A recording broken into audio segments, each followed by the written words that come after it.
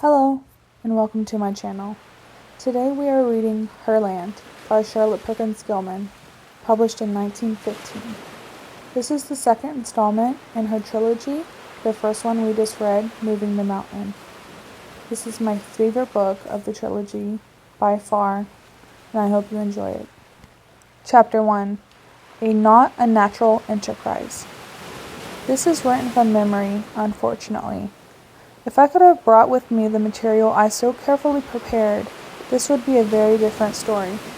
Whole book full of notes, carefully copied records, first-hand descriptions, and the pictures. That's the worst loss. We had some bird eyes of the cities and parks, a lot of lovely views of streets, of buildings, outside and in, and some of those gorgeous gardens, and most important of all the women themselves. Nobody will ever believe how they looked. Descriptions aren't any good when it comes to women, and I was never good at descriptions anyhow. But it's got to be done somehow, and the rest of the world needs to know about the country. I haven't said where it was for fear of some self-appointed missionaries, or traders, or land-greedy expansionists will take it upon themselves to push in. They will not be wanted, I can tell them that, and will fare far worse than we did if they do find it. It began this way. There were three of us, classmates and old friends. Terry Old Nicholson, we used to call him Old Nick with good reason, Jerry Margrave, and I, Van Dyke Jennings. We had known each other for years and years, and in spite of our differences, we had a good deal in common. All of us were interested in science. Terry was rich enough to do as he pleased. His great aim was exploration. He used to make all kinds of a row because there was nothing left to explore now. Only patchwork and filling in, he said. He filled in well enough. He had a lot of talents. Great on mechanics and electricity. Had all kinds of boats and motor cars, and was one of the best of our airmen. We never could have done anything without Terry. Jeff Margrave was born to be a poet, a botanist, or both, but his folks persuaded him to be a doctor instead. He was a good one, for his age, but his real interest was in what he loved to call the wonders of science. As for me, sociology's my major. You have to back that up with a lot of other sciences, of course. I'm interested in them all. Terry was strong on facts, geography, meteorology, and those. Jeff could beat him any time on biology, and I didn't care what it was they talked about, so long as it connected with human life somehow. There were few things that don't. We three had a chance to join a big scientific expedition. They needed a doctor, and that gave Jeff an excuse for dropping his just opening practice. They needed Terry's experience, his machine, and his money. And as for me, I got in through Terry's influence.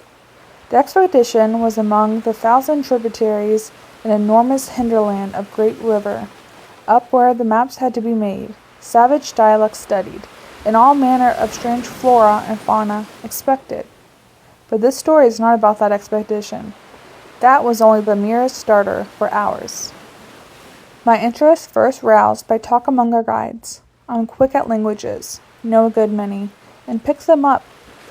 What with that and a really good interpreter we took with us, I made out quite a few legends and folk myths of these scattered tribes. Yes, he pointed to the river, and then to the southwestward. River, good water, red and blue. Terry was close by and interested in the fellow's pointing. What does he say, Van? I told him. Terry blazed up at once. Ask him how far it is. The man indicated a short journey. I judged about 2 hours, maybe 3. Let's go, urged Terry. Just us 3. Maybe we can really find something. Maybe a cinnabar in it. Maybe indigo, Jeff suggested with his lazy smile. It was early yet. We had just breakfasted, and leaving word that we'd be back before night, we got away quietly, not wishing to be thought too gullible if we failed, secretly hoping to have some nice little discovery all to ourselves. It was a long 2 hours, closer to 3. I fancy the savage could have done it in a lot quicker.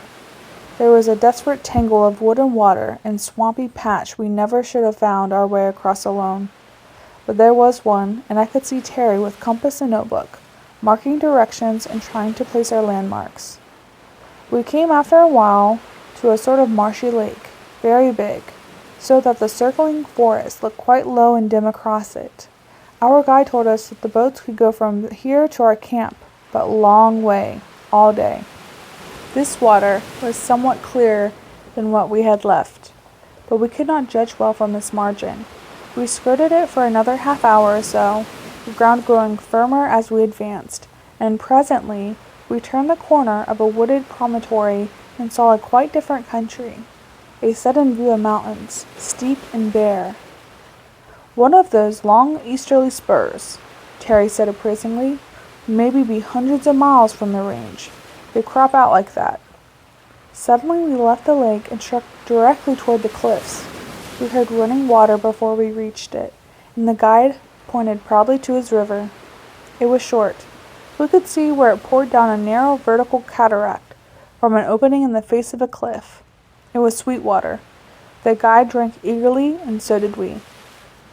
"That's snow water," Terry announced. "Must come from back in the hills." But as to being red and blue, it was greenish in tint. The guide seemed not at all surprised. He hunted about a little and showed us quite a marginal pool where there were smears of red among the border, yes, and of blue. Terry got out his magnifying glass and squatted down to investigate. "Chemicals of some sort.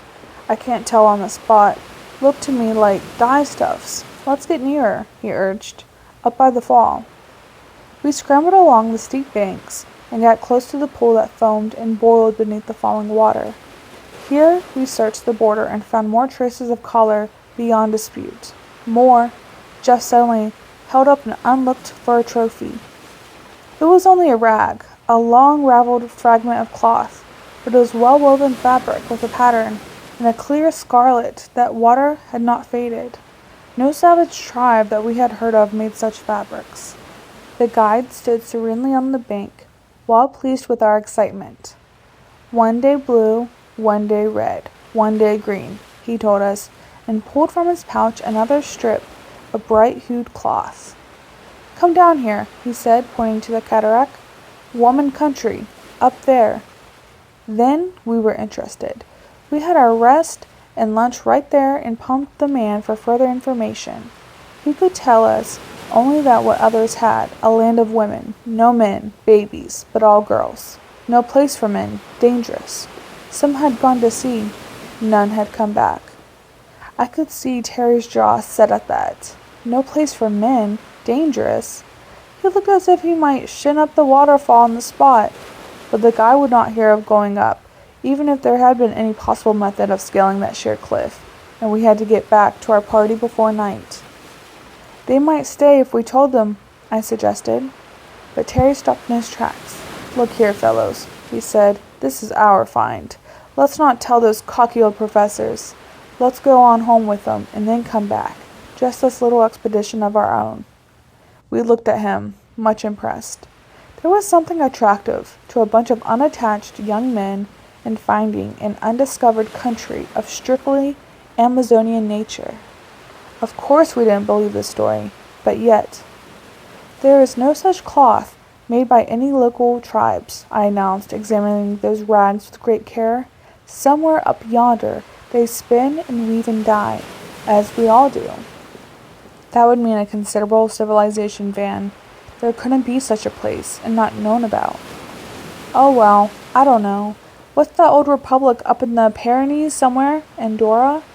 Precious few people know anything about that, and it's been minding its own business for 1,000 years. Then there's the Montegro. Splendid little state. You could lose a dozen Montegros up and down these mountain ranges."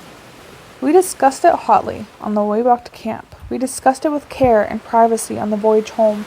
We discussed it after that, still only among ourselves, while Terry was making his arrangements. He was hot about it. Luckily he had so much money, we might not have to beg and advertise for years to start the thing.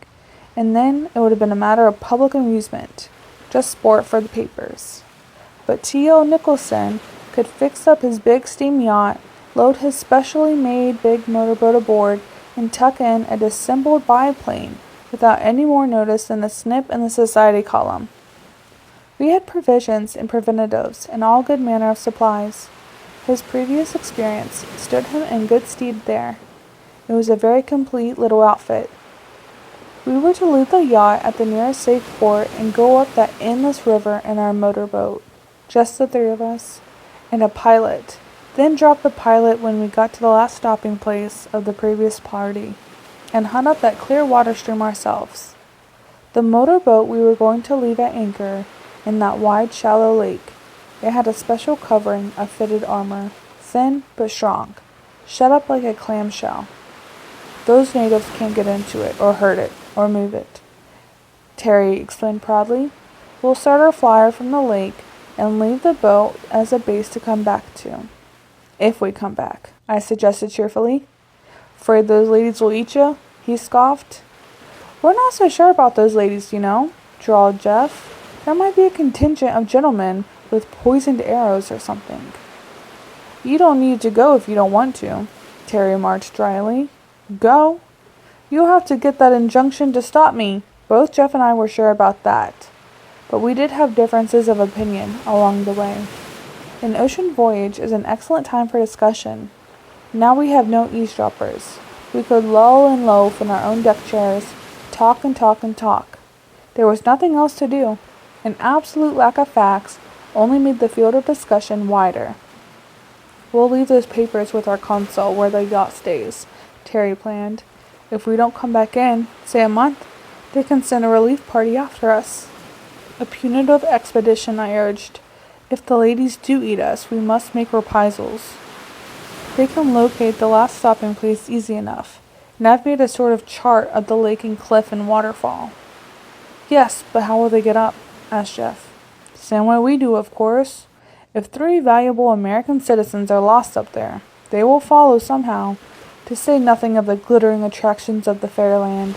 Let's call it Femnesia, he broke off. You're right, Terry, of course. Once the story gets out, the river will crawl with expeditions, and the airships will rise like a swarm of mosquitoes. I laughed at the thought of it.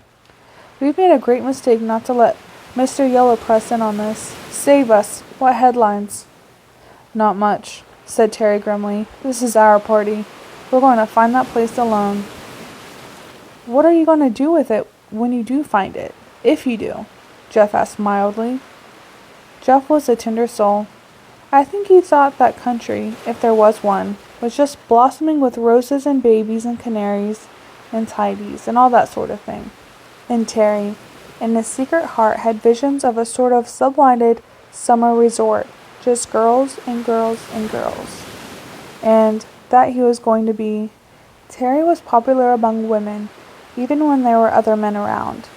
And it's not to be wondered at that he had pleasant dreams of what might happen. I could see it in his eyes as he lay there, looking at that long blue roller slipping by and fingering that impressive mustache of his.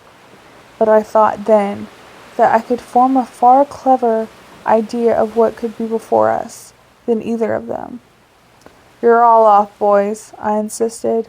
If there is such a place, and there does not seem some foundation for believing it, we'll find it's built on some sort of matriarchal principle, that's all. The men have a separate cult of their own, less socially developed than the women, and make an annual visit, a sort of wedding call. This is a condition known to have existed. Here is just a survival. They've got some peculiarly isolated valley or tableland up there, and their customs have survived. That's all there is to it. How about the boys? Jeff asked. Oh, the men take them away as soon as they are 5 or 6, you see. And how about this danger theory all our guides were so sure of? Danger enough, Terry, and we'll have to be mightily careful. Women of that stage of culture are quite able to defend themselves, and have no welcome for unseasonable visitors. We talked and talked.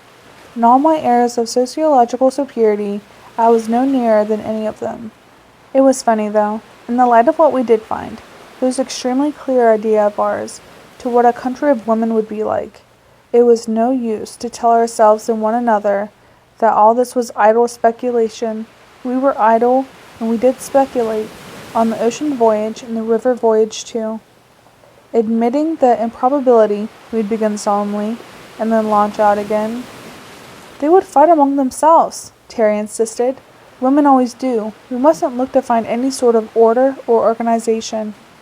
You're dead wrong, Jeff told him. It will be like a nunnery under an abscess. A peaceful, harmonious sisterhood. I snorted derision at this idea. Nuns, indeed. Your peaceful sisterhoods were all celibate, Jeff, and under vows of obedience. These are just women and mothers. And where there's motherhood, you don't find sisterhood. Not much. No, sir, they'll scrap, agreed Terry. Also, we mustn't look for inventions in progress. It'll be awfully primitive. How about that cloth mill? Jeff suggested. Oh, cloth. Women have always been spinsters. But that's where they'll stop, you see. We joked Terry about his modest impression that they would be warmly received, but he held his ground. You'll see, he insisted. I'll get solid with them all, and play one a bunch against each other. I'll get myself elected king in no time. Woo! Solomon will have to take a back seat. Where do we come in on that deal? I demanded. Aren't we visors or anything? Couldn't risk it, he asserted solemnly. You might decide to start a revolution. Probably would. No, you'll have to be beheaded, or bowstrung, or whatever the popular method of execution is. You'd have to do it yourself, remember, grinned Jeff. No husky black slaves and mamalukes. There are only the two of us and only one of you, huh, Van? Jeff's ideas and Terry's were so far apart that sometimes it was all I could do was keep the peace between them. Jeff idealized women in the best Southern style. He was full of chivalry and sentiment and all that. And he was a good boy. He lived up to his ideals. You might say Terry did too, if you can call his views about women anything so polite as ideals. I always liked Terry. He was a man's man. Very much so. Generous and brave and clever. But I don't think any of us in our college days was quite pleased to have him with our sisters. We weren't very stringent, heavens no, but Terry was the limit. Later on, why of course a man's life in his own we held and asked no question. But barring a possible exception in favor of a not possible wife, or of his mother, or of course, the fair relatives of his friends, Terry's idea seemed to be that pretty women were just so much game and homely ones not worth considering. It was really unpleasant sometimes to see the notions he had. But I got out of the patience with Jeff too. He had such rose-colored halos of his women folks. I held middle ground highly, scientific of course, and used to argue allegedly about the physiological limitations of the sex. We were not in the least advanced on the woman questions, any of us, then. So we joked and disputed and speculated, and after an indeterminate journey, we got to our old camping place at last. It was not hard to find the river, just poking along that side till we came to it, and it was navigable as far as the lake. When we reached that and slid out its broad glistening bosom, with that high-grade promontory running out towards us, and the straight white fall clearly visible, it began to be really exciting. There was some talk even then of skirting the rock wall and seeking a possible footway up, but the marshy jungle made that method look not only difficult, but dangerous. Terry dismissed the plan sharply. Nonsense, fellows. We've decided that. It might take months. We haven't got the provisions. No, sir. We've got to take our chances. If we get back safe, all right. If we don't, why, we're not the first explorers to get lost in the shuffle. There are plenty to come after us. So we got the big biplane together and loaded it with our scientifically compressed baggage. The camera, of course, the glasses, a supply of concentrated food. Our pockets were magazines of small necessities. We had our guns, of course. There was no knowing what might happen. Up and up and up we sailed, way up at first to get the lay of the land and make note of it. Out of the dark green sea of crowding forest, with high standing spur rose deeply. It ran back to either side, apparently, to the far white-off crown peaks in the distance, themselves probably inaccessible. Let's make the first trip geographical, I suggested. Spy out the land and drop back here for more gasoline. With your tremendous speed, we can reach the range and back all right. Then we leave a sort of map on board for the relief expedition. There's some sense in that, Terry agreed. I'll put off by being king of Ladyland for one more day. So we made a short skirting voyage, turned the point of the cape, which was close by, ran up on one side of the triangle at our best speed, crossed over the base where it left the higher mountains, and so back to our lake by moonlight. "That's not a bad little kingdom," we agreed when it was roughly drawn and measured. We could tell by the size fairly by our speed, and from what we could see of the sides that icy ridge at the back end. It was pretty imposing savage who could manage to get into it, Jeff said. Of course we had looked at the land itself, eagerly, but we were too high and going too fast to see much. It appeared to be well forested on the edges, but at the interior there were wide plains, and everywhere park-like meadows and open spaces. There were cities too, that I insisted. It looked like any other country. A civilized one, I mean. We had to sleep after the long sweep through the air, but we turned out early enough the next day, and again we rose up softly up the height till we could see the crowning trees and the broad fair land at our pleasure. Semi-tropical. Looks like a first-rate climate. It's wonderful what a little height will do for the temperature. Terry was studying the forest growth. Little height? Is that what you call little? I asked. Our instruments measured it clearly.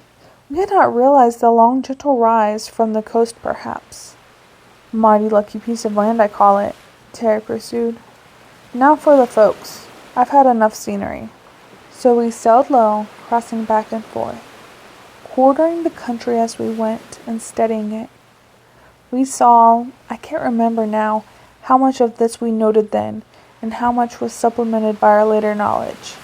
But we could not help seeing this much, even on that excited day. A land in a state of perfect cultivation, where even the forests looked as they were cared for. A land that looked like an enormous park, only it was more evidently an enormous garden. I don't see any cattle, I suggested, but Terry was silent. We were approaching a village. I confess that we paid small attention to the clean, well-built roads, to the attractive architecture, to the order, beauty of the little town. We had our glasses out, even Terry setting his machine for a spiral glide, clapped binoculars to his eyes. They heard our roaring crew. They ran out of their houses. They gathered in from fields, swiftly running light figures, crowds of them. We stared and stared until it was almost too late to catch the levers, sweep off and rise again. Then we held our peace for a long run upward. Gosh, Terry said after a while. Only women there. And children, Jeff urged excitedly. But they look... Why is this a civilized country? I protested. There must be men. Of course there are men, said Terry. Come on, let's find them. He refused to listen to Jeff's suggestion that we examine the country further before we risked leaving our machine. There's a fine landing place right over there we came over, he insisted, and it was an excellent one.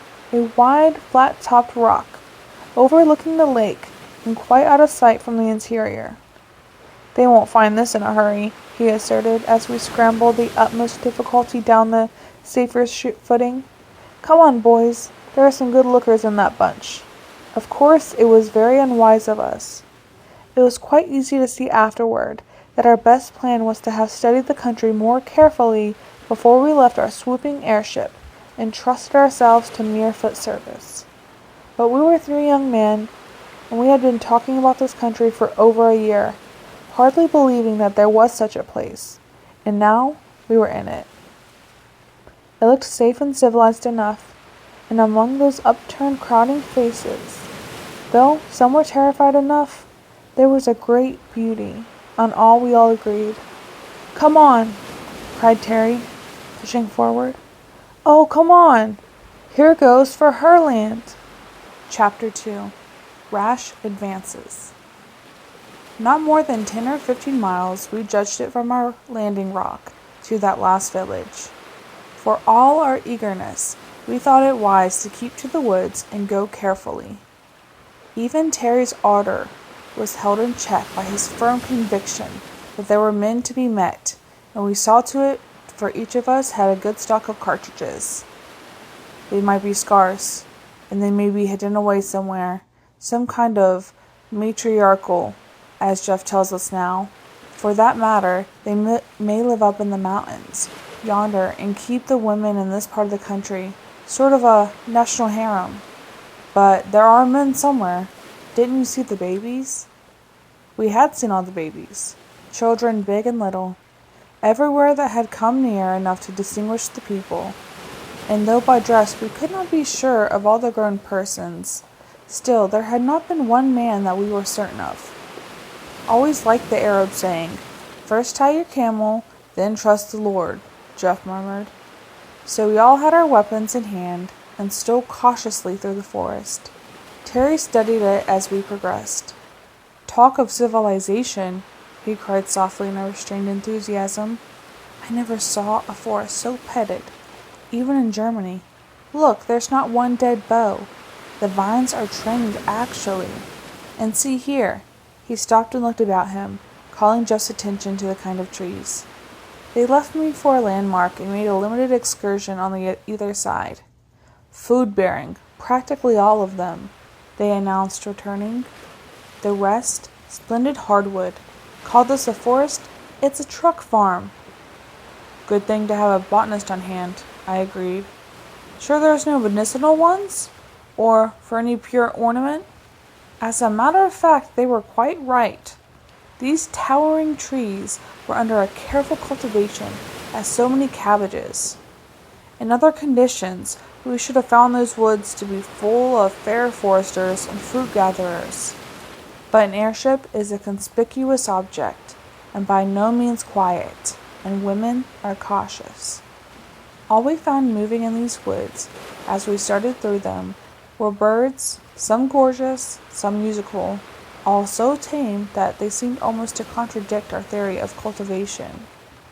At least until we came upon occasional little glades, where carved stone seats and tables stood in the shade beside clear fountains, with shallow bird baths always added. "They don't kill birds, and apparently they do kill cats," Terry declared. "Men must be here. Hark!" We had heard something not in the least like a bird song, and very much like a suppressed whisper of laughter, a little happy sound, instantly smothered. We stood like so many pointers, and then used our glasses, swiftly, carefully. "It couldn't have been far off," said Terry excitedly. "How about the big tree?" There was a very large, beautiful tree in the glade where we had just entered, with thick, wide-spreading branches that sloped out in lapping fans like a beech or pine. It was trimmed underneath, some 20 feet up, and stood there like a huge umbrella with circling seats beneath. "Look," he pursued. "There are some short stumps of branches left to climb on. There's someone up that tree, I believe." We stole near, cautiously. "Look out for a poisoned arrow in your eye," I suggested, but Terry pressed forward, sprang up on the back seat, and grasped the trunk. "In my heart, more likely," he answered. "Gee, look, boys!" We rushed close in and looked up. There among the boughs overhead was something, more than one of something, that clung motionless, close to the great trunk at first, and then, as we moved on, all we started up the tree separated into 3 swift-moving figures, and fled upward. As we climbed, we could catch glimpses of them scattering above us. By the time we had reached about as far as 3 men together dared to push, they had left the main trunk and moved outward, one each balanced on a long branch that dipped and swayed beneath their weight. We paused uncertain. If we pursued further, the boughs would break under the double burden. We might shake them off, perhaps, but none of us was so inclined. In the soft dappled light of these high regions, breathless with our rapid climb, we rested a while, eagerly studying our objects of pursuit, while they in turn, with no more terror than a set of frolicsome children in a game of tag, sat as lightly as so many bright birds on their precarious perches, and frankly, curiously, stared at us. Girls, whispered Jeff under his breath as if they might fly if he spoke out loud. Peaches, added Terry, scarcely louder. Peacherinos, apricot, nectarines, woo! They were girls, of course. No boys could have ever shown that sparkling beauty, and yet none of us were certain at first. We saw short hair, hatless, loose, and shining. A suit of some light firm stuff, the closest of tunics and knee breeches, met by trim gaiters. As bright and smooth as parrots, and as unaware as danger, they swung there before us, wholly at ease, staring as we stared, till the first one, and then all of them, burst into peals of delighted laughter. Then there was a torrent of soft talk tossed back and forth, no savage sing-song, but clear, musical, fluent speech. We met their laughter cordially, and doffed our hats off to them, and at which they laughed again, delightedly. Then Terry, wholly in his element, made a polite speech, with explanatory gestures, and proceeded to introduce us with a pointing finger. Mr. Jeff Margrave, he said clearly. Jeff bowed as gracefully as a man could in the fork of a great limb. Mr. Van Dyke Jennings, and I also tried to make an effective salute and nearly lost my balance. Then Terry laid his hand upon his chest. A fine chest he had, too, and introduced himself. Again they laughed delightedly, and there was one nearest to me, following his tactics. Silas, she said distinctly, pointing to one in the blue. Alima, the one in the rose. Then, with a vivid imitation of Terry's impressive manner, she laid firm a delicate hand on her gold-green jerkin. Ellador. This was pleasant, but we got no nearer. We can't sit here and talk and learn the language, Terry protested. He beckoned them to come nearer, most winningly, but they gaily shook their heads. He suggested by signs that we all go down together, but again they shook their heads, still merely. Then Ellador clearly indicated that we should go down, pointing at each of us, with unmistakable firmness, and further seemingly to imply by the sweep of the lithe arm that we not only go downward, but go away altogether, at which we shook our heads in turn. Have to use bait, grinned Terry. I don't know about you fellows, but I came prepared. He produced from his inner pocket a little box of purple velvet, and opened with a snap, and out of it he drew a long, sparkling thing, a necklace of big, vari-colored stones that would have been worth $1,000,000 if real ones. He held it up, swung it, glittering in the sun, offered it to the first one, then to another, holding it out as far as he could reach toward the girl nearest to him. He stood braced in the fork, held firmly by one hand, the other, swinging his bright temptation, reached far out along the bow, but not quite to its full stretch. She was visibly moved, I noted, hesitated, spoke to her companions. They chattered softly together, one evidently warning her, the other encouraging. Then, softly and slowly, she drew nearer. This was Alima, a tall, long-limbed lass, well-knit and evidently both strong and agile. Her eyes were splendid, wide, fearless, as free from suspicion as a child who has never been rebuked. Her interest was far more than that of an intent boy playing a fascinating game, than of a girl lulled by an ornament. The others moved a bit further out, holding firm, watching. Terry's smile was irreproachable, but I did not like the look in his eyes. It was like a creature about to spring. I could already see it happen. The dropped necklace, the sudden clutch in hand, the girl's sharp cry as he seized her and drew her in. But it didn't happen. She made a timid reach with her right hand for the gay swinging thing. He held it a little nearer then. Swift as light, she seized it from him with her left, then dropped on the instant to the bow below. He made his snatch, quite vainly, almost losing his position as his hand clutched only air. And then, with inconceivable rapidity, the three bright creatures were gone.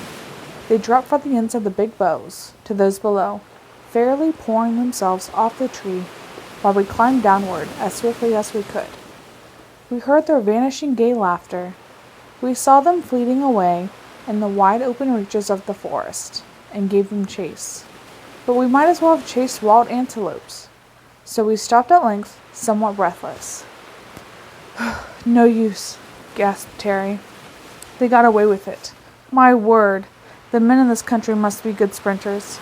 Inhabitants, I grimly suggested. Civilized and still peculiar people. You shouldn't have tried it that way, Jeff protested. They were perfectly friendly. Now we've scared them. It was no use grumbling, and Terry refused to admit any mistake. Nonsense, he said. They expected it. Women like to be run after. Come on, let's get to that town. Maybe we'll find them there. Let's see, it was in this direction and not far from the woods, as I remember. When we reached the edge of the open country, we looked around with our field glasses. There it was, about 4 miles off, the same town. We concluded, unless as Jeff ventured, they all had pink houses. The broad green fields and closely cultivated gardens sloped away at our feet, a long easy slant, with good roads winding pleasantly here and there, and narrower paths beside. Look at that, cried Jeff suddenly. There they go. Sure enough, close to the town, across a wide meadow, 3 bright-hued figures were running swiftly. How could they have gotten this far in this time? It couldn't be the same ones, I urged, but through the glasses we could identify our pretty tree climbing quite plainly, at least by some costume. Terry watched them, we all did for that matter, till they disappeared among the houses. Then he put down his glass and turned to us, drawing in a long breath. Mother of Mike, boys, what gorgeous girls! To climb like that, to run like that, and afraid of nothing? This country suits me all right. Let's get ahead. Nothing venture, nothing have, I suggested, but Terry preferred faint heart near one fair lady. We set forth in the open, walking briskly. If there are any men, we'd better keep an eye out, I suggested. But Jeff seemed lost in heavenly dreams, and Terry in highly practical plans. What a perfect road! What a heavenly country! See the flowers, will you? This was Jeff, always an enthusiast, but we could agree with him fully. The road was some sort of hard manufactured stuff, sloped slightly to shed rain, and every curve and grade and gutter as perfect as if it was Europe's best. No men, huh? Sneered Terry. On either side of the double row of trees shaded the footpaths. Between the tree bushes or vines, all fruit-bearing, now in the seats of little wayward fountains, everywhere flowers. We'd better import some of these ladies and set 'em to parking the United States, I suggested. Mighty place they've got here. We rested a few moments by one of the fountains, tested the fruit that looked ripe, and went on impressed, for all our gay bravado, by the sense of quiet potency which lay about us. Here was evidently a people highly skilled, efficient, caring for their country as a florist cares for his costliest orchids. Under the soft brilliant blue of that clear sky, in the pleasant shade of those endless rows of trees, we walked unharmed, the placid silence broken by only birds. Presently, there lay before us, at the foot of a long hill, the town or village we were aiming for. We stopped and studied it. Jeff drew in a long breath. I wouldn't have believed a collection of houses could look so lovely, he said. They've got architects and landscape gardeners in the plenty, that's sure, agreed Terry. I was astonished myself, you see. I come from California, and there's no country lovelier when it comes to the towns. I have often groaned at home to see the offensive mess man-made in the face of nature, even though I'm no art shop like Jeff. But this place, it was built mostly of sort of dull rose-colored stone, with here and there some clear white houses, and it lay abroad among the green groves and gardens like a broken rosary of pink coral. Those big white ones are public buildings, evidently, Terry declared. There is no savage country, my friend, but no men, boys. It behooves us to go forward most politely. This place had an odd look, more impressive as we approached. It's like an exposition. It's too pretty to be true. Plenty of palaces, but where are the homes? Oh, there are little ones enough, but it certainly was different from any towns we had ever seen. There's no dirt, said Jeff suddenly. There's no smoke, he added after a little. There's no noise, I offered, but Terry snubbed me. That's because they are laying low for us. We'd better be careful how we go in there. Nothing could induce him to stay out, however, so we walked on. Everything was beauty, order, perfect cleanliness, and the pleasantest sense of home came over it all.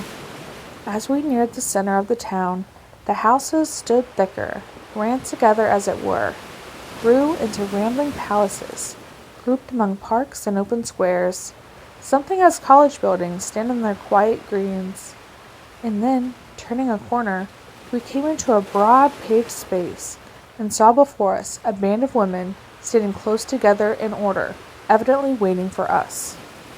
We stopped a moment and looked back.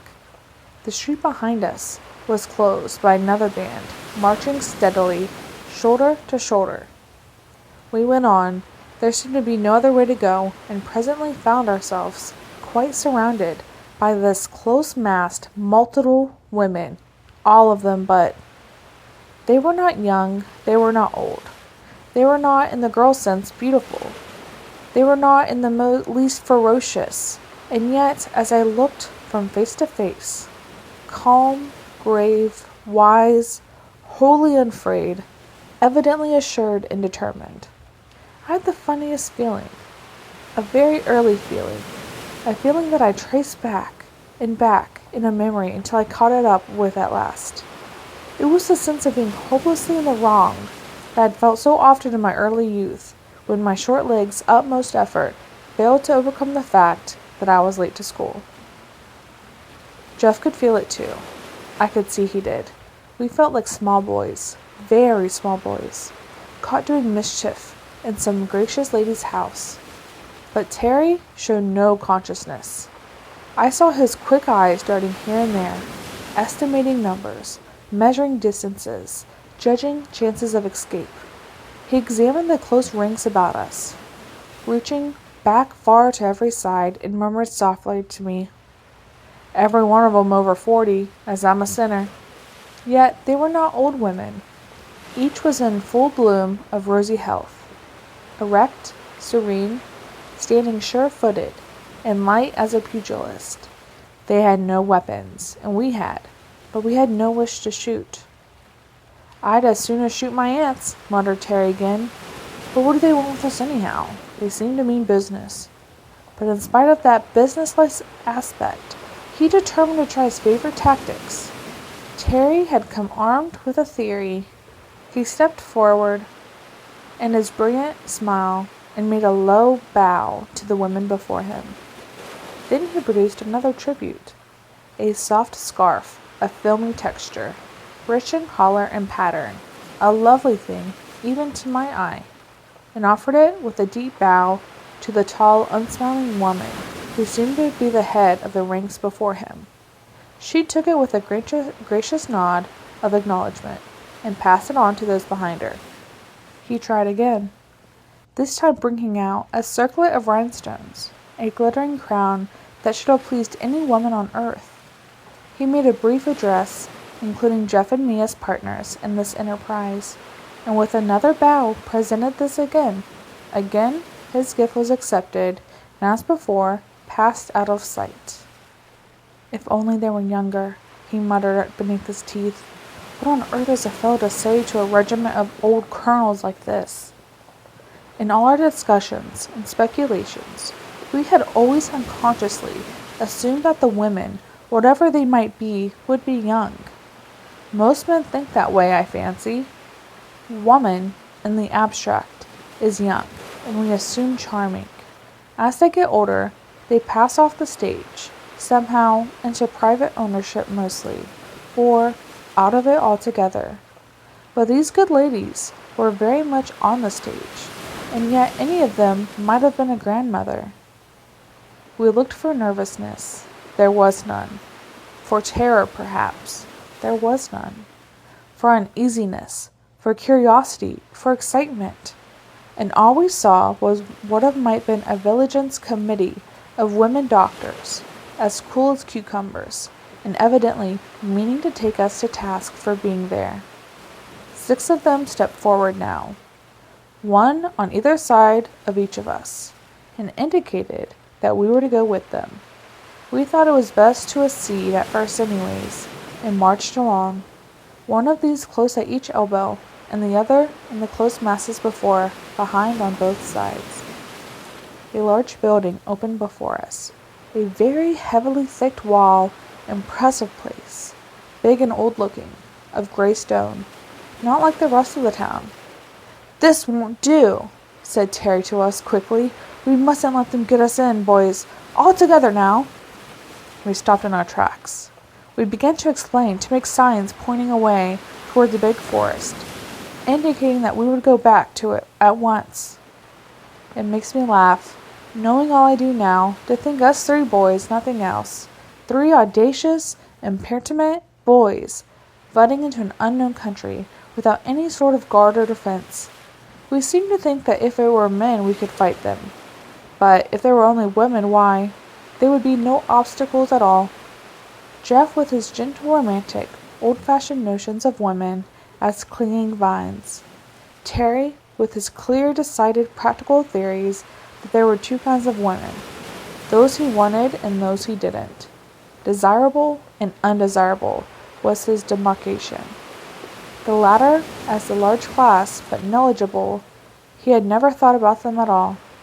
And now here they were, in great numbers, evidently indifferent to what he might think, evidently determined on some purpose of their own regarding him, and apparently well able to enforce their purpose. We all thought hard, just then. It had not seemed wise to object to going with them, and even if we could have, our one chance was friendliness, a civilized attitude on both sides. But once inside that building, there was no knowing what these determined ladies might do to us. Even a peaceful detention was not to our minds, and when we named it imprisonment, it looked even worse. So we made a stand, trying to make clear that we preferred the open country. One of them came forward with a stretch of our flyer, asking by signs if we were the aerial visitors they had seen. This we admitted. They pointed to it again, and to the outlying country, in different directions. But we pretended we did not know where it was, and in truth we were not quite sure, and gave a rather wild indication of its whereabouts. Again, they motioned us to advance. Standing so packed about the door, there remained but this one straight path open. All around us and behind they were massively, solidly, and with simply nothing to do but go forward, or fight. We held a consultation. "I never fought with women in my life," said Terry, greatly perturbed. "But I'm not going in there. I'm not going to be herded in as if this was a cattle chute." "We can't fight them, of course," Jeff urged. "They're all women. In spite of their nondescript clothing, nice women too. Good, strong, sensible faces. I guess we'll have to go in." "You may never get out if we do," I told them. "Strong and sensible, yes. But I'm not so sure about the good. Look at those faces." They had stood at ease, waiting while we conferred together, but never relaxing their close attention. Their attitude was not rigid discipline of soldiers. There was no sense of compulsion about them. Terry's term of a vigilance committee was highly descriptive. They had just the aspect of sturdy, gathered hastily to meet some common need or peril, all moved by precisely the same feelings, to the same end. Never, anywhere before, had I seen women of precisely this quality. Fishwives and market women might show similar strength, but it was coarse and heavy.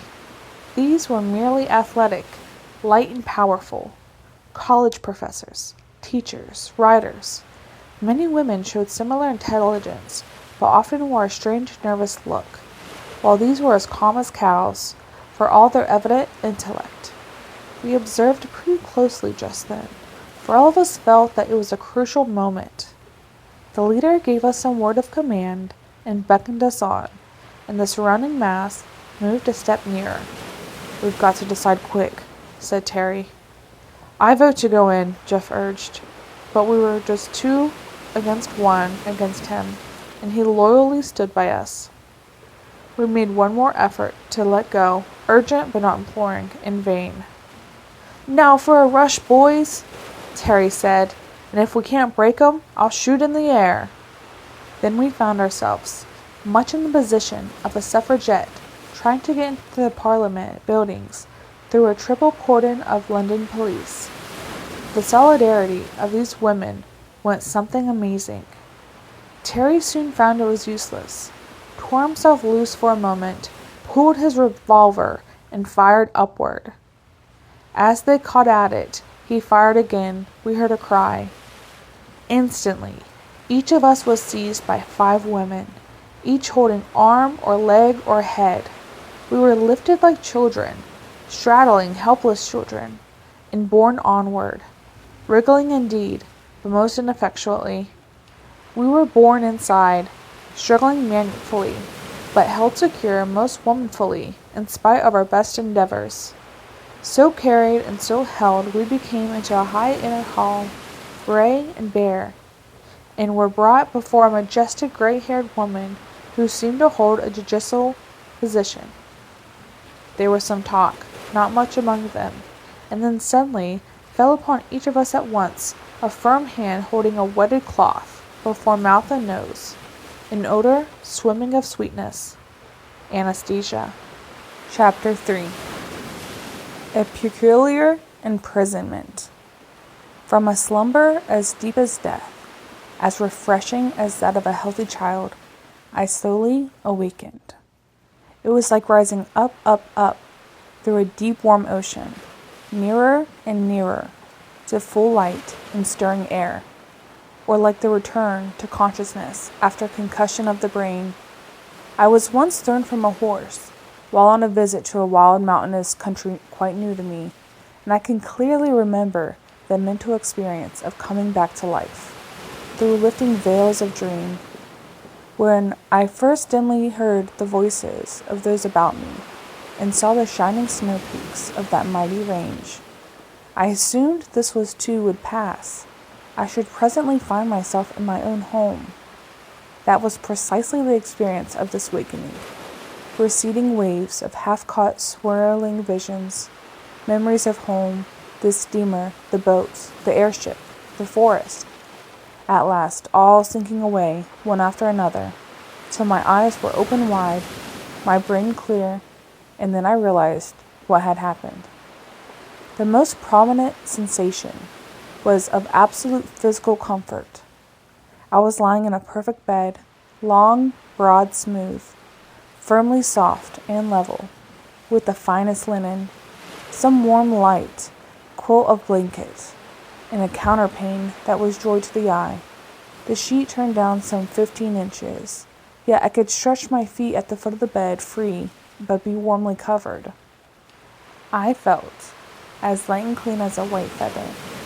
It took me some time to locate my arms and legs, to feel the vivid sense of life radiate from the awakening center to the extremities.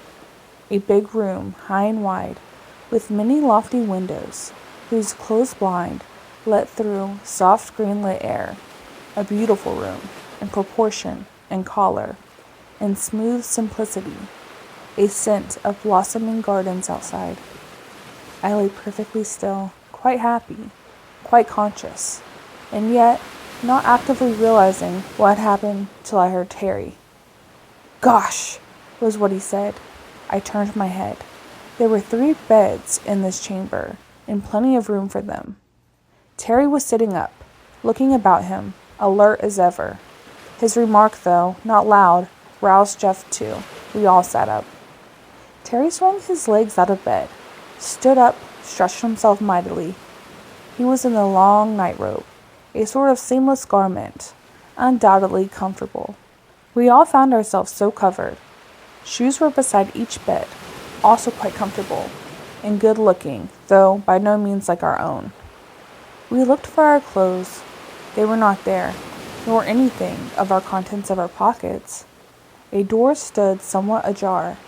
They opened into a most attractive bathroom, provided with towels, soaps, mirrors, and all such convenient comforts, with indeed our toothbrushes and combs, our notebooks, and thank goodness our watches, but no clothes.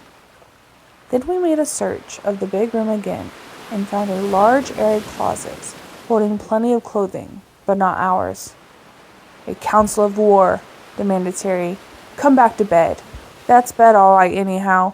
Now then, my scientific friend, let's consider our case dispassionately." He meant me, but Jeff seemed most impressed. "They haven't hurt us in the least," he said. "They could have killed us, or anything, and I've never felt better in my life." "That argues that they are all women," I suggested. "Highly civilized.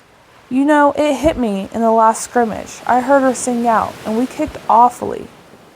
Terry was grinning at us. "So you realize what these ladies have done to us?" he pleasantly inquired. "They have taken away all our possessions, all our clothes, every stitch. We have been stripped and washed and put to bed like so many yearling babies by these highly civilized women." Jeff actually blushed. He had a poetic imagination. Terry had imagination enough, of a different kind. So had I, also different. I always flattered myself I had the scientific imagination, which, incidentally, I considered the highest sort. One has a right to a certain amount of egotism if founded on fact, and kept to oneself, I think. "No use kicking, boys," I said. "They've got us, and apparently they're perfectly harmless. It remains for us to cook up some plan to escape like any other bottled heroes. Meanwhile, we've got to put on these clothes. Hobson's choice." The garments were simple in the extreme, and absolutely comfortable. Physically, though of course we all felt like suits in the theater. There was a one-piece cotton undergarment, thin and soft, that reached over the knees and shoulders, something like the one-piece pajamas some fellows wear, and half of the hose that came just under the knee and stayed there, had elastic tops of their own and covered the edges of the first. Then there was a thicker variety of union suit, a lot of them in the closet, of varying weights and somewhat sturdier material. Evidently, they would do at a pinch with nothing further. Then there were tunics, knee-length, and some long robes. Needless to say, we took the tunics. We bathed and dressed quite cheerfully. "Not half bad," said Terry, surveying himself in a long mirror. His hair was somewhat longer than when we left the last barber, and the hats provided were much of those seen of the prince in the fairy tale, lacking the plume. The costume was similar to that which we had seen on all the women, though some of them, those working in the fields, glimpsed by our glasses when we first flew over, were only the first two. I settled my shoulders and stretched my arms, remarking, "They have worked out a mightily sensible dress. I'll say that for them," which we all agreed. "Now then," Terry proclaimed, "we've had a fine long sleep, and we've had a good bath. We're clothed, we're in our right minds, though feeling like a lot of neuters. Do you think these highly civilized ladies are going to give us breakfast?" "Of course they will," Jeff asserted confidently. "If they had meant to kill us, they would have done it before. I believe we're going to be treated as guests." "Hailed as deliverers, I think," said Terry. "Studied as curiosities," I told them. "But anyhow, we want food. So now for a sortie." A sortie was not so easy. The bathroom only opened in our chamber, and that had but one outlet, a big heavy door, which was fastened. We listened. "There's someone outside," Jeff suggested. "Let's knock." So we knocked, whereupon the door opened. Outside was another large room, furnished with a great table at one end, long benches or couches against the wall, some smaller tables and chairs. All these were solid, strong, simple in structure, and comfortable in use. Also, incidentally, beautiful. This room was occupied by a number of women, 18 to be exact, some of whom we distinctly recalled. Terry heaved a disappointment sigh. "The colonels," I heard him whisper to Jeff. Jeff, however, advanced and bowed in his best manner. So did we all, and we were saluted civilly by the tall, standing women. We had no need to make pathetic pantomime of hunger. The smaller tables were already laid with food, and we were gravely invited to be seated. The tables were set for two. Each of us found ourselves placed vis-a-vis with one of our hosts, and each table had 5 other stalwarts nearby, unobtrusively watching. We had plenty of time to get tired of those women. The breakfast was not profuse, but sufficient in amount and excellent in quality. We were all too good travelers to object to novelty in this repast with its new but delicious fruit. Its dish of large, rich, flavored nuts and its highly satisfactory little cakes was most agreeable. There was water to drink and a hot beverage of a most pleasing quality, some preparation like cocoa. Then and there, willy-nilly, before we had satisfied our appetites, our education began. By each of our plates lay a little book, a real printed book, though different from ours in both paper and binding, as well as type, of course. We examined them. "Shades of Sauva," muttered Terry. "We're to learn the language." We were indeed to learn the language, and not only that, but to teach our own. They were blank books with parallel columns, neatly ruled, evidently prepared for the occasion. And in these, as fast as we learned and wrote down the name of anything, we were urged to write down our own name for it by its side. The book we had to study was evidently a school book, one in which children learned to read, and we judged from this, and from their frequent consultation as to methods, that they had no previous experience in the art of teaching foreigners their language, or of learning any other. On the other hand, what they lacked in experience, they made up for it in genius. Such subtle understanding, such instant recognition of our difficulties, and readiness to meet them. We were a constant surprise to us. Of course, we were willing to meet them halfway.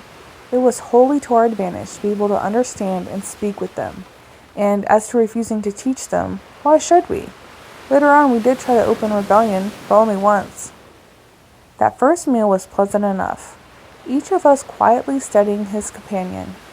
Jeff with sincere admiration, Terry with that highly technical look of his, as of a past master, like a lion tamer, a serpent charmer, or some such professional. I myself was intensely interested. It was evident that those sets of 5 were there to check any outbreak on our part. We had no weapons, and if we did try to do any damage, with a chair say, why, 5 to 1 was too many for us, even if they were women. They had found out to our sorrow. It was not pleasant, having them always around, but we soon got used to it.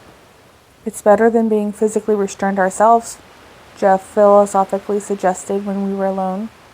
"They've given us a room with no great possibility of escape, and personal liberty, heavily chaperoned.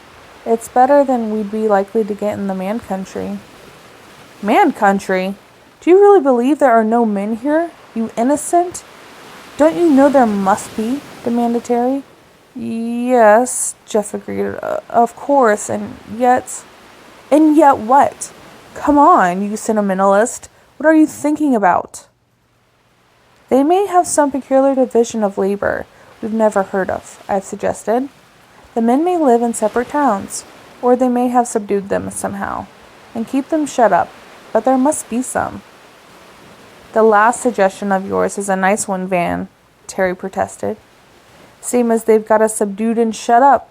You make me shiver." "Well, figure out for yourself anyway, you please. We saw plenty of kids. The first day, when we seen those girls..." "Real girls," Terry agreed, in immense relief. "Glad you mentioned 'em. I declare, if I thought there was nothing in this country, with those grenadiers, I'd jump out the window." Speaking of windows, I suggested, let's examine ours. We looked out all the windows. The blinds opened easily enough, and there were no bars, but the prospect was not reassuring. This was not the pink-walled town we had so rashly entered the day before. The chamber was high up, in a protecting wing of a sort of castle, built out of a steep spur of rock. Immediately below us were gardens, fruitful and fragrant, but their high walls followed the edge of the cliff, which dropped sheer down. We could not see how far. The distant sound of water suggested a river at the foot. We could look out east, west, and south. To the southeastward stretched the open country, lying bright and fair in the morning light.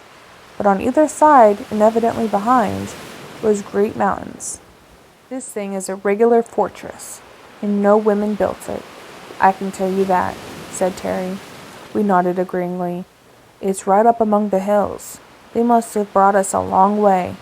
And pretty fast, too, I added. We saw some kind of swift-moving vehicles the first day, Jeff reminded us. If they've got motors, they are civilized. Civilized or not, we've got our own work cut out for us to get away from here. I don't propose to make a rope of bedcloths and try those walls, so I'm sure there's no better way. We all concurred on this point, and returned to our discussion as to the women. Jeff continued thoughtful. All the same, there's something funny about it, he urged.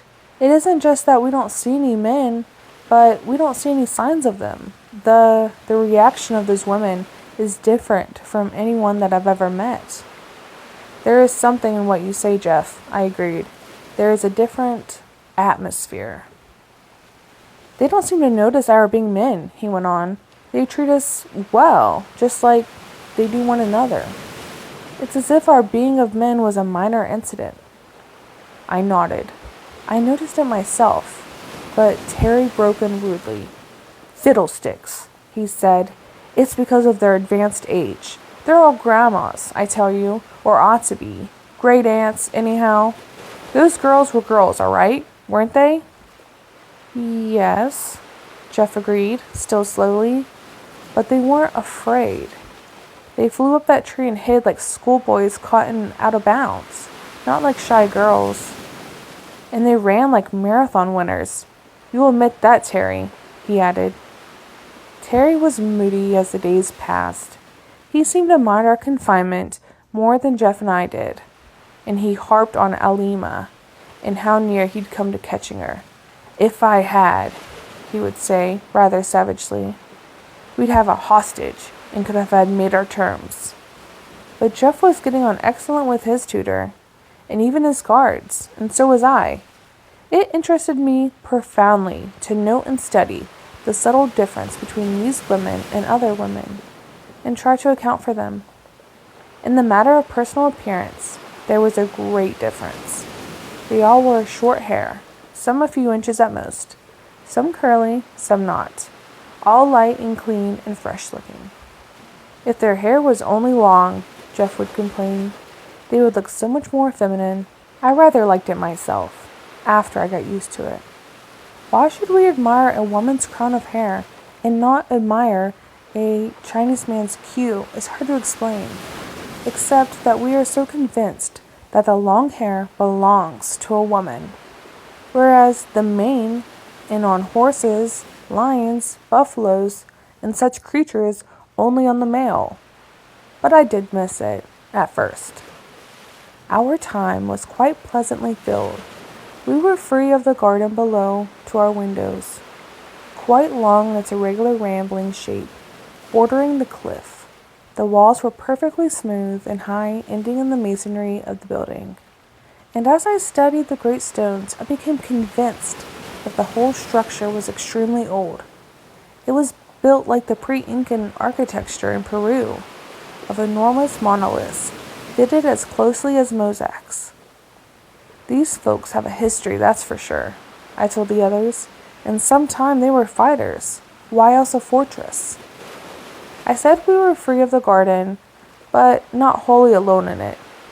There was always a string of those uncomfortably strong women sitting about, always one of them watching us, even if the others were reading, playing games or busy at some kind of handiwork. When I see them knit, Terry said, I can almost call them feminine. That doesn't prove anything, Jeff replied. Scotch shepherds knit, always knitting. When we get out, Terry stretched himself and looked at the far peaks. When we get out of this place and get to the real women, the mothers, the girls. Well, what'll you do then? I asked, rather gloomily. How do you know we'll ever get out? That was an unpleasant idea, which we unanimously considered, returning to the earnestness of our studies. If we are good boys and learn our lessons well, I suggested. If we are quiet, respectful, and polite, and they are not afraid of us, then perhaps they will let us out.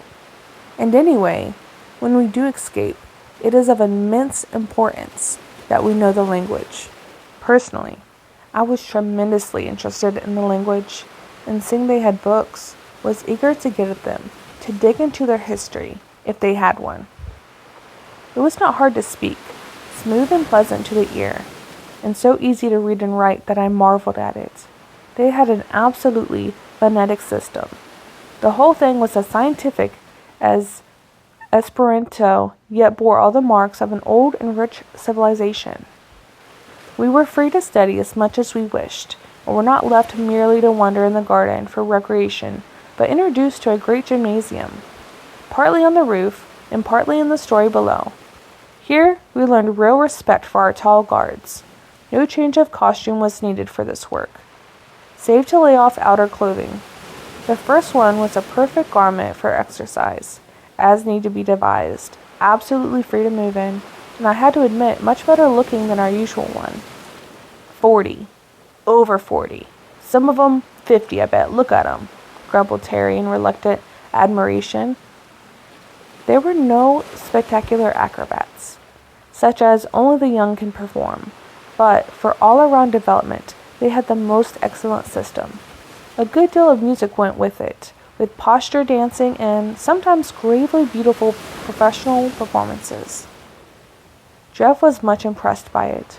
We did not know then how a small part of their physical culture methods this really was, but found it agreeable to watch and to take part in. Oh yes, we took part in all right. It wasn't absolutely compulsory, but we thought it better to please. Terry was the strongest of us, though I was wiry and had good staying power, and Jeff was a great sprinter and hurdler. But I can tell you those old ladies gave us cards and spades. They ran like deer, by which I mean that they not run as if it was a performance, but as if it was their natural gait. We remembered those fleeting girls on our first bright adventure, and concluded that it was.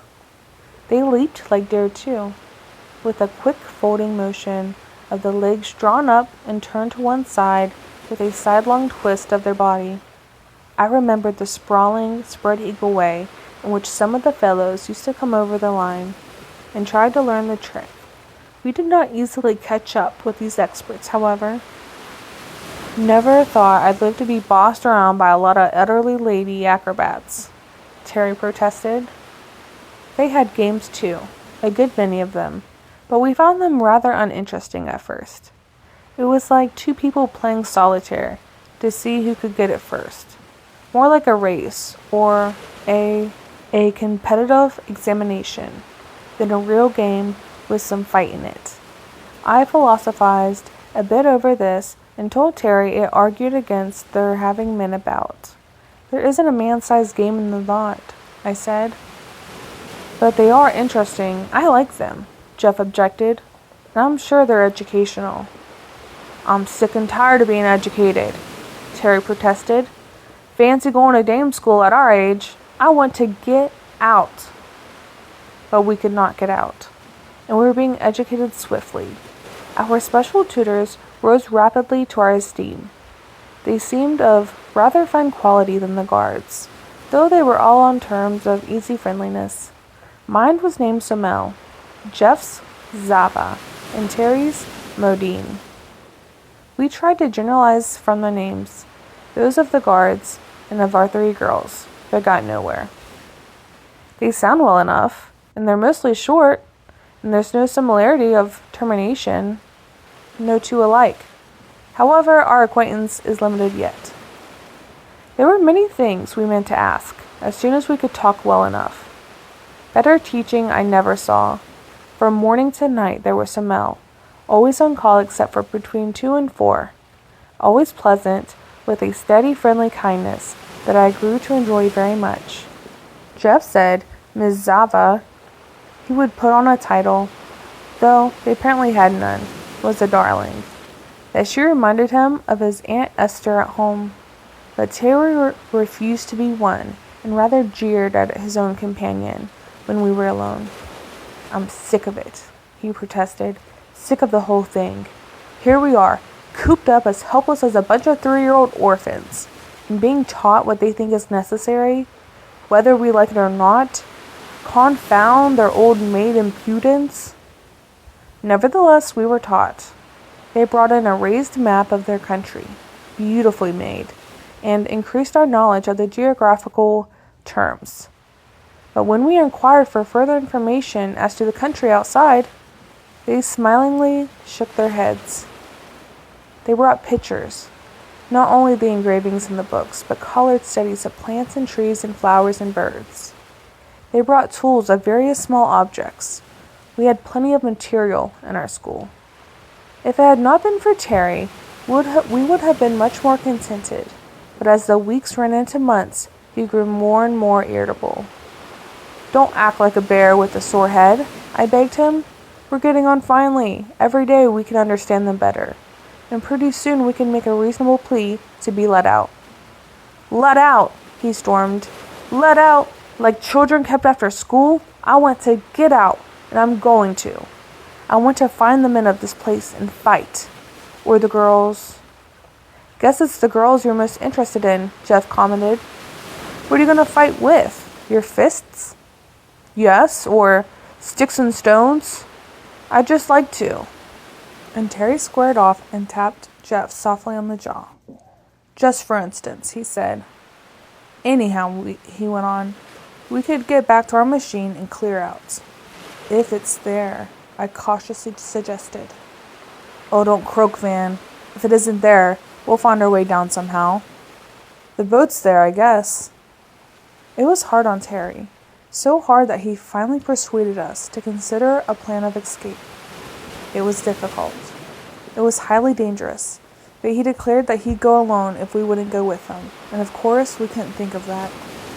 It appeared that he made a pretty careful study of the environment. From our end, the window that faced the point of the promontory, we could get a fair idea of the stretch of the wall and the drop below. Also, from the roof, we could make out more, and even in one place, glimpse a sort of path from below the wall. "It's a question of 3 things," he said.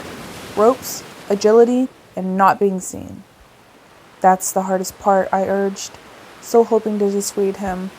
"One or another pair of eyes is on us every minute, except at night."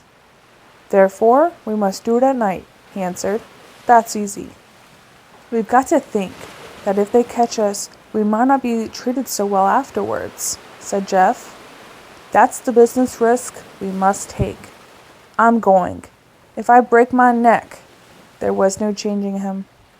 The rope problem was not easy. Something strong enough to hold a man and long enough to let us down into the garden and then down over the wall. There were plenty of strong ropes in the gymnasium. They seemed to love to swing and climb on them, but we were never there by ourselves.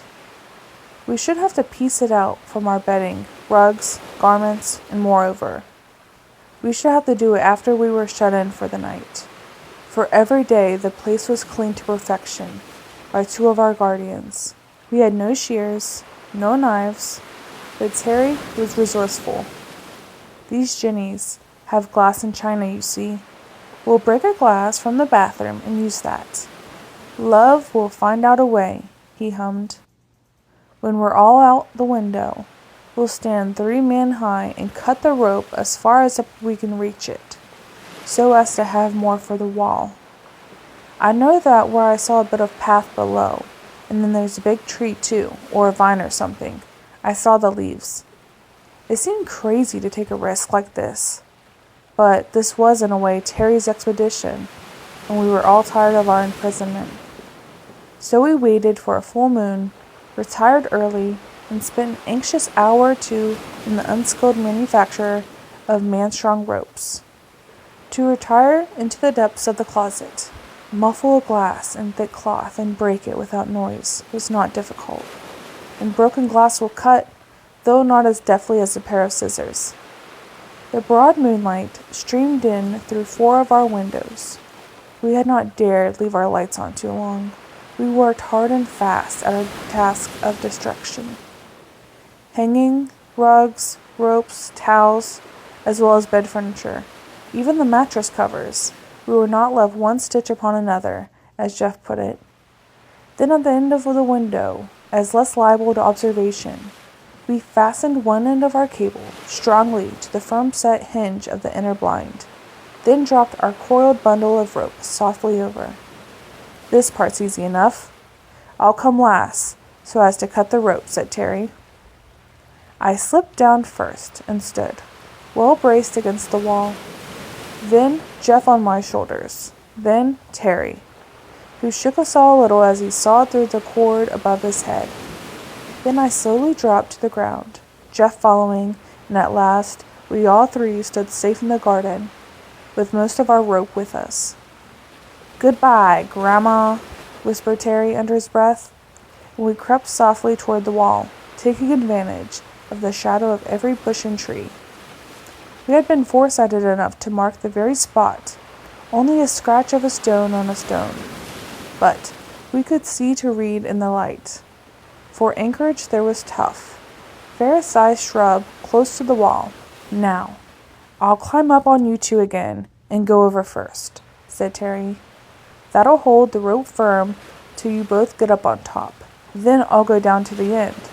If I can get off safely, you can see me or follow, or say I'll twitch 3 times. If I find there's absolutely no footing, well, I'll climb up again, that's all. I don't think they'll kill us." From the top, he carefully waved his hand and whispered, "Okay," then slipped over. Jeff climbed up, and I followed, and we rather shivered to see how far down that swaying, wavering figure dropped, hand below hand, till it disappeared under a mass of foliage far below.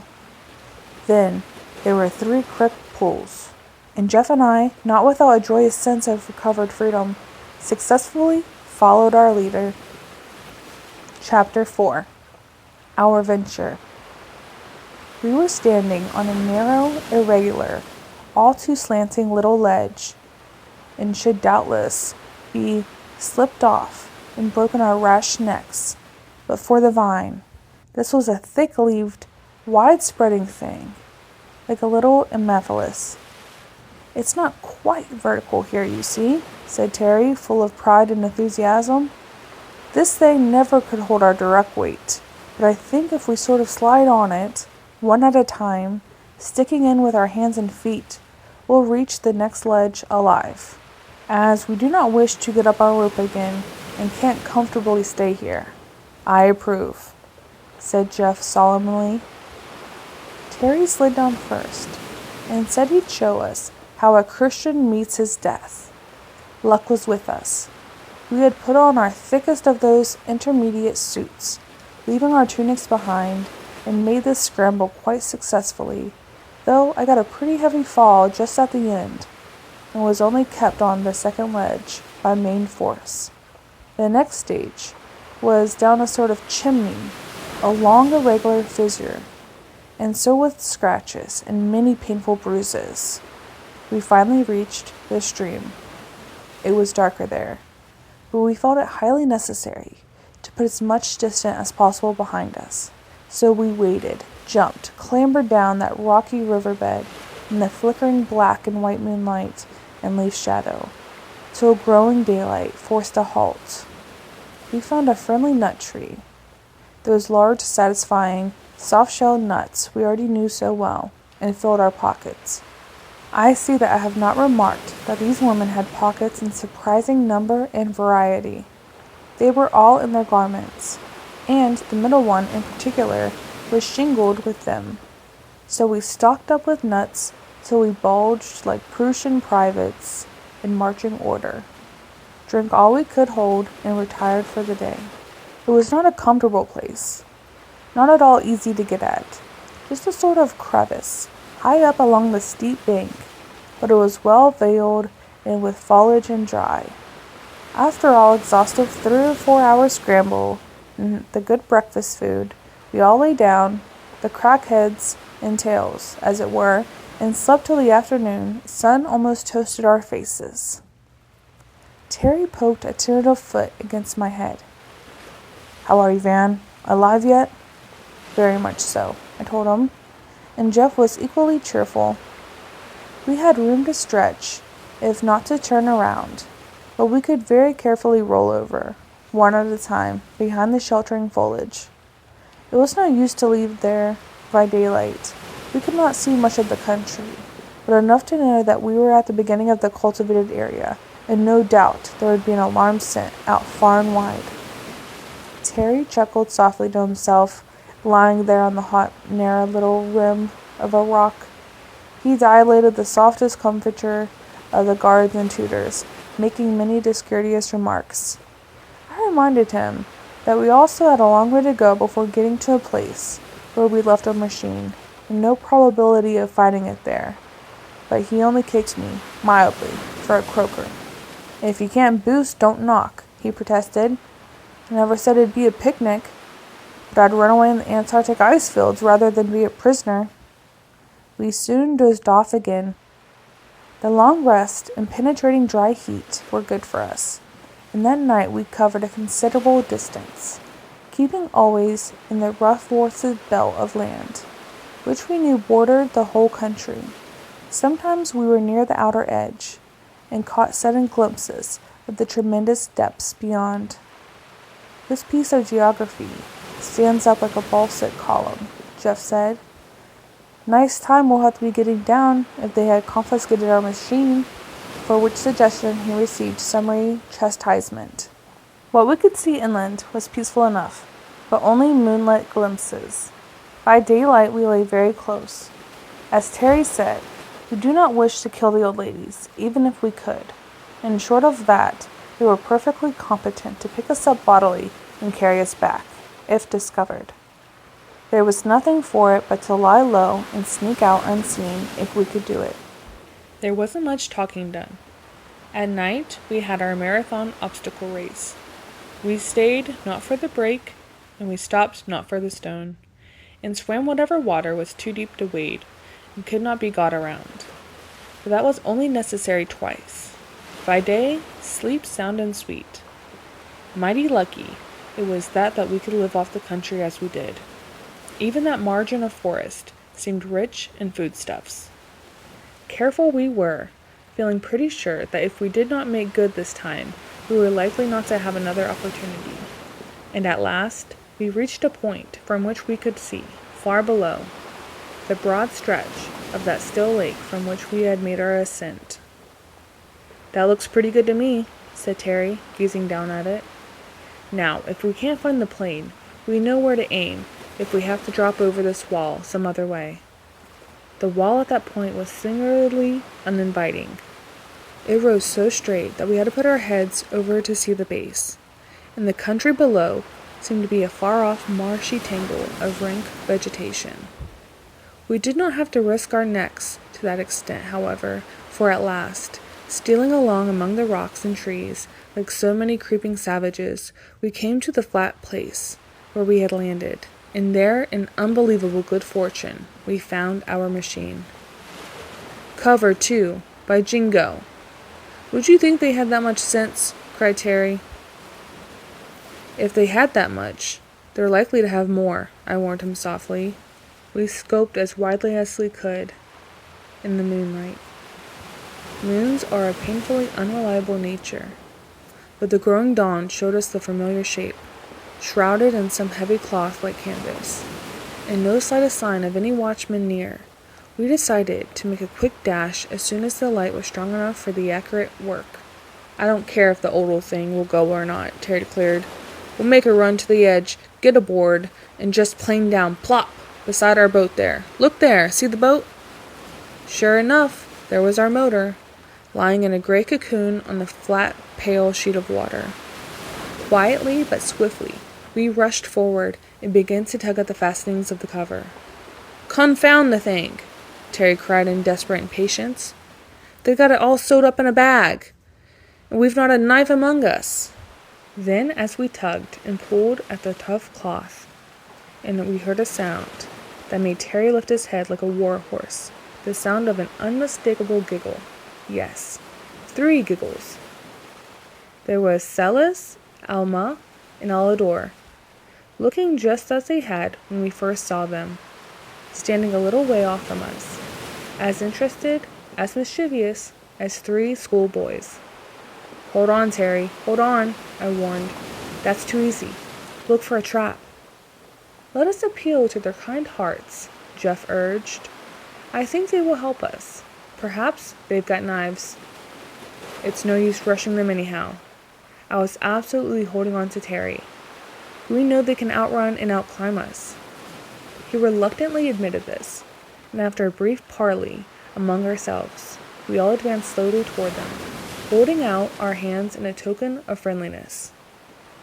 They stood their ground till we had came fairly near, and then indicated that we should stop. To make sure, we advanced a step or 2, and they promptly and swiftly withdrew. So we stopped the distance specified. Then we used their language, as far as we were able, to explain our plight, telling how we were imprisoned, how we had escaped, a good deal of pantomime here and vivid interest on their part, how we had traveled by night and hidden by day, living on nuts, and here Terry pretended great hunger. I know he could have not been hungry. We had found plenty to eat, and had not been sparing in helping ourselves. But they seemed somewhat impressed, and after a murmured consultation, they produced from their pockets certain little packages, and with the utmost ease and accuracy, tossed them into our hands. Jeff was most appreciative of this, and Terry made extravagant gestures of admiration, which seemed to set them off, boy fashion, to show their skill. While we ate the excellent biscuits they had thrown to us, and while Elidor kept a watchful eye on our movements, Celis ran off to some distance and set up a sort of duck-on-a-roof arrangement, a big yellow nut on top of 3 balanced sticks, Alima, meanwhile, gathering stones. They urged us to throw at it, and we did, but the thing was such a long way off, and it was only a number of failures, at which those elfish damsels laughed delightedly, that Jeff succeeded in bringing the whole structure to the ground. It took me still longer, and Terry, to his intense annoyance, came third. Then Celis set up the little tripod again, and looked back at us, knocking it down, pointing at it, and shaking her short curls severely. "No," she said. "Bad. Wrong." We were quite able to follow her. Then she sat up once more, put the fat nut on top, and returned to the others. And there those aggravating girls sat and took turns throwing little stones at that thing, while one stayed up by the setter-upper. And they just popped that nut off, 2 times out of 3, without upsetting the sticks. Pleased as punch they were too, and we pretended to be, but we weren't. We got very friendly over this game, but I told Terry we'd better be sorry if we couldn't get off while we could. Then he begged for knives. It was easy to show what we wanted to do, and they each proudly produced a short, strong clasp knife from their pockets. "Yes," we said eagerly, "that's it, please." We had learned quite a bit of their language, you see. And just as we begged for those knives, but they would not give them to us. If we came a step too near, they backed off, standing light and eager for flight. "It's no sort of use," I said. "Come on, let's get a sharp stone or something. We must get this thing off." So we hunted about and found what edged fragments we could, and hacked away. But it was like trying to cut sailcloth with a clamshell. Terry hacked and dug, but said to us under his breath, "Boys, we're in pretty good condition. Let's make a life and death dash and get a hold of one of those girls. We got to." They had drawn rather near to watch our efforts, and we did take them rather by surprise. Also, as Terry said, our recent training had strengthened us in wind and limb, and for a few desperate moments, those girls were scared and we were almost triumphant. But just as we stretched out our hands, the distance between us widened. They had got their pace, apparently, and then, though we ran at our utmost speed, and much further than I thought wise, they kept just getting out of reach. We stopped breathless at last, at my repeated pleas. "This is stark foolishness," I urged. "They are doing it on purpose. Come back, or you'll be sorry." We went back, much slower than we came, and in truth we were sorry. As we reached our swaddled machine and sought again to tear loose its covering, there rose up from all around the sturdy forms, the quiet, determined faces we knew all so well. "Oh, Lord," groaned Terry, "the colonels! It's all up. They're 40-1. It was no use to fight. These women evidently relied on numbers. Not so much as a drilled force, but as a multitude actuated by common impulse. They showed no sign of fear, and since we had no weapons whatever and there were just at least 100 of them, standing 10 deep about us, we gave in as gracefully as we might. Of course we looked for punishment, a closer imprisonment, solitary confinement maybe, but nothing of the kind happened. They treated us as truants only, and as if they quite understood our truancy. Back we went, not under an anesthetic this time, but skimming along in electric motors, enough to like ours, but to be quite recognizable, each of us in a separate vehicle, with one able-bodied lady on either side and 3 facing him. They were all pleasant enough, and talked to us as much as possible with our limited powers. And though Terry was keenly mortified, and at first we all rather dreaded harsh treatment, I, for one, soon began to feel a sort of pleasant confidence, and began to enjoy the trip. Here were my 5 familiar companions, all good-natured as they could be, seeming to have no worse feeling than a mild triumph of winning a game, some simple game, and even that they politely suppressed. This was a good opportunity to see the country, too, and the more I saw of it, the better I liked it.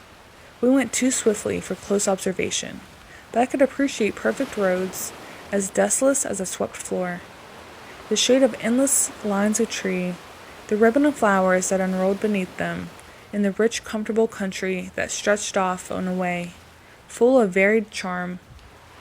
We rolled through many villages and towns, and I soon saw the park-like beauty of our first seen city, with no exception. Our swift, high-sweeping view from the plain had been most attractive, but lacked detail. And in that first day of struggle and capture, we noticed little, but now we were swept along at an easy rate at some 30 miles an hour, and covered quite a good deal of ground. We stopped for lunch in a quite sizable town, and here, rolling slowly through the streets, we saw more of the population.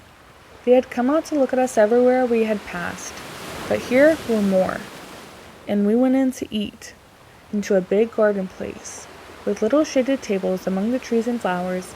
Many eyes were upon us, and everywhere, open country, village, or city, only women. Old women and young women, and the great majority who seemed neither young or old, were just women, young girls also, though these and the children, seeming to be in groups by themselves generally, were less in evidence. We caught many glimpses of girls and children in what seemed to be schools or playgrounds, and so far we could judge that there were no boys. We looked carefully. Everyone gazed at us politely, kindly, and eager with interest. We could catch a bit of the talk now, and they all seemed pleasant enough. Well, before nightfall, we were all safely back in our big room. The damage we had done was quite ignored. The beds as smooth and comfortable as before, new clothing and towels supplied.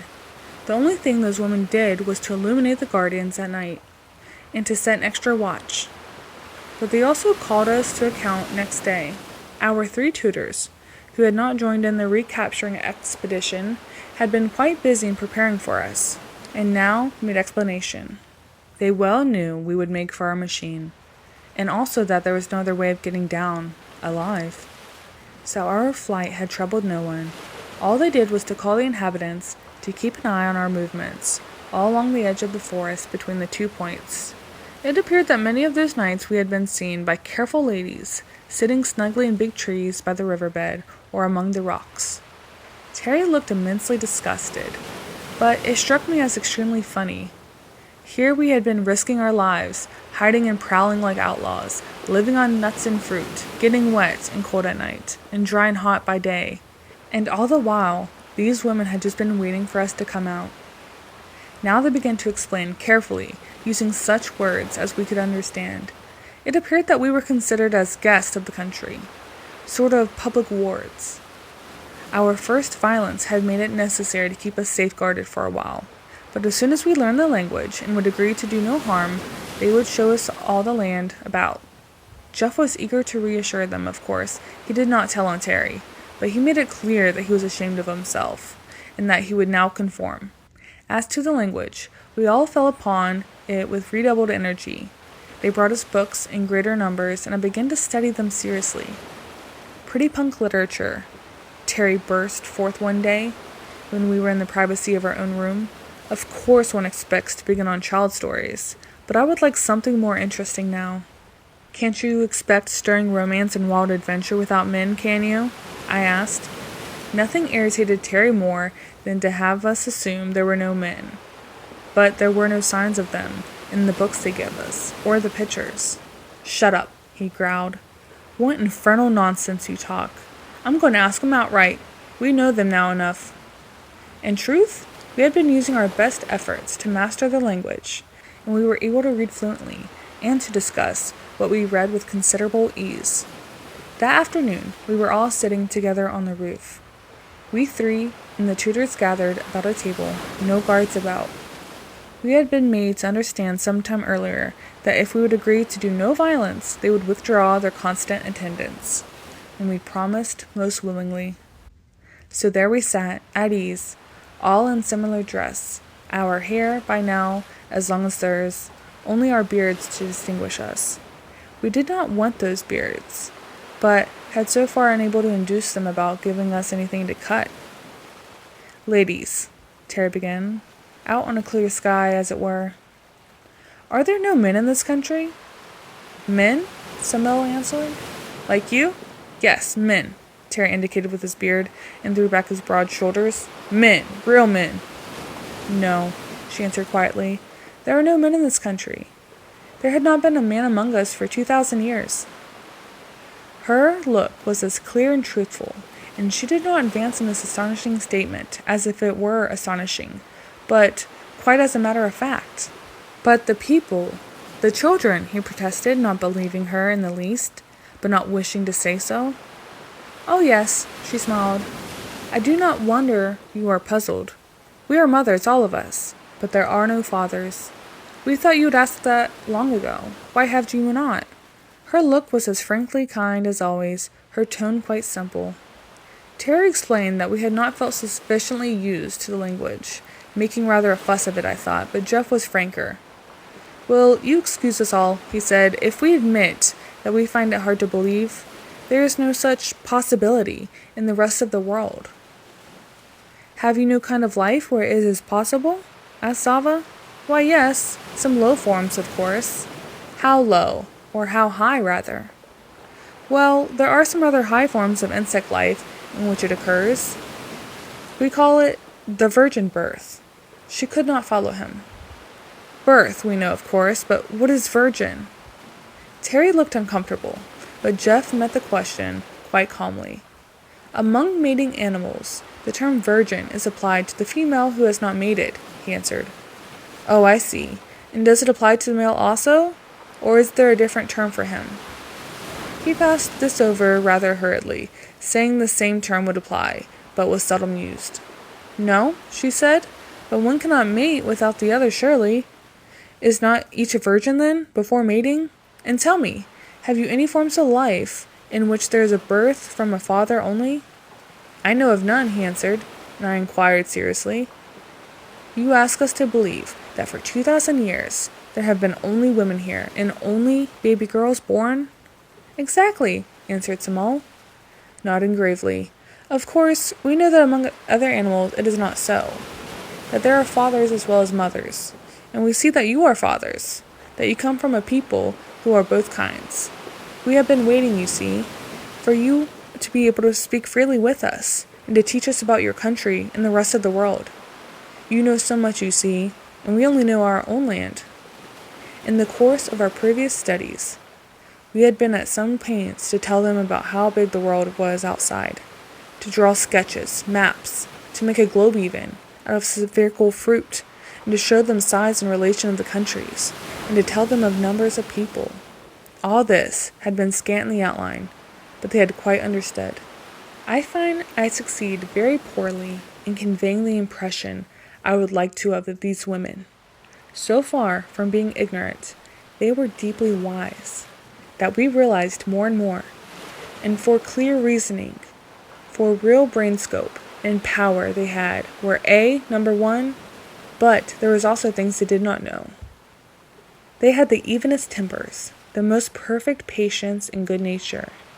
One of the things most impressive about them all was the absence of irritability. So far, we had only this group to study, but afterward I found it a common trait.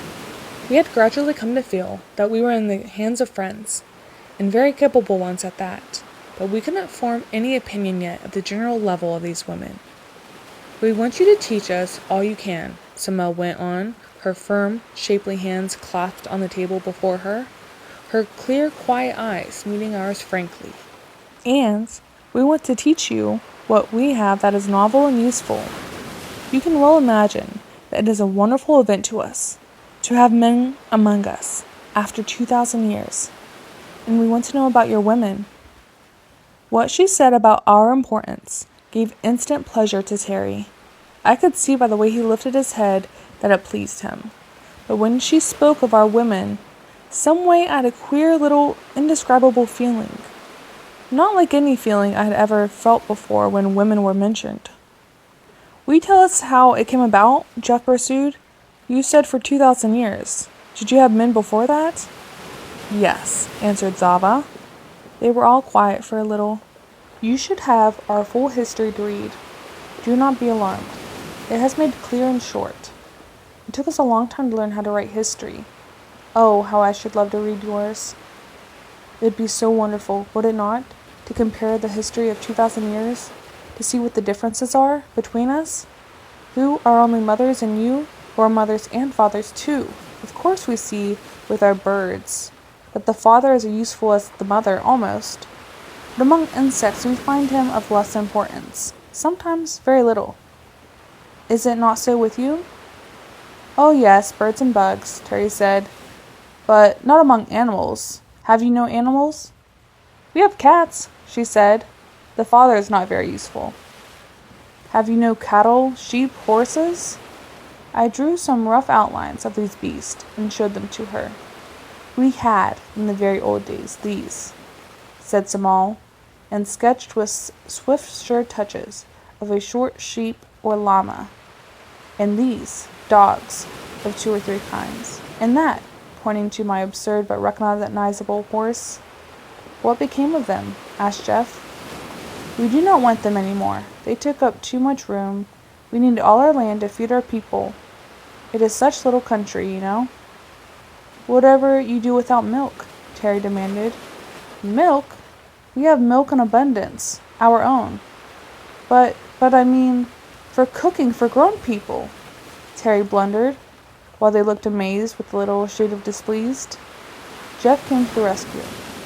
We keep cattle for their milk, as well as for their meat, he explained.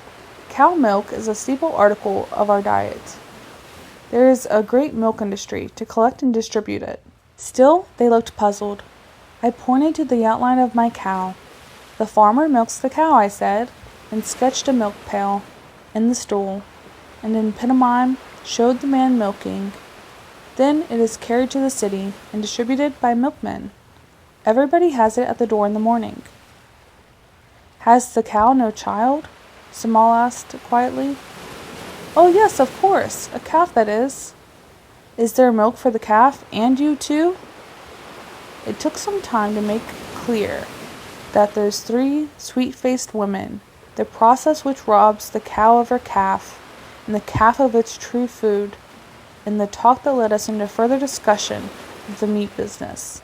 They herded out, looking very white, and presently begged to be excused. Chapter 5. A Unique History. It is no use for me to try and piece out this account with adventures. If the people who read it are not interested in these amazing women and their history, they will not be interested at all.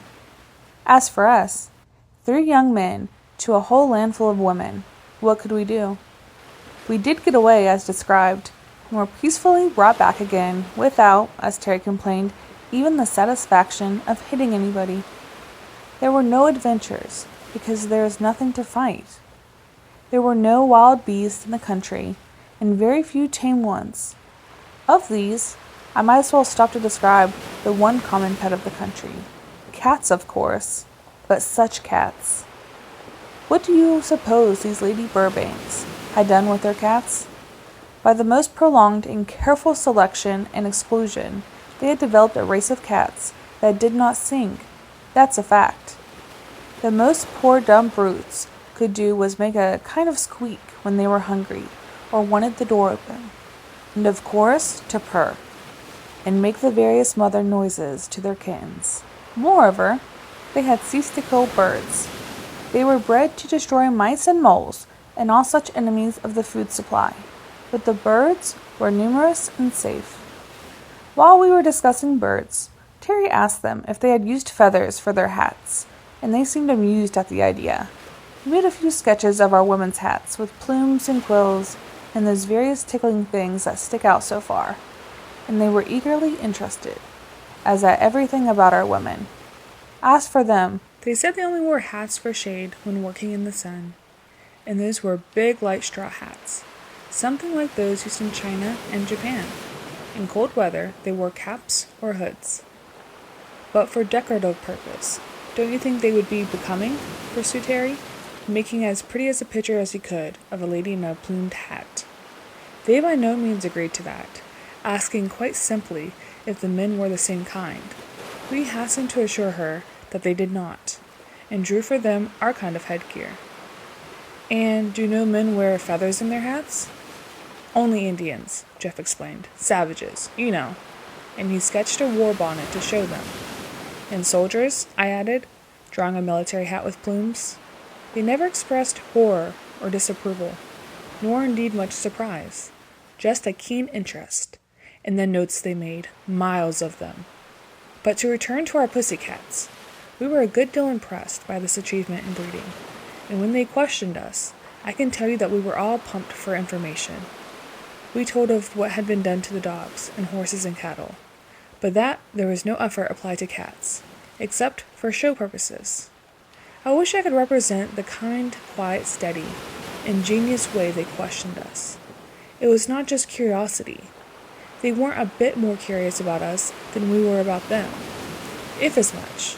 But they were bent on understanding our kind of civilization, and their lines of interrogation would gradually surround us and drive us in till we found ourselves up against some omissions we did not want to make.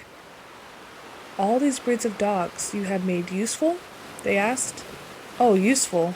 Why, the hunting dogs and watchdogs and sheepdogs are useful. And sled dogs, of course. And ratters, I suppose. But we don't keep dogs for their usefulness. The dog is a friend of man, we say. We love them. That they understood. We love our cats that way. They surely are our friends, and helpers too. You can see how intelligent and affectionate they are. It was a fact. I had never seen such cats, except in a few rare instances. Big, handsome, silky things, friendly with everyone, and devotedly attached to their special owners. We must have a heartbreaking time drowning kittens, we suggested. But they said, oh no, you see we care for them as you do for your valuable cattle.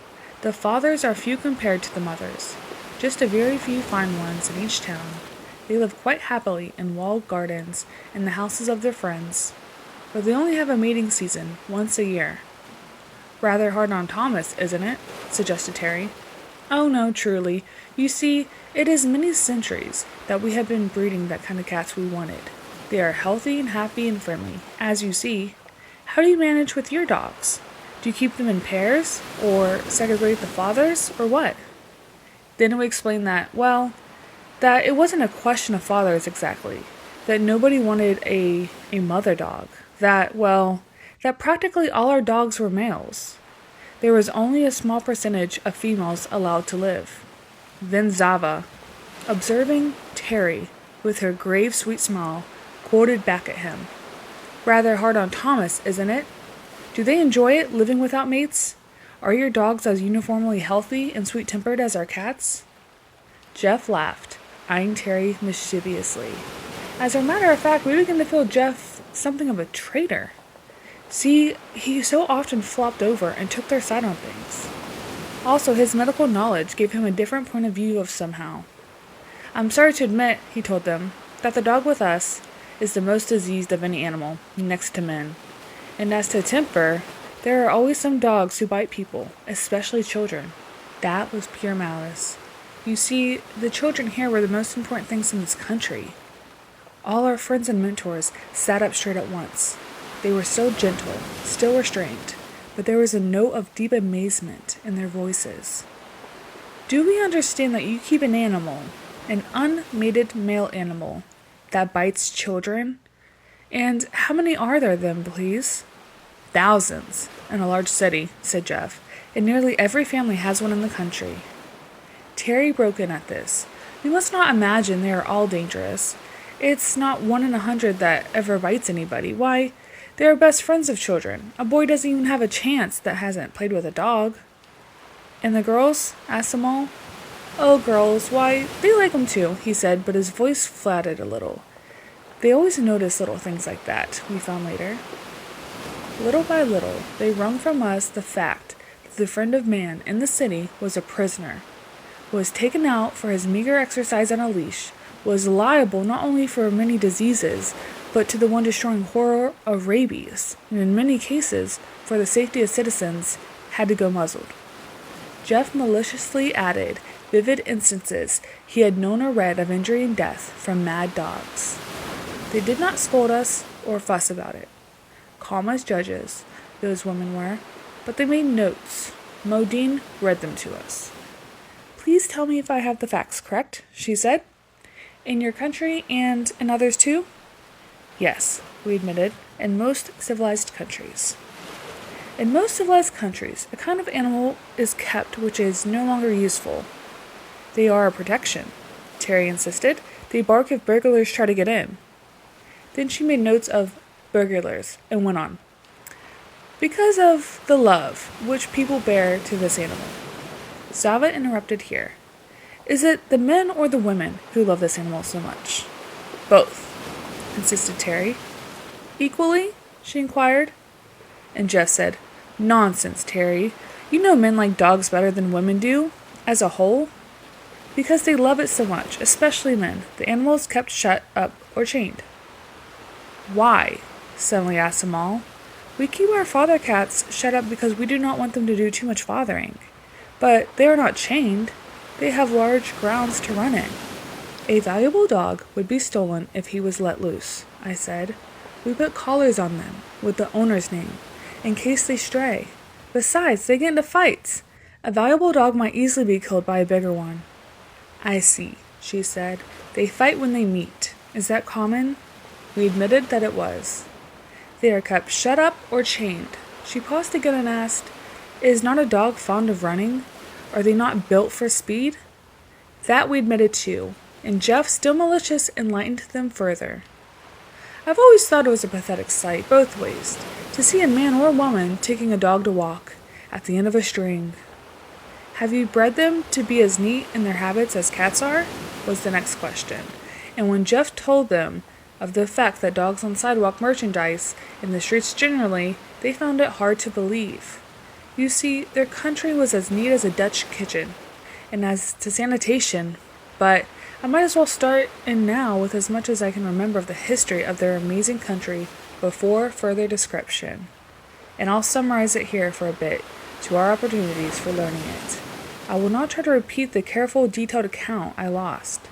I'll just say that we were kept in that fortress a good 6 months all told, and after that, 3 in a pleasant enough city where, to Terry's infinite disgust, there was only colonels and little children, no young women whatever.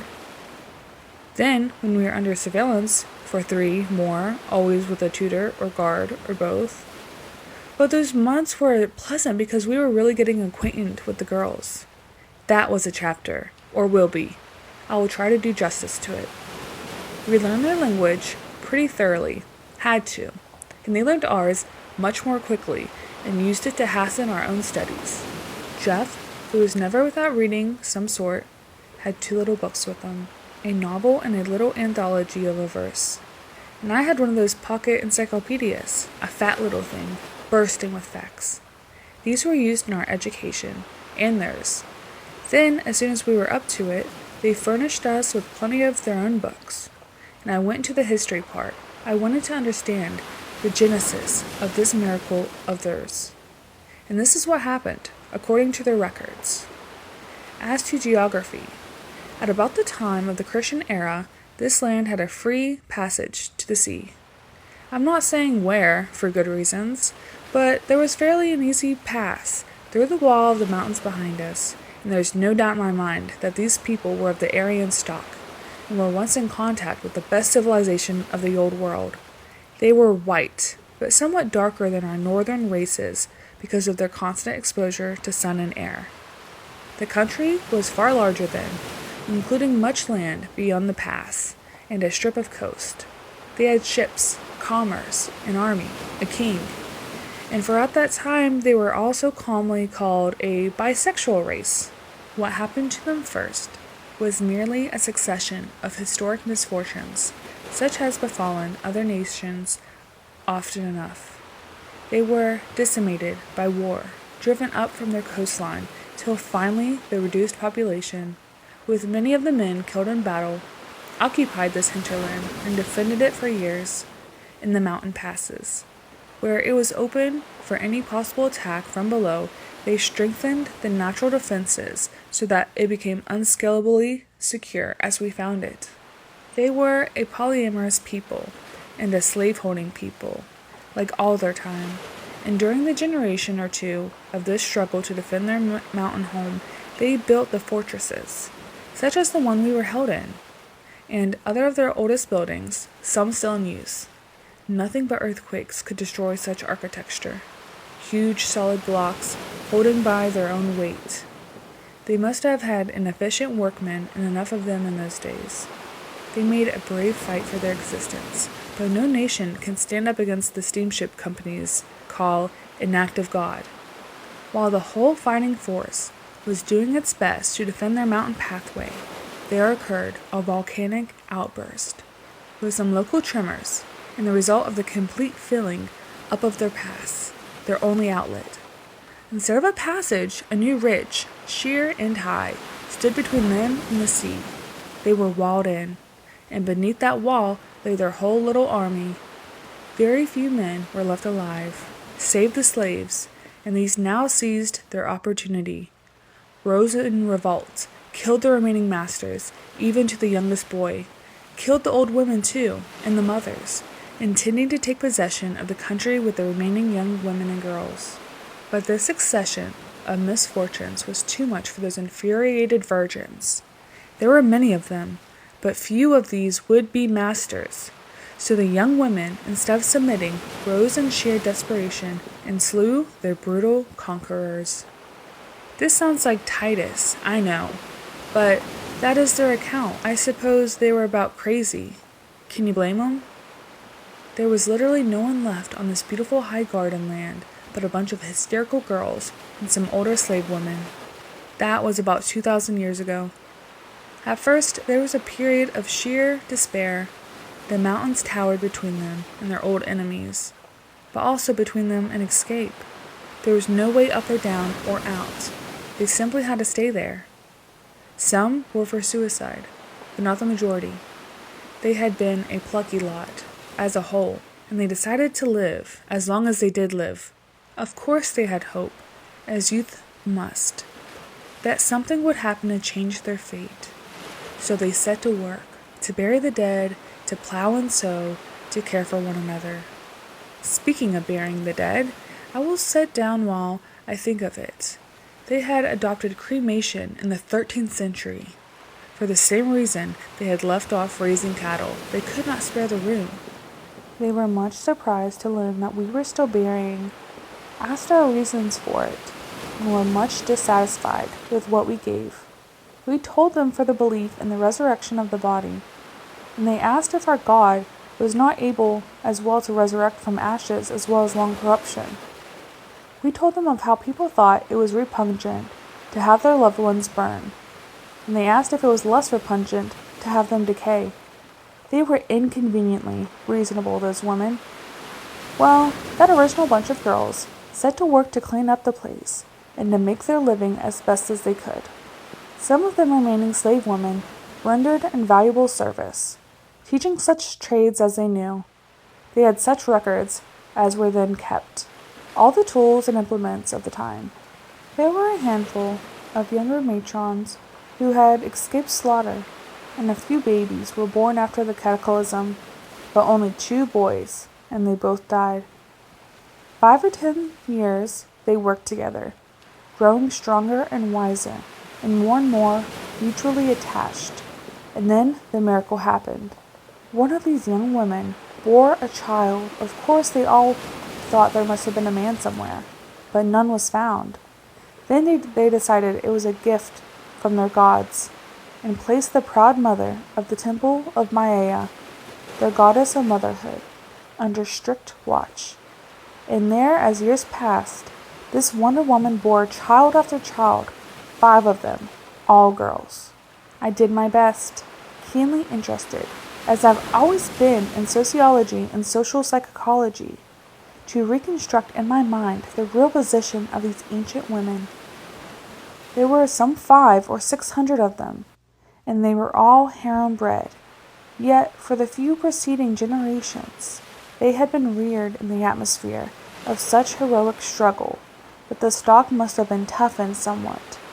Left alone in that terrific orphanhood, they had clung together, supporting one another and their little sisters, in developing unknown powers in the stress of new necessity to this pain-hardened and work-strengthened group, who have lost not only the love and care of parents, but the hope of ever having children of their own.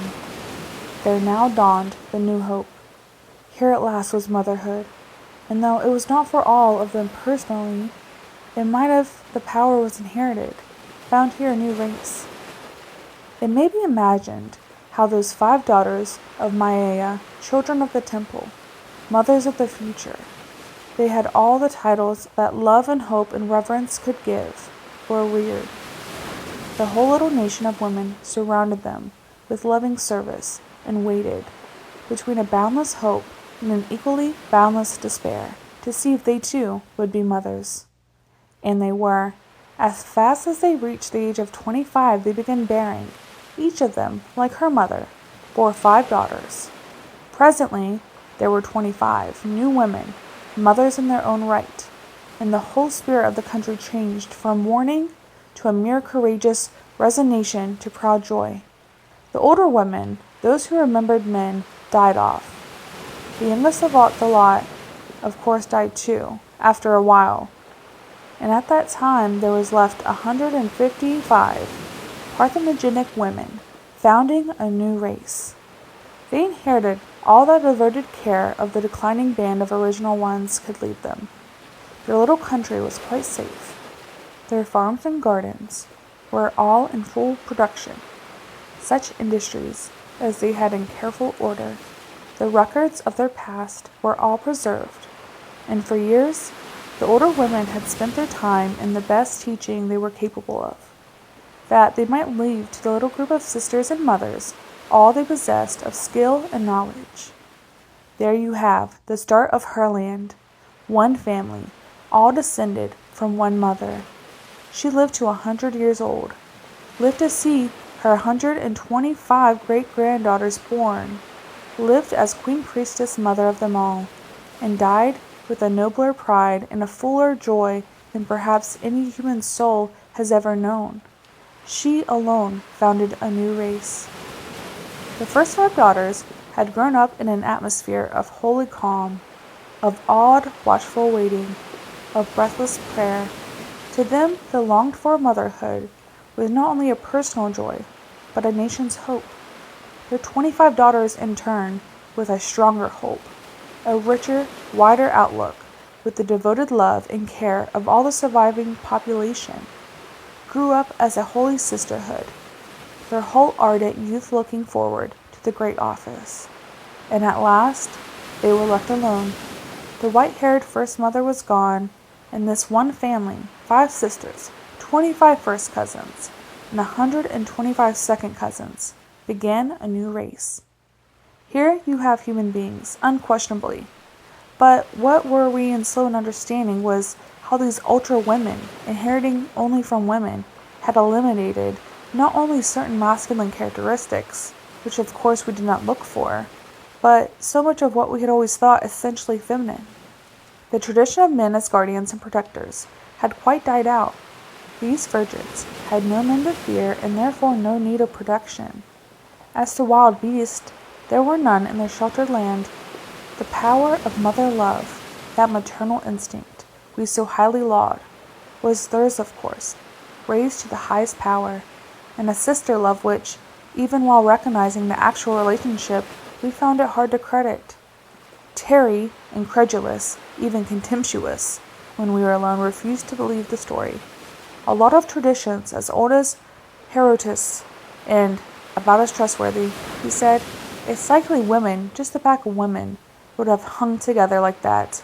We all know women can't organize, that they scrap like anything, are frightfully jealous. But these new ladies didn't have anyone to be jealous of, remember? Drawled Jeff. That's a likely story, Terry sneered. Why don't you invent a likelier one? I asked him. Here are the women, nothing but women, and you yourself admit there's no trace of a man in this country. This was after we had been about a good deal. I'll admit that, he growled, and it's a big miss too. There's not only no fun with them, no real sport, no competition, but these women aren't womanly. You know they aren't. That kind of talk always set Jeff going, and I gradually grew to side with him. Then, you don't call a breed of women, whose one concern is motherhood, womanly? He asked. Indeed I don't, snapped Terry. What does a man care for motherhood, when he hasn't a ghost of a chance at fatherhood? And besides, what's the good deal of talking sentiment, when we are just men together? What a man wants of women is a good deal more than all this motherhood. We were as patient as possible with Terry. He had lived about 9 months among the colonels when he had made that outburst, but with no chance at any more strenuous excitement than our gymnastics gave us, save for our escape fiasco. I don't suppose Terry had ever lived so long with neither love, combat, nor danger, to employ his superabundant energies. And he was irritable. Neither Jeff nor I found it so wearing. I was so much interested, intellectually, that our confinement did not wear on me. And as for Jeff, bless his heart, he enjoyed the society of that tutor of his almost as much as if he had been a girl. I don't know, but more. As to Terry's criticism, it was true. These women's, whose essential distinction of motherhood was the dominant note of their whole culture, were strikingly deficient in what we call femininity. This led me very promptly to the conviction that those feminine charms we are so fond of are not feminine at all, but mere reflected masculinity, developed to please us because they had to please us, and in no way essential to the real fulfillment of the great process. But Terry came to no such conclusion. Just wait till I get out, he muttered. Then we both cautioned him. Look here, Terry, my boy, you be careful. They've been mighty good to us. But do you remember the anesthesia? If you do any mischief in this virgin land, beware of the vengeance of the maiden aunts. Come, be a man, and will be forever. To return to the history. They began at once to plan and build for their children and their future. All the strength and intelligence of the whole team devoted to that one thing. Each girl, of course, was reared in full knowledge of her crowning office, and they had, even then, very high ideas of the molding powers of the mother, as well as those in education. Such high ideals as they had: beauty, health, strength, intellect, goodness. For those they prayed and worked. They had no enemies. They themselves were all sisters and friends. The land was fair before them, and a great future began to form itself in their minds. The religion they had to begin with was much of that of old Greece, a number of god and goddesses. They lost all interest in deities of war and plunder, and gradually centered on their mother goddess altogether. Then, as they grew more intelligent, this had turned into a sort of a maternal pantheism. Here was Mother Earth, bearing fruit. All that they ate was fruit of motherhood, from seed or egg or their product. By motherhood they were born, and by motherhood they lived. Life to them, just a long cycle of motherhood. But very early they recognized the need of improvement, as well as mere repetition, and they devoted their combined intelligence to the problem: how to make the best kind of people. First, this was merely the hope of bearing better ones. Then they recognized that however the children differed at birth, the real growth lay later, through education. Then things began to hum, as I learned more and more to appreciate what these women had accomplished. The less proud I was of what we, with all our manhood, had done. You see, they had no wars. They had had no kings and no priests, no aristocracies. They were sisters, and as they grew together, not by competition, but by united action. We tried to put in a good word for competition, and they were keenly interested. Indeed, we soon found from the earnest questions of us that they were prepared to believe our world must be better than theirs. They were not sure. They wanted to know. There is no such arrogance about them as might have been expected. We rather spread ourselves, telling of the advantages of competition, how it developed fine qualities, that without it there would be no stimulus to the industry. Terry was very strong on that point. No stimulus to industry, they repeated, with that puzzled look that we had learned to know so well. Stimulus to industry? But don't you like to work? No man would work unless he had to, Terry declared. Oh, no man. You mean that is one of your sex distinctions? No, indeed, he said hastily. No one, I mean man or woman, would work without incentive. Competition is the motor power, you see. It is not with us, they explained gently. So it is hard for us to understand. Do you mean, for instance, that with no mother would work for her children without the stimulus of competition? No, he admitted that he did not mean that. Mothers, he supposed, would of course work for their children in the home, but the world's work was different. That had to be done by men, and required the competitive element. All our teachers were eagerly interested. We want so much to know. You have the whole world to tell us of, and we only have our little land. There are two of you, the two sexes, to love and help one another. It must be rich and wonderful. Tell us, what is the work of the world that men do, which we have not here? Oh, everything, Terry said grandly. The men do everything with us. He squared his broad shoulders and lifted his chest. We do not allow our women to work. Women are loved, idolized, honored, kept in the home to care for the children.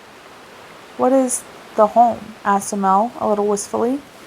And Zava begged, Tell me first, do no women work, really? Why, yes, Terry admitted. Some have to, the poor kind. And how many in your country? About 7 or 8 million, said Jeff, as mischievous as ever. Chapter 6. Comparisons are odious. I'd always been proud of my country, of course. Everyone is.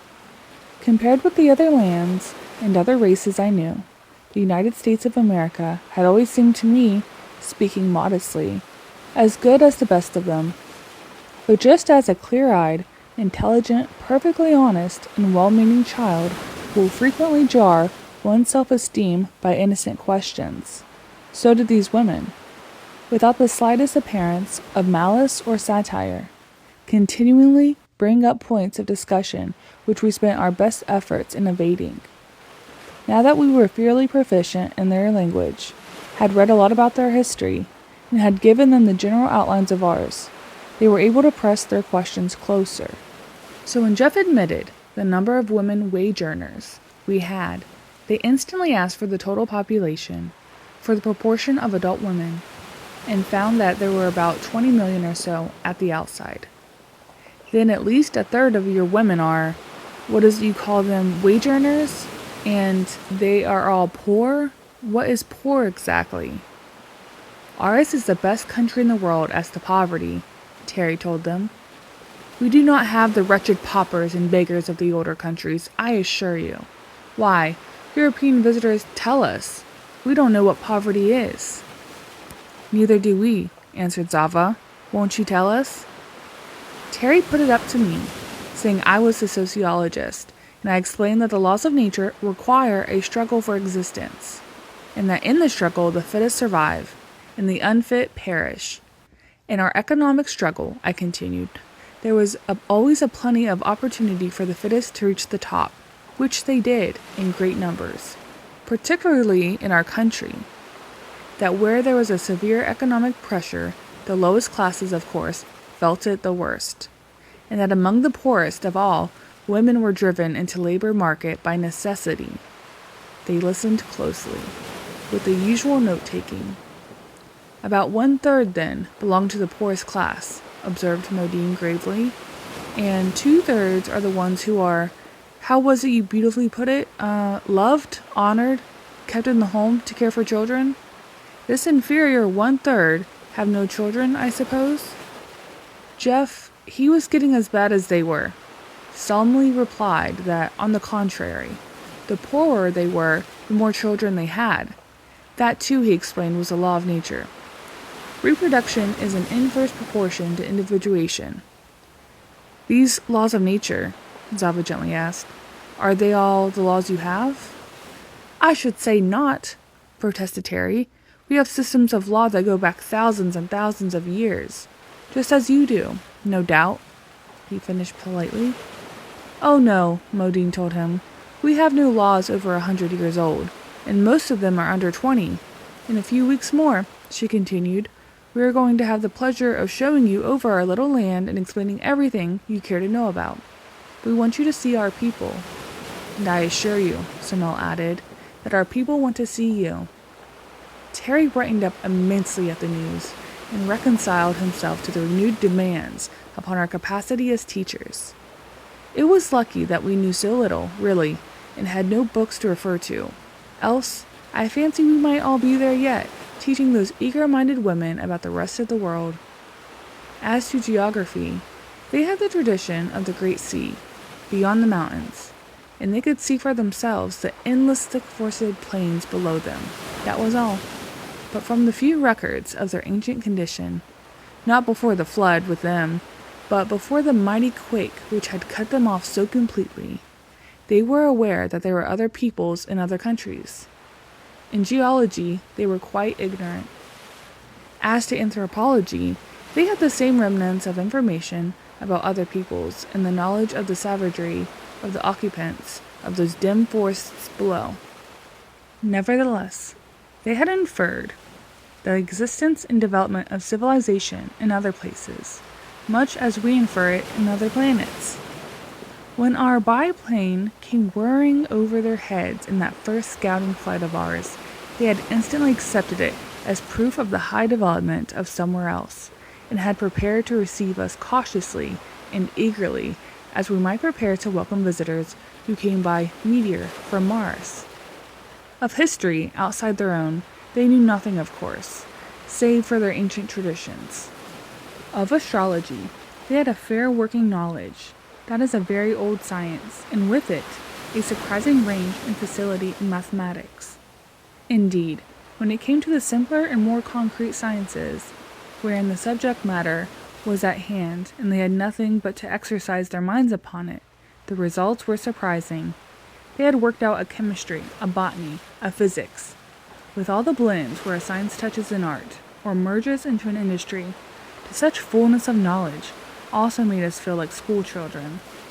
Also, we found this out, as soon as we were free of the country, and by further studying question, that one knew, all knew, to a considerable extent. I talked later with the mountain girls, from the fir-dark valleys, away from the highest part, and with sunburned plains women and agile foresters all over the country, as well as their own town. And everywhere there was the same high level of intelligence. Some knew far more than others about one thing. They were specialized, of course. But all knew them more about everything that is, about everything the country was acquainted with. Then is the case with us. We boast a good deal about our high level of general intelligence and our compulsory public education. But in proportion to the opportunities, they were far better educated than our people. With that we told them. From the sketches and models we were able to prepare, they constructed a sort of working outline to fill in as they learned more. A big globe was made, and our certain maps helped out those in the precious yearbook thing I had, were tentatively indicated upon it. They sat in eager groups, masses of them, who came from the purpose, and listened while Jeff roughly ran over the geologic history of the earth, and showed them their own land in relation to others. Out of the same pocket reference book of mine came facts and figures, which were seized upon and placed in right relation of unerring acumen. Even Terry grew interested in this work. If we can keep this up, he'll be having us lecture to all the girls, schools, and colleges. How about that? He suggested to us. Don't know how to object to being an authority to such audiences. They did, in fact, urge us to give public lectures, but not to the hearers, or the purpose we expected. What they were doing with us was well, say Napoleon extracting military information from a few illiterate peasants. They knew just what to ask, and just what to use to make of it. They had mechanical appliances for disseminating information almost equal to ours at home, and by the time we were led forth to lecture, our audiences had thoroughly mastered a well-arranged digest of all the previously given information we had given to our teachers, and prepared for such notes and questions as might have intimidated a university professor. They were not audiences of girls either. It was some time before we were allowed to meet the young women. "Do you mind telling me what you intend to do with us?" Terry burst forth one day, facing the calm and friendly Modine with that funny half-blustering air of his. At first, he used to storm and flourish quite a good deal, but nothing seemed to amuse them more. They would gather around and watch him, as if it was an exposition, politely but with evident interest. So he learned to check himself, and was almost reasonable in his bearing, but not quite. She announced smoothly and evenly, "Not in the least. I thought it was quite plain. We are trying to learn of you all we can, and teach you what you are willing to learn of our country." "Is that all?" he insisted. She smiled a quiet smile. "That depends." "Depends on what?" "Mainly yourselves," she replied. "Why do you keep us shut up so closely?" "Because we do not feel quite safe in allowing you at large where there are so many young women." Terry was really pleased at that. He had thought as much inwardly, but he pushed the question. "Why should you be afraid? We are gentlemen." She smiled that little smile again and asked, "Are gentlemen always safe?" "You surely do not think that of any of us," he said with a good deal of emphasis on us, "would hurt your young girls." "Oh no," she said quickly, in real surprise. "The danger is quite the other way. They might hurt you. If by any accident you did harm any one of us, you would face a million mothers." He looked amazed and outraged that Jeff and I laughed outright, and she went on gently. "I do not think you quite understand yet. You are but men, 3 men, in a country where the whole population are mothers, or going to be. Motherhood means to us something which I cannot yet discover in any of the countries of which you tell us. You have spoken, she turned to Jeff, of human brotherhood as a great idea among you, but even that, I judge, is far from a practical expression. Jeff nodded rather sadly. Very far, he said. Here we have human motherhood in full working use, she went on. Nothing else except the literal sisterhood of our origin, in the far higher and deeper union of our social growth. The children in the country are the one center and focus of all our thoughts. Every step of our advance is always considered in its effects on them, on the race. You see, we are mothers, she repeated, as if in that she had said it all. I don't see how that fact, which is shared by all women, constitutes any risk to us. Terry persisted. You mean they would defend their children from our attack? Of course, any mothers would. But we are not savages, my dear lady. We are not going to hurt any mother's child. They looked at one another and shook their heads a little, but Zava turned to Jeff and urged him to make us see. Said he seemed to understand more fully than we did, and he tried. I can see it now, or at least much more of it, but it has taken me a long time and a good deal of honest intellectual effort. What they call motherhood was like this. They began with a really high degree of social development, something like that of ancient Egypt or Greece. Then they suffered the loss of everything masculine, and supposed at first that all human power and safety had gone too. Then they developed this virgin birth capacity. Then, since the prosperity of the children depended on it, the fullest and subtlest coordination began to be practiced. I remember how long Terry balked at the evident unanimity of these women, the most conspicuous feature of their whole culture. It's impossible, he would insist. Women cannot cooperate. It's against nature. When we urged the obvious facts, he would say, fiddlesticks, or hang your facts. I tell you, it can't be done. And we never succeeded in shutting him up. Go to the ant, thou sluggard, and learn nothing, he said triumphantly. Don't they cooperate pretty well? You can't beat it. This place is like an enormous anthill. You know, and an anthill is nothing but a nursery. And how about bees? Don't they manage to cooperate and love one another? As the birds do love the spring, or the bees their careful king, as the precious constable had it. Just show me a combination of male creatures, bird, bug, or beast, that works as well, will you? Or one of our masculine countries, where the people work together as well as they do here. I tell you, women are the natural cooperators, not men. Terry had to learn a good many things he did not want to. To go back to my little analysis of what happened. They developed all this close inner service in the interests of their children, to do the best work they had to specialize, of course. The children needed spinners and weavers, farmers and gardeners, carpenters and masons, as well as mothers. Then came filling up the place. When the population multiplies by 5 every 30 years, it soon reaches its limits of a country, especially a small one like this. They very soon eliminated all the grazing cattle. Sheep were the last to go, I believe. Also, they worked out a system of intensive agriculture surpassing anything I've ever heard of, with the very forest all reset with fruit or nut-bearing trees. Do what they would, however, there soon came a time when they were confronted with the problem of the pressure of population in an acute form. There was really crowding, and with it, unavoidably, a decline in standards. And how did those women meet it? Not by a struggle for existence, which would result in an everlasting writhing mass of underbred people trying to get ahead of one another.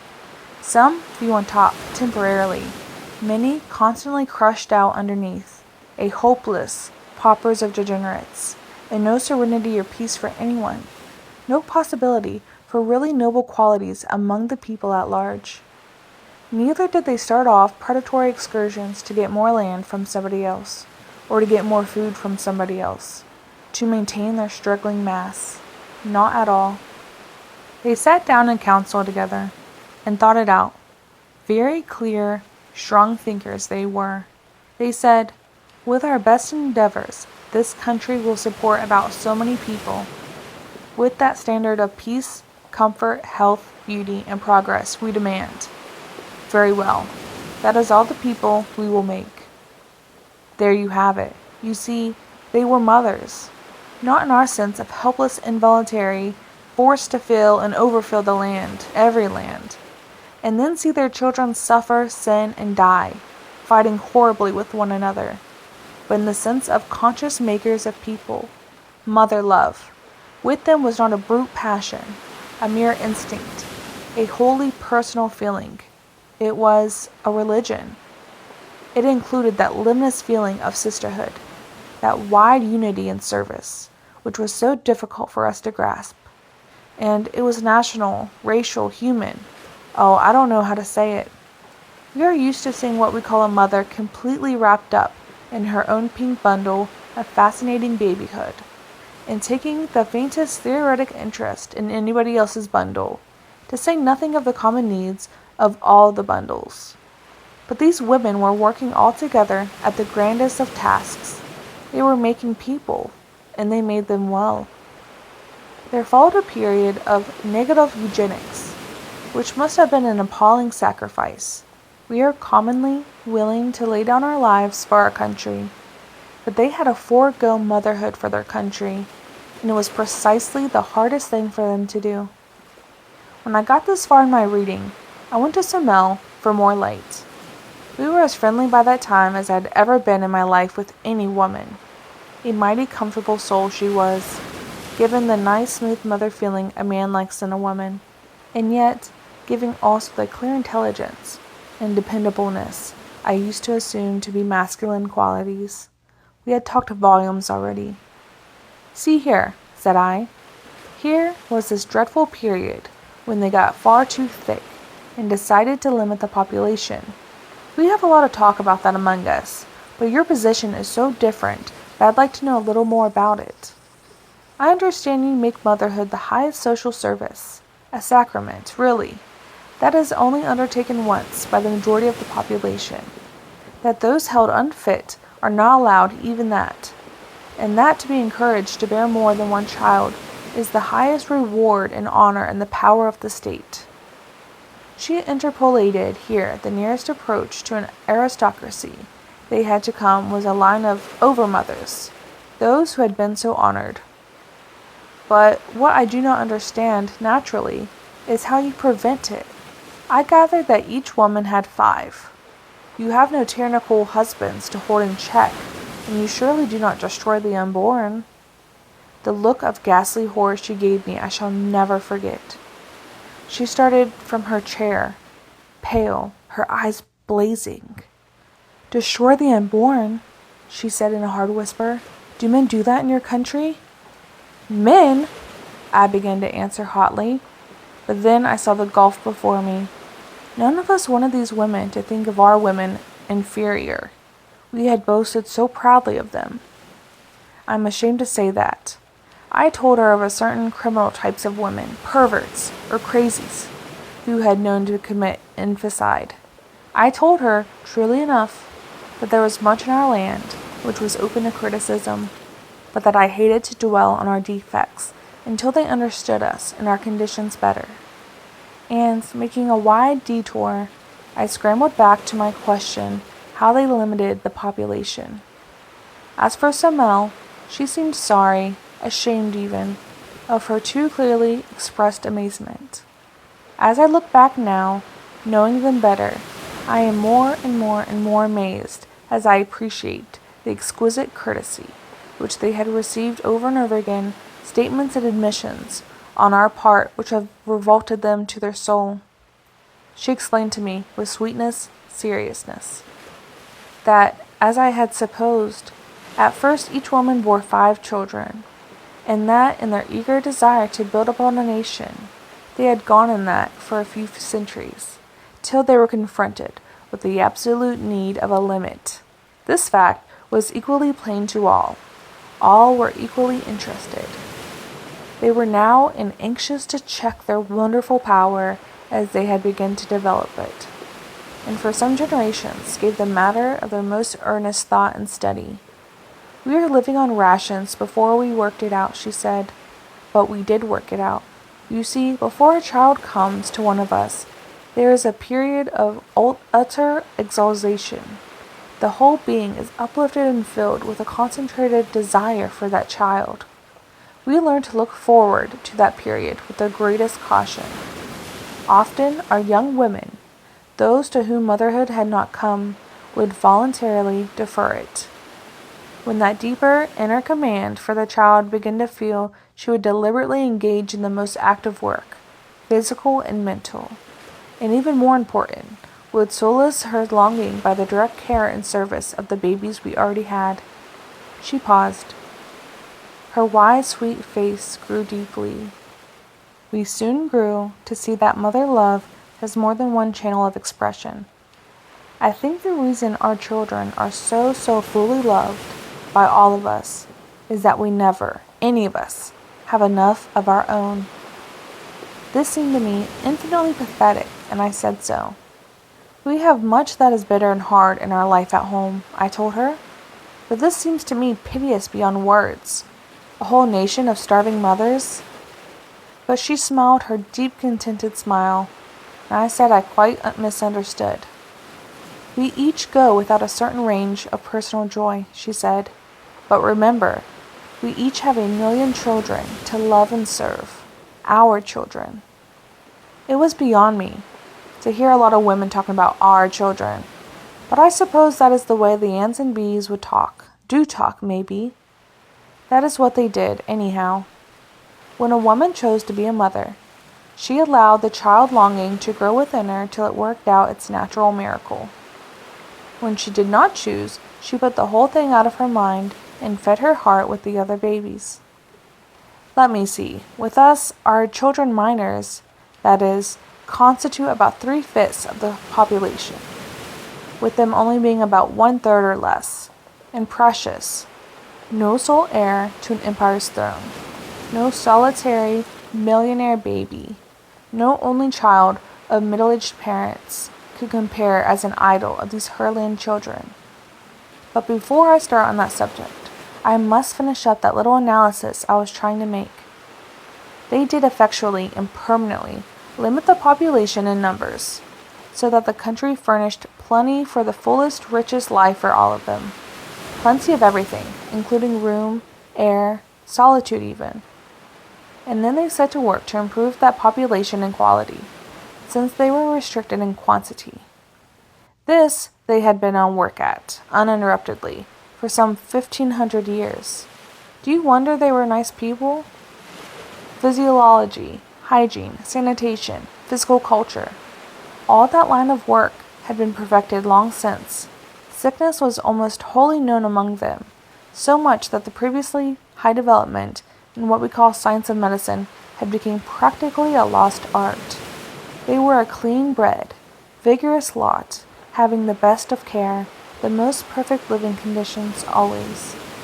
When it came to psychology, there was no one thing which left us so dumbfounded, so really awed, as the everyday working knowledge and practice they had in this line. As we learned more and more of it, we learned to appreciate the exquisite mastery with which we ourselves, strangers of an alien race, of the opposite sex, had been understood and provided for from the first. With this wide, deep, thorough knowledge, they had met and solved the problems of education in some ways, of which I hope to make clear later. Those nation-loved children of theirs, compared with the average in our country, as the most perfectly cultivated, richly developed roses, compare with tumbleweeds. Yet, they did not seem cultivated at all. It had all become a natural condition, and this people, steadily developing in mental capacity, and willpower, and social devotion, had been playing with the arts and sciences, as far as they knew them, for a good many centuries, now with inevitable success. Into this quiet, lovely land, among these wise, sweet, strong women, we, in our easy assumption of superiority, had suddenly arrived, and now tamed and trained to a degree they considered safe. We were at last brought out to see the country, and to know the people. Chapter 7. Our Growing Modesty. Being at last considered sufficiently tamed and trained to be trusted with scissors, we barbered ourselves as best we could. A close-trimmed beard is certainly more comfortable than a full one. Razors, naturally, they could not supply. With so many old women, you'd think there'd be some razors, sneered Terry. Whereat, Jeff pointed out that he had never before seen such a complete absence of facial hair on women. Looks to me as if the absence of men made them more feminine in that regard somehow, he suggested. Well, it's only one then, Terry reluctantly agreed. A less feminine lot I never saw. A child apiece doesn't seem to be enough to develop what I call motherliness. Terry's idea of motherliness was the usual one, involving a baby in arms or a little flock about her knees, and the complete absorption of the mother in said baby or flock. A motherliness which dominated society, which influenced every art and industry, which absolutely protected all childhood, and gave it to the most perfect care and training, did not seem motherly to Terry. We had all become well used to the clothes. They were quite as comfortable as our own, in some ways more so, and undeniably better looking. As to pockets, they left nothing to be desired. The second garment was fairly quilted with pockets. They were most ingeniously arranged, so as to be convenient to the hand, and not inconvenient to the body, and were so placed as at once to strengthen the garment and add decorative lines to stitching. In this, as in so many other points we had now to observe, there was shown the action of practical intelligence, coupled with fine artistic feeling, and apparently untrammeled by any injurious influences. Our first step of comparative freedom was a personally conducted tour of the country. No pentagonal bodyguard now, only our special tutors, and we got on famously with them. Jeff said he loved Saba like an ant, only jollier than any ant I ever saw. So Mel and I were as chummy as could be, the best of friends. But it was funny to watch Terry and Modine. She was patient with him, and courteous. But it was like the patience and courtesy of some great man, say a skilled, experienced diplomat with a schoolgirl. Her grave acquiesce with his most preposterous expression of feeling. Her genial laughter, not only with, but I often felt at him, though impeccably polite. Her innocent questions, which most invariably led him to say more than he intended. Jeff and I found it all so amusing to watch.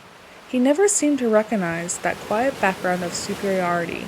When she dropped an argument, he always thought he had silenced her. When she laughed, he thought it was tribute to his wit. I hated to admit to myself how much Terry had sunk in my esteem. Jeff felt it too, I am sure, but neither of us admitted it to the other. At home we measured him with other men, and though we knew his failings, he was by no means an unusual type. We knew his virtues too. They had always seemed more prominent than the faults. Measured among women, our women at home, I mean, he always stood high. He was visibly popular. Even where his habits were known, there was no discrimination against him. In some cases, his reputation for what termed gaiety seemed a special charm. But here, against the calm wisdom and the quiet, restrained humor of these women, with only that blushed Jeff and my inconspicuous self to compare with, Terry did not stand out rather strong. As a man among men, he didn't. As a man among, I shall have to say, females, he didn't. His intense masculinity seemed only fit complement to their intense femininity. But here, he was all out of drawing. Modine was a big woman, with a balanced strength that she seldom showed. Her eye was as quietly watchful as a fencer's. She maintained a pleasant relation with her charge, but I doubt if many, even in that country, could have done as well. He called her Maud amongst ourselves, and said she was a good old soul, but a little slow. wherein he was quite wrong. Needless to say, he called Jeff's teacher Java, and sometimes mocha, or plain coffee, when especially mischievous, chicory, or even postum. But Samel rather escaped this form of humor, save for a rather forced Samel. "Don't you people ever have but one name?"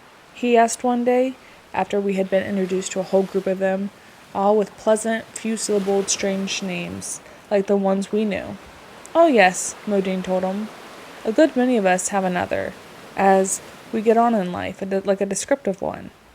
That is the name we earn, sometimes even if that is changed or added to, in an unusually rich life, such as our present landmother, what you call president or king, I believe. She was called Mara, even as a child. That means thinker. Later there was added Dudu Mira, the wise thinker. And we all know her as O Dumira, great and wise thinker. You shall meet her." "No surnames at all, then?" pursued Terry, with somewhat patronizing air. "No family name?" "Why, no. Why should we? We are all descended from a common source. All one family, in reality, you see. Our comparatively brief and limited history gives us that advantage, at least." "But does not each mother want her own child to bear her name?" I asked. "No, why should she? The child has its own." "Why, for identification. So many people will know whose child she is." "We keep the most careful records," said Samal. "Each one of our has the exact line of descent all the way back to our first-year mother. There are many reasons for doing that. But as to everyone knowing which child belongs to which mother, why should she?" Here, as in so many other instances, we were led to feel the difference between the purely maternal and the paternal attitude of mind. The element of personal pride seemed strangely lacking. "How about your other works?" asked Jeff. "Don't you sign your names to them, books and statuses and so on?" "Yes, surely, we are all glad and proud to. Not only books and statues, but all kinds of works. You will find little names on the houses, on the furniture, on the dishes sometimes, because otherwise one is likely to forget, and we want to know to whom to be grateful." "You speak as if it were done for the convenience of the consumer, not the pride of the producer," I suggested. "It's both," said Small. "We have pride enough in our work." "Then why not in your children?" urged Jeff. "But we have. We're magnificently proud of them," she insisted. "Then why not sign 'em?" said Terry triumphantly. Modine turned to him in her slightly quizzical smile. "Because the finished product is not a private one. When they are babies, we do not speak of them at times, as S's Lotto or Novine Zamel, but that is merely descriptive and conversational. In other records, of course, the child stands in her own line of mothers, but in dealing with it, personally, it is Lotto or Amel, without dragging in its ancestors." "But have you names enough to give each new one to a child?" "Assuredly we have, for each living generation." Then they asked about our methods, and found first that we did so and so, and then that other nations did differently. Upon which they wanted to know which method we had proved best, and we had to admit that so far as we knew there had been no attempt at comparison. Each people pursuing its own custom in the fond conviction of superiority, and either despising or quite ignoring the others. With these women the most salient quality in all their institutions was reasonableness. When I dug into the records to follow out any line of development, that was the most astonishing thing, the conscious effort to make it better. They had early observed the value of certain improvements, had easily inferred that there was room for more, and took the greatest pains to develop two kinds of minds, the critic and the inventor. Those who showed an early tendency to observe, to discriminate, to suggest, were given special training for the function. And some where the highest officials spent their time in the most careful study of one another branch of work, with a view to further its improvement. In each generation, there was sure to arrive some new mind to detect faults and to show need of alterations. The whole corps was inventors, was at hand to apply their special faculty at the point criticized, and offer suggestions. We had learned by this time not to open a discussion on any of their characteristics without first priming ourselves to answer questions about our own methods. So I kept rather quiet on this matter of conscious improvement. We were not prepared to show our way was better. There was growing in our minds, at least in Jeff's and mine, a keen appreciation of the advantages of the strange country and its management. Terry remained critical. We laid most of it to his nerves. He certainly was irritable. The most conspicuous feature of the whole land was the perfection of its food supply. We had begun to notice from our very first walk in the forest, the first partial view from our plane. Now we were taken to see the mighty garden and shown its method of culture. The country was about the size of Holland, some 10 to 12,000 square miles. One could lose a good many Hollands along the forest-smothered flanks of those mighty mountains. They had a population of about 3 million, not a large one, but quality is something. 3 million is quite enough to allow for considerable variation, and these people varied more widely than we could ever first account for. Terry had insisted that if they were parthologenic, they'd be alike, in so many ants and aphids. He urged their visible differences as proof that there must be men somewhere. But when we asked them, in our later, more intimate conversations, how they accounted for so much divergence without cross-fertilization, they attributed it partly to the careful education, which followed each slight tendency to differ, and partly to the law of mutation. This they had found in their work with plants, and fully proven in their own case. Physically, they were more alike than we are, as they lacked all morbid and excessive types.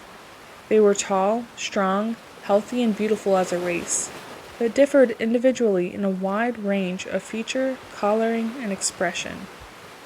But surely the most important growth is in mind, and in the things we make, urged Samuel. Do you find your physical variation accompanied by a proportionate variation of ideas, feelings, and products? Or, among people who look alike, do you find their internal life and their work as similar? We were rather doubtful on this point, and inclined to hold that there was no more chance of improvement in greater physical variation. It certainly should be, Zava admitted. We have always thought it a grave initial misfortune to have lost half our little world. Perhaps that is one reason why we were so striven for conscious improvement. But acquired traits are not transmissible, Terry declared. Wiseman has proved that. They have never disputed our absolute statements, only made notes of them. If that is so, then our improvement must be due to either mutation or solely to education, she gravely pursued. We certainly have improved. It may not be all the higher qualities were latent in the original mother. That careful education is bringing them out, and that our personal differences depend on slight variations in prenatal condition. I think it is more of your accumulated culture, Jeff suggested, and the amazing psychic growth you have made. We know very little about methods of real soul culture, and you seem to know a great deal. Be that as it might, they certainly presented a higher level of active intelligence and of behavior than we had so far really grasped. Having known in our lives several people who showed the same delicate courtesy and were equally pleasant to live with, at least when they were their company manners, we had assumed that our companions were a carefully chosen few. Later, we were more and more impressed that all this gentle breeding was breeding, and they were born into it, reared in it, and that is as natural and universal with them as the gentlest of doves and the alleged wisdom of serpents. As for the intelligence, I confess that this was the most impressive, and to me most mortifying, of any single feature of Herland. We soon ceased to comment on this or other matters, which to them seemed most obvious commonplaces, as to call forth embarrassing questions about our own conditions. This was nowhere better shown than in the matter of food and supply, which I now attempt to describe. Having improved their agriculture to the highest point, and carefully estimated the number of persons who could comfortably live on their square miles, having then limited their population to that number. One would think that there was all there to be done, but they had not thought so. To them the country was a unit, it was theirs. They themselves were a unit, a conscious group. They thought in terms of the community. As such, their time sense was not limited to the hopes and ambitions of an individual life. Therefore, they habitually considered and carried out plans for improvement, which might cover centuries. I had never seen, had scarcely imagined, human beings undertaking such work as the deliberate replanting of an entire forest area with different kinds of trees. Yet this seemed to them the simplest common sense, like a man's plowing up an inferior lawn and reseeding it. Now every tree bore fruit, edible fruit that is. In the case of one tree, in which they took a special pride, it had originally no fruit on it, that is, none humanly edible. Yet it was so beautiful that they had wished to keep it. For 900 years they had experimented, and now showed us this particularly lovely, graceful tree with a profuse crop of nutritious seeds. They had early decided that trees were the best food plants, requiring far less labor in tilling soil and bearing a larger amount of food for the same ground space, also doing much to preserve and enrich the soil. Due regard had been paid to seasonable crops, and their fruit and nuts, grains and berries, kept on almost the year through. On the higher parts of the country, nearing the backing wall of the mountains, they had a real winter with snow. Toward the southeastern point, where there was a large valley with a lake, whose outlet was subterranean, the climate was like that of California, and citrus trees, figs, and olives grew abundantly. What impressed me particularly was their scheme of fertilization. Here was this little shut-in piece of land where one would have thought an ordinary people would have been starved out long ago, or reduced to an annual struggle for life. These careful culturists had worked out a perfect scheme of refeeding the soil with all that came out of it. All the scraps and leavings of their food, plant waste from lumber work or textile industry, all the solid matter from the sewage, properly treated and combined, everything which came from the earth went back into it. The practical result was like that in any healthy forest. An increasingly valuable soil was being built, instead of a progressive impoverishment so often seen in the rest of the world. When this first burst upon us, we made such approving comments that they were surprised that such obvious common sense should be praised, asked us what our methods were, and we had some difficulty in diverting them by referring to the extent of our own land and the admitted carelessness with which we had skimmed the cream of it. At least we thought we had diverted them. Later I found that besides keeping a careful and accurate account of all we told them, they had sort of a skeleton chart, on which the things we said and the things we palpably avoided saying we were all set down and studied. It really was child's play for those profound educators to work out a painfully accurate estimate of our conditions in some lines. When a given line of observation seemed to lead to some dreadful inference, they always gave us the benefit of the doubt, leaving it open to further knowledge. Some of the things we had grown to accept as perfectly natural, or as belonging to our human limitations, they literally could not have believed. And as I have said, we have all of us joined in a tacit endeavor to conceal much of the societal status of our home. "Confound their grandmotherly minds," Terry said. "Of course they can't understand a man's world. They aren't human. They're a pack of fee-fee females." This was after he had to admit, "I wish our grandfatherly minds had managed as well," said Jeff. "Do you really think it's to our credit that we have muddled along with all our poverty and disease like that? They have peace and plenty, wealth and beauty, goodness and intellect. Pretty good people, I think." "You ought to find their faults too," Terry insisted, and partly in self-defense. We all three began to look at those faults of theirs. We had been very strong on the subject before we got there, and those baseless speculations of ours. "Suppose there is a country of women only," Jeff had put it over and over again. "What'll they be like?" And we had been cocksure as to the inevitable limitations. the faults and vices of a lot of women. We had expected them to be given over to what we called feminine vanity, frills and furbelows, and we had found that they had evolved a costume more perfect than the Chinese dress, richly beautiful when so desired, always useful, of unfailing dignity and good taste.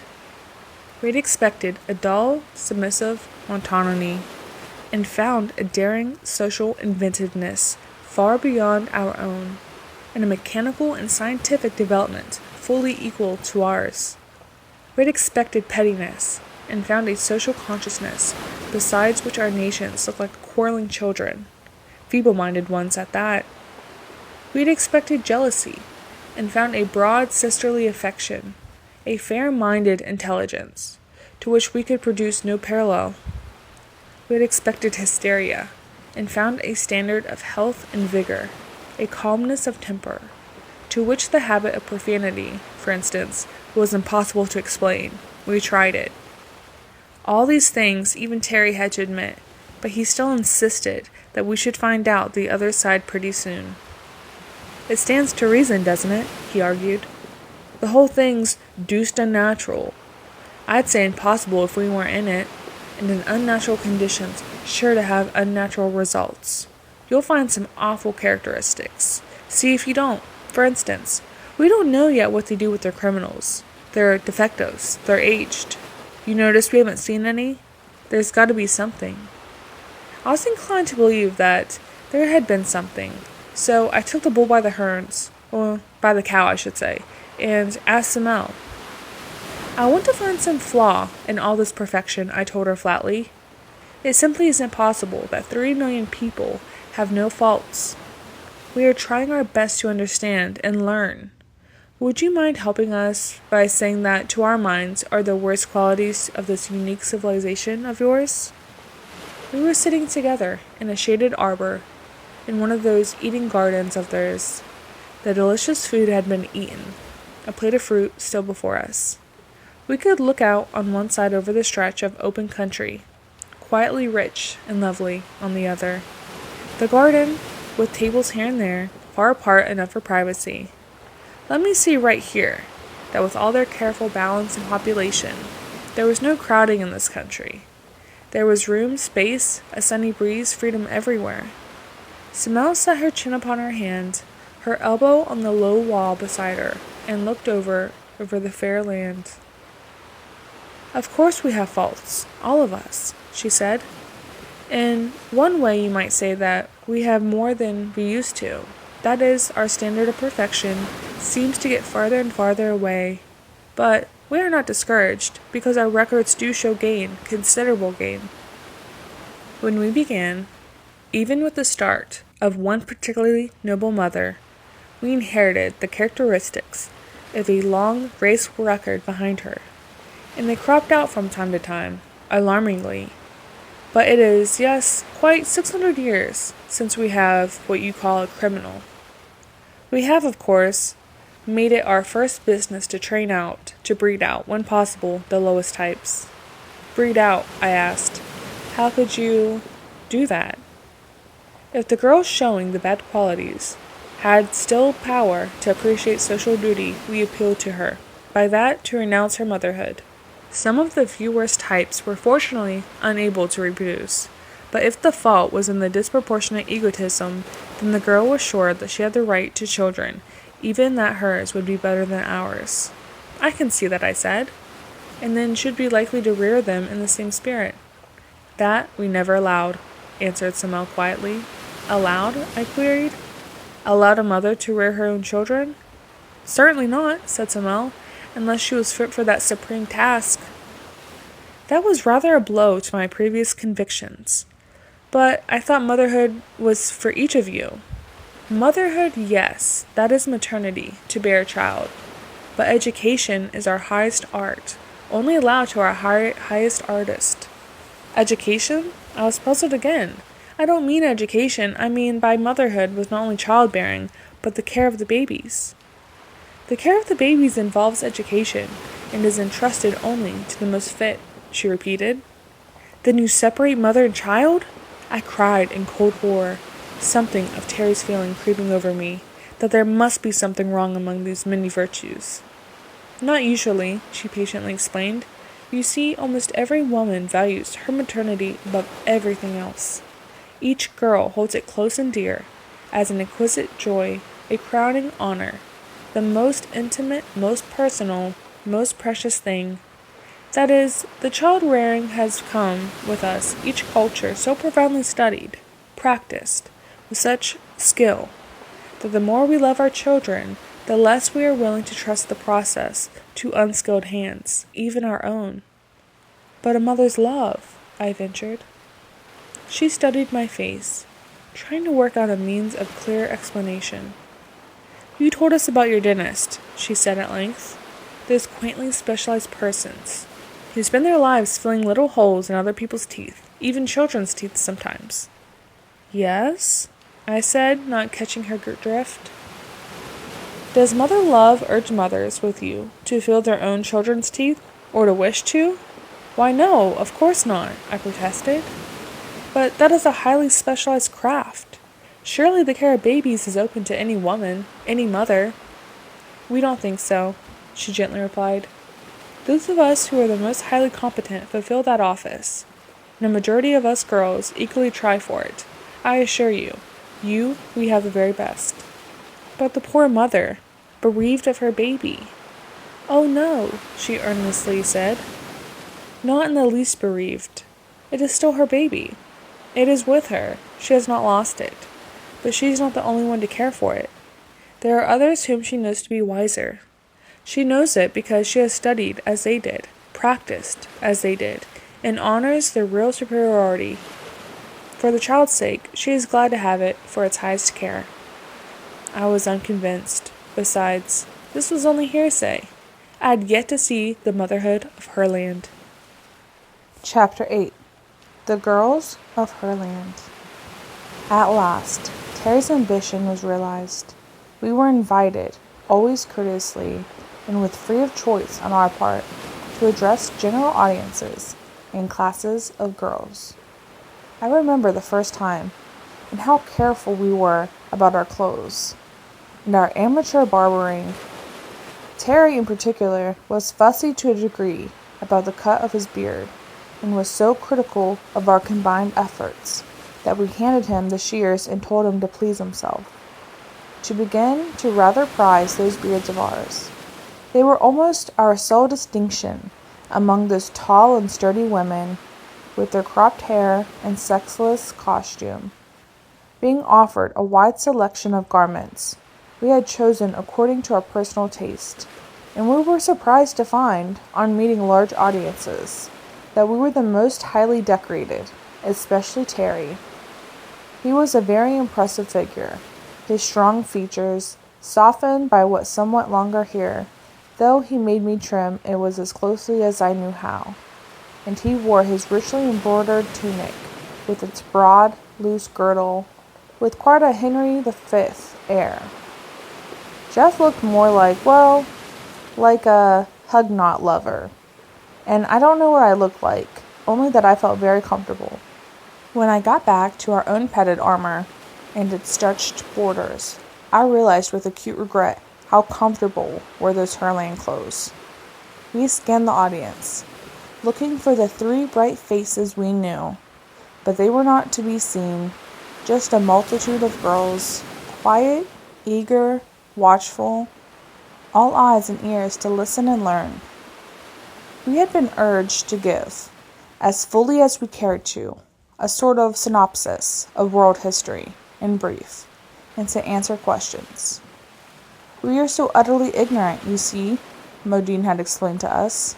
We know nothing but such science as we had worked out for ourselves. Just the brain work on one small half of the country. And you, we gather, have helped one another all over the globe, sharing your discoveries, pooling your progress. How wonderful, how supremely beautiful your civilization must be. Samel gave me a further suggestion. You do not have to begin all over again, as you did with us.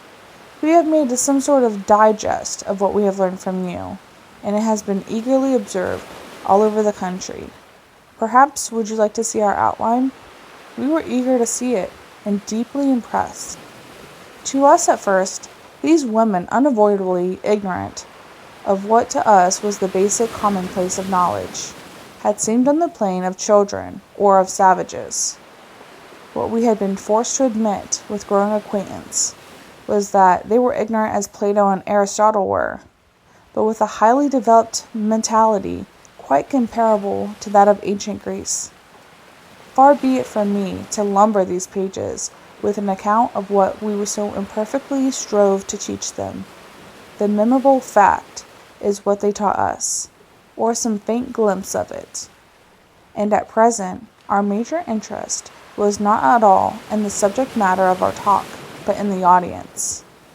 Girls, hundreds of them, eager, bright-eyed, attentive young faces, crowding questions, and, I regret to say, an increasing inability on our part to answer them effectively. Our special guides, who were on the platform with us, and sometimes aided in clarifying a question, or often an answer, noticed this effect, and closed the formal lecture part of the evening rather shortly. Our young women will still be glad to meet you, Samel suggested, to talk with you more personally, if you're willing. Willing? We were impatient and said as much, at which I saw a flickering little smile across Modine's face. Even then, with all those eager young things waiting to talk to us, a sudden question crossed my mind. What was their point of view? What did they think of us? We learned that later. Terry plunged in among those young creatures with a sort of rapture, somewhat as a glad swimmer takes to sea. Jeff, with a rapt look of his hybrid face, approached as to a sacrament. But I was chilled by the last thought of mine, and kept my eyes open. I found time to watch Jeff, even while surrounded by an eager group of questioners, as we all were, and saw how his worshipping eyes, his grave courtesy, pleased and drew some of them, while others, rather stronger spirits, that looked to be, drew away from his group to Terry's or mine. I watched Terry with special interest, knowing how he had longed for his time, and how irresistible he had always been at home.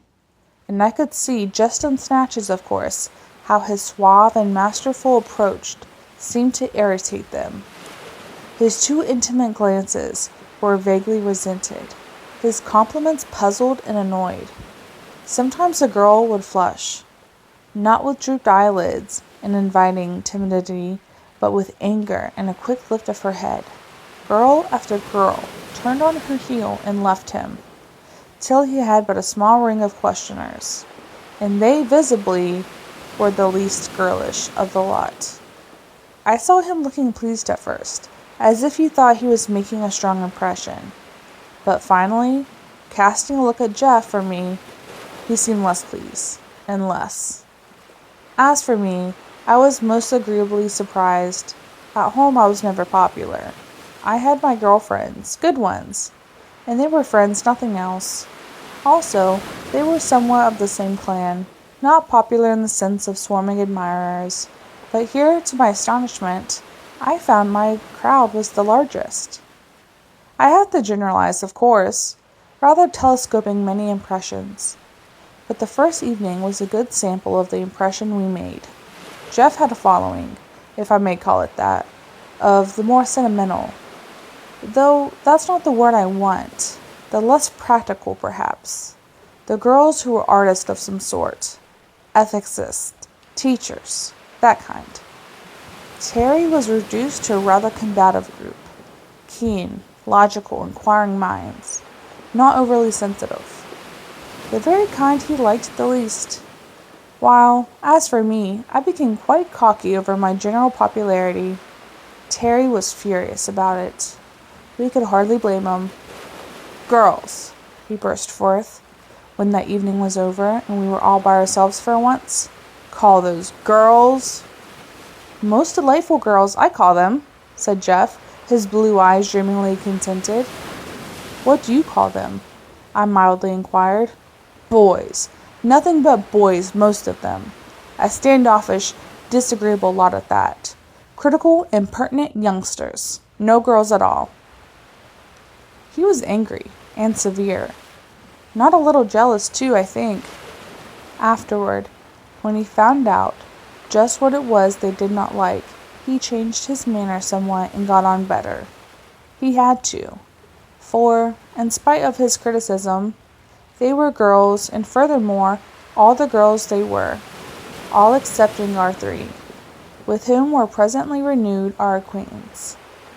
When it came to courtship, which it soon did, I can, of course, best describe my own, and am least inclined to. But of Jeff I heard of somewhat. He was inclined to dwell reverently and admiringly, at some length, on the exalted sediment and measureless perfection of his Celis. And Terry made so many false starts and met so many rebuffs that by the time he really settled down to win Alima, he was considerably wiser. At that, it was not smooth sailing. They broke and quarreled over and over. He would rush off to console himself with some other fair one. The other fair one would have none of him, and he would drift back to Alima, becoming more and more devoted each time. She never gave an inch. A big, handsome creature, rather exceptionally strong even in the race of strong women, with a proud head and sweeping level brows that lined across her dark, eager eyes, like the wide wings of a soaring hawk. I was good friends with all three of them, but the best of all with Ellador, long before that feeling changed for both of us. From her and from Samel, who talked very freely with me, I learned at last something of the viewpoint of Herland towards its visitors. Here they were, isolated, happy, contented, when the booming buzz of our biplane tore the air above them. Everybody heard it, saw it for miles and miles. Word flashed all over the country, and a council was held in every town and village. And this was their rapid determination. From another country, probably men, evidently highly civilized, doubtless possessed of much valuable knowledge, may be dangerous. Catch them if possible, tame and train them if necessary. This may be a chance to re-establish a bisexual state for our people. They were not afraid of us. 3 million highly intelligent women, or 2 million counting only grown-ups, were not likely to be afraid of 3 young men. We thought of them as women, and therefore timid. But it was 2,000 years since they had anything to be afraid of, and certainly more than 1,000 since they had outgrown the feeling. We thought, at least Terry did, that we could not have our pick of them. They thought Terry very cautiously and fair-sightedly of picking us, if it seemed wise. All that time we were in training, they studied us, analyzed us, prepared reports about us, and this information was widely disseminated all about the land.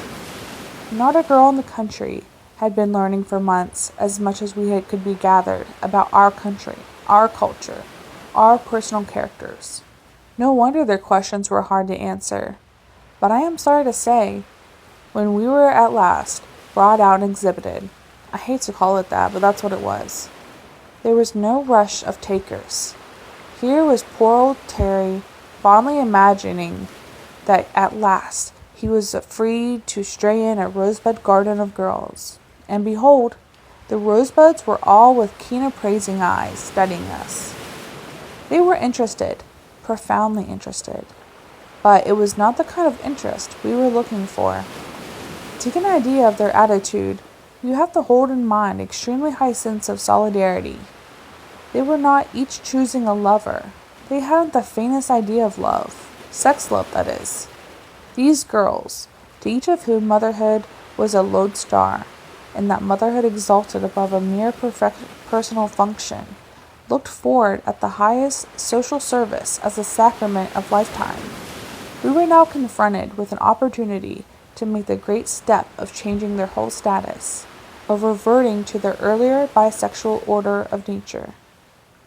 Beside the underlying consideration, They were the limitless interest and curiosity of our civilization, purely impersonal, and held by an order of mind beside which we were like schoolboys.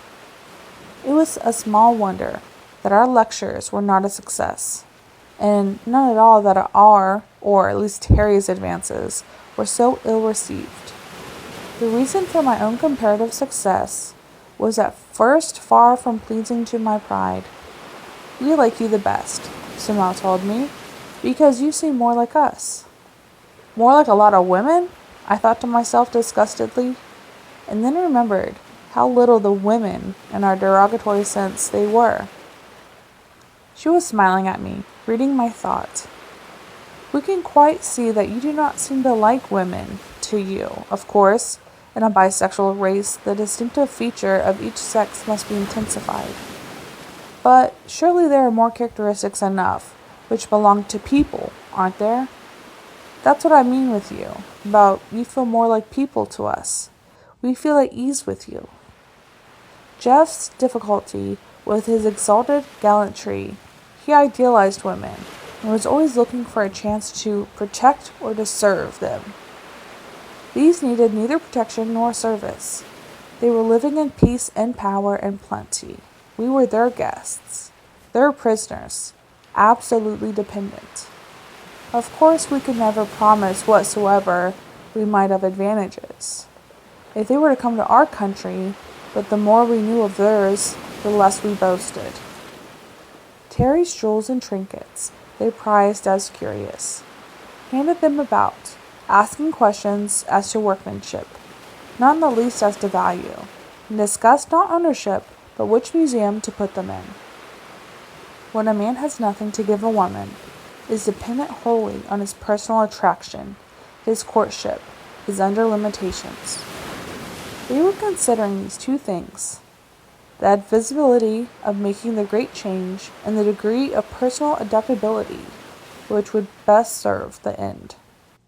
Here we had the advantage of our small personal experience with those 3 fleet forest girls, and that served to draw us together. As for Ellador, suppose you come to a strange land and find it pleasant enough, just a little more than ordinarily pleasant. Then you find a rich farmland, and then gardens, gorgeous gardens, and then palaces full of rare and curious treasures, and then mountains like the Himalayas, and then the sea. I liked her the day she balanced on the branch before me and named the trio. I thought of her the most. Afterward, I turned to her like a friend when we met for the 3rd time and continued the acquaintance. While Jeff's ultra devotion rather puzzled Silas, really put off their day of happiness, while Terry and Alima quarreled and parted, re-met and reparted, Ellador and I grew to be close friends. We talked and talked. We took long walks together. She showed me things, explained them, interpreted much that I had not understood. Through her sympathetic intelligence, I became more and more comprehending of the spirit of the people of Herland, more and more appreciative of its marvelous inner growth as well as outer perfection. I ceased to feel a stranger, a prisoner. There was a sense of understanding, of identity, of purpose.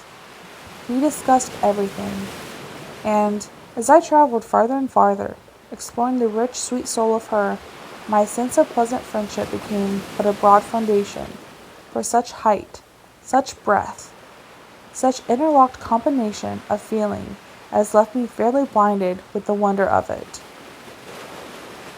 As I've said, I've never cared very much for women, nor they for me, not Terry fashion. But this one? At first, I never even thought of her in that way, as the girls have it. I'd not come to the country with any Turkish harem intentions, and I was no woman worshipper like Jeff. I just liked the girl as a friend, as we say. That friendship grew like a tree. She was such a good sport. We did all kinds of things together. She taught me games, and I taught her games.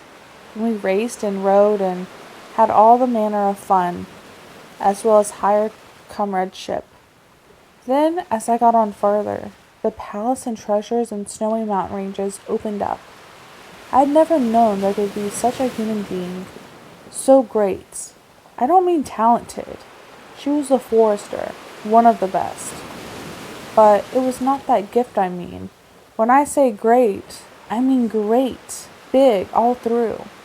If I had known more of those women as intimately, I should not be found her so unique. But even among them she was noble. Her mother was an overmother, and her grandmother too, I heard later. So she told me more and more of her beautiful land, and I told her as much, yes, more than I wanted to, about mine, and we became inseparable. Then this deeper recognition came and grew. I felt my own soul rise and lift its wings, as it were. Life got bigger. It seemed as if I understood, as I never had before, as if I could do things, as if I too could grow, if she would help me. And then it became, to both of us all at once, a still day on the edge of the world, their world, the two of us, gazing out over the far dim forest land below, talking of heaven and earth and human life, and of my land and other lands, and what they needed and what I hoped to do for them. If you will help me, I said.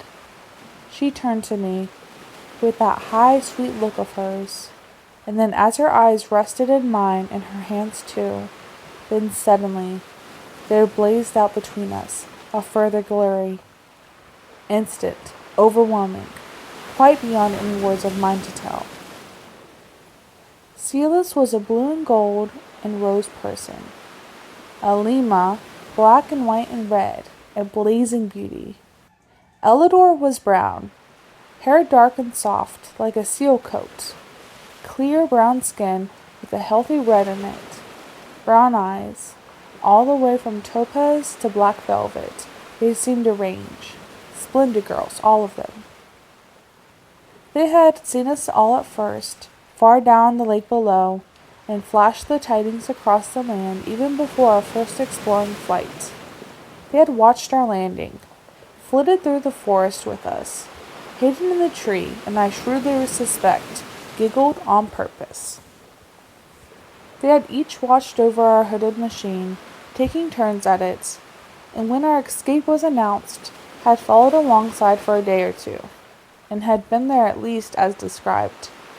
They felt a special claim on us, called us their men, and when we were at liberty to study the land and people, and be studied by them, their claim was recognized by the wise leaders.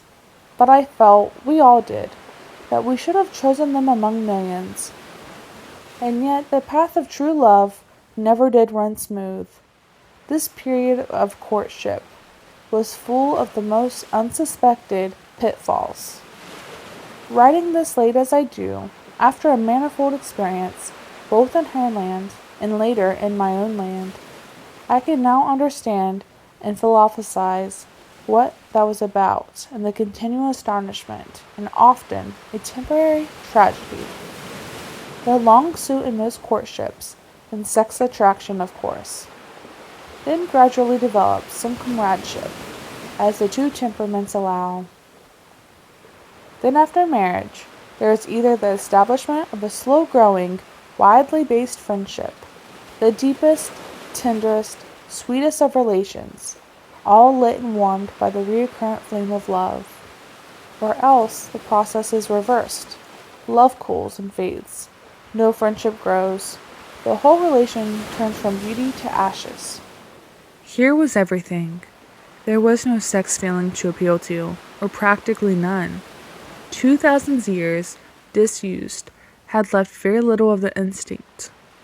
Also, we must remember that those who at times manifested it, as exceptions, were often, by the fact, denied of motherhood. Yet, while the mother process remains, the inherent ground for sex distinction remains also. And who shall say that long-forgotten feeling, vague and nameless, was stirred in some of these mothers' hearts by our arrival? What left us even more at sea in our approach was the lack of any sex tradition. There was no accepted standard of what was manly and what was womanly. When Jeff said, taking the fruit basket from his adored one, "A woman should not carry anything," Silas said, "Why?" with the frankest amazement. He could not look that fleet-footed, deep-chested young forester in the face and say, "Because she is weaker." She wasn't. One does not call a racehorse weak because it is visibly not a cart horse. He said rather lamely that women were not built for heavy work. She looked out across the fields to where some of the women were working, building a new bit of wall out of large stones, looked back at the nearest town where its women built horses, down the smooth, hard road we were walking on, and then at the little basket he had just taken from her. "I don't understand," she said sweetly. "Are the women in your country so weak they could not carry such a thing as that?" "It is a convention," he said. "We assume that motherhood is a sufficient burden, that men should carry all other things." "What a beautiful feeling," she said, her blue eyes shining. "Does it work?" asked Alima in her keen, swift way. "Do all men in all countries carry everything? Or is it only yours?" "Don't be so literal," Terry begged lazily. "Why, aren't you willing to be worshipped and waited on? We like to do it." "You don't like to have us to do it to you," she answered. "That's different," he said, annoyed. And when she said, "Why is it?" he quite sulked, referring her to me, saying, "Van's the philosopher." Elodor and I talked it all together, so that we had come to an easier experience of it when the real miracle time came. Also between us, we made things clearer to Jeff and Silas, but Terry would not listen to reason. He was madly in love with Alima. He wanted to take her by storm, and nearly lost her forever. You see, if a man loves a girl who is in the first young place inexperienced, who in the second place is educated with a background of caveman tradition, a middle ground of poetry and romance, and a foreground of unspoken hope and interest, all centering upon one event, and who has, furthermore, absolutely no other hope of interest worthy of the name, why, it is a comparatively easy matter to sweep her off her feet with a dashing attack. Terry was a past master in the process. He tried it here, and Alima was so affronted, so repelled, that it was weeks before he got it near enough to try again. The more coldly she denied him, the hotter his determination. He was not used to real refusal. The approach of flattery was dismissed with laughter. Gifts and such attentions we could not bring to bear. Pathos and complaint of cruelty stirred only reasoning inquiry. It took Terry a long time. I doubt if she ever accepted her strange lover as fully as Silas and Elodor did theirs. He had hurt and offended her too often. There were reservations. But I think Alima retained some faint vestige of long-descended feeling which made Terry more possible to her than to others, and that she had made up her mind to the experiment, and hated to renounce it. However it came about, we all three at length achieved full understanding, and solemnly faced what was to them a step of measureless importance, a grave question as well as a great happiness. To us, a strange new joy. Of marriage as a ceremony, they knew nothing. Jeff was for bringing them to our country for the religious and the civil ceremony, but neither Silas nor the others would consent. "We can't expect them to want to go with us yet," said Terry sagely. "Wait a bit, boys. We've got to take them on their own terms, if at all." This and rueful remnants of his repeated failures. "But our time's coming," he added cheerfully. "These women have never been mastered, you see." This as one who made a discovery. "You better not try to do any mastering if you value your chances," I told him seriously. But he only laughed and said, "Every man to his trade." We couldn't do anything with him. He had to take his own medicine. If the lack of tradition of courtship Left as much at sea in our wooing, we found ourselves still more bewildered by the lack of tradition and matrimony. Here again, I have to draw on later experience, and as a deep acquaintance with their culture as I could achieve, to explain the gulfs of difference between us. 2,000 years of one continuous culture with no men. Back of that, only traditions of harem. They had no exact analog for our world home, any more than they had for our Roman-based family. They loved one another with a practicality, universal affection, rising to exquisite and unbroken friendships, and broadening to a devotion to their country and their people, for which our word patriotism is no definition at all. Patriotism, red hot, is compatible with the existence of neglect of national interests. Dishonesty, a cold indifference to the suffering of millions. Patriotism is largely pride, and very largely combativeness. Patriotism generally has a chip on its shoulder. This country had no other country to measure itself by, save the few poor savages far below with whom they had no contact. They loved their country because it was their nursery, playground, and workshop, theirs and their children's. They were proud of it as a workshop, proud of their record and ever-increasing efficiency. They had made a pleasant garden of it, a very practical little heaven, but most of all they valued it, and here it is hard for us to understand them as a cultural environment for their children. That, of course, is the keynote of the whole distinction, their children. From those whose first breathlessly guarded, half-adored race mothers, all up the ascending line, they had this dominant thought of building up a great race through their children. All the surrendering devotion of our women have put into their private families. These women put in their country and race. All the loyalty and service men expect of wives they gave, not singly to men, but collectively to one another. And the mother instinct, with us so painfully intense, so thwarted by conditions, so concentrated in personal devotion to a few, so bitterly hurt by death, disease, and barrenness, and even by the mere growth of the children, leaving the mother alone in her empty nest. All this feeling with them flowed out in a strong, wide current, unbroken through these generations, deepening and widening through the years, including every child in all the land. With their united power and wisdom, they had studied and overcome the diseases of childhood. Their children had none. They had faced the problems of education and so solved them that their children grew up as naturally as young trees, learning through every sense, taught continuously but not unconsciously, never knowing that they were being educated. In fact, they did not use the word as we do. Their idea of education was the special training they took, when half grown up, under experts. Then the eager young minds fairly flung themselves on their chosen subjects, and acquired with an ease, a breath, a grasp, at which I never ceased to wonder.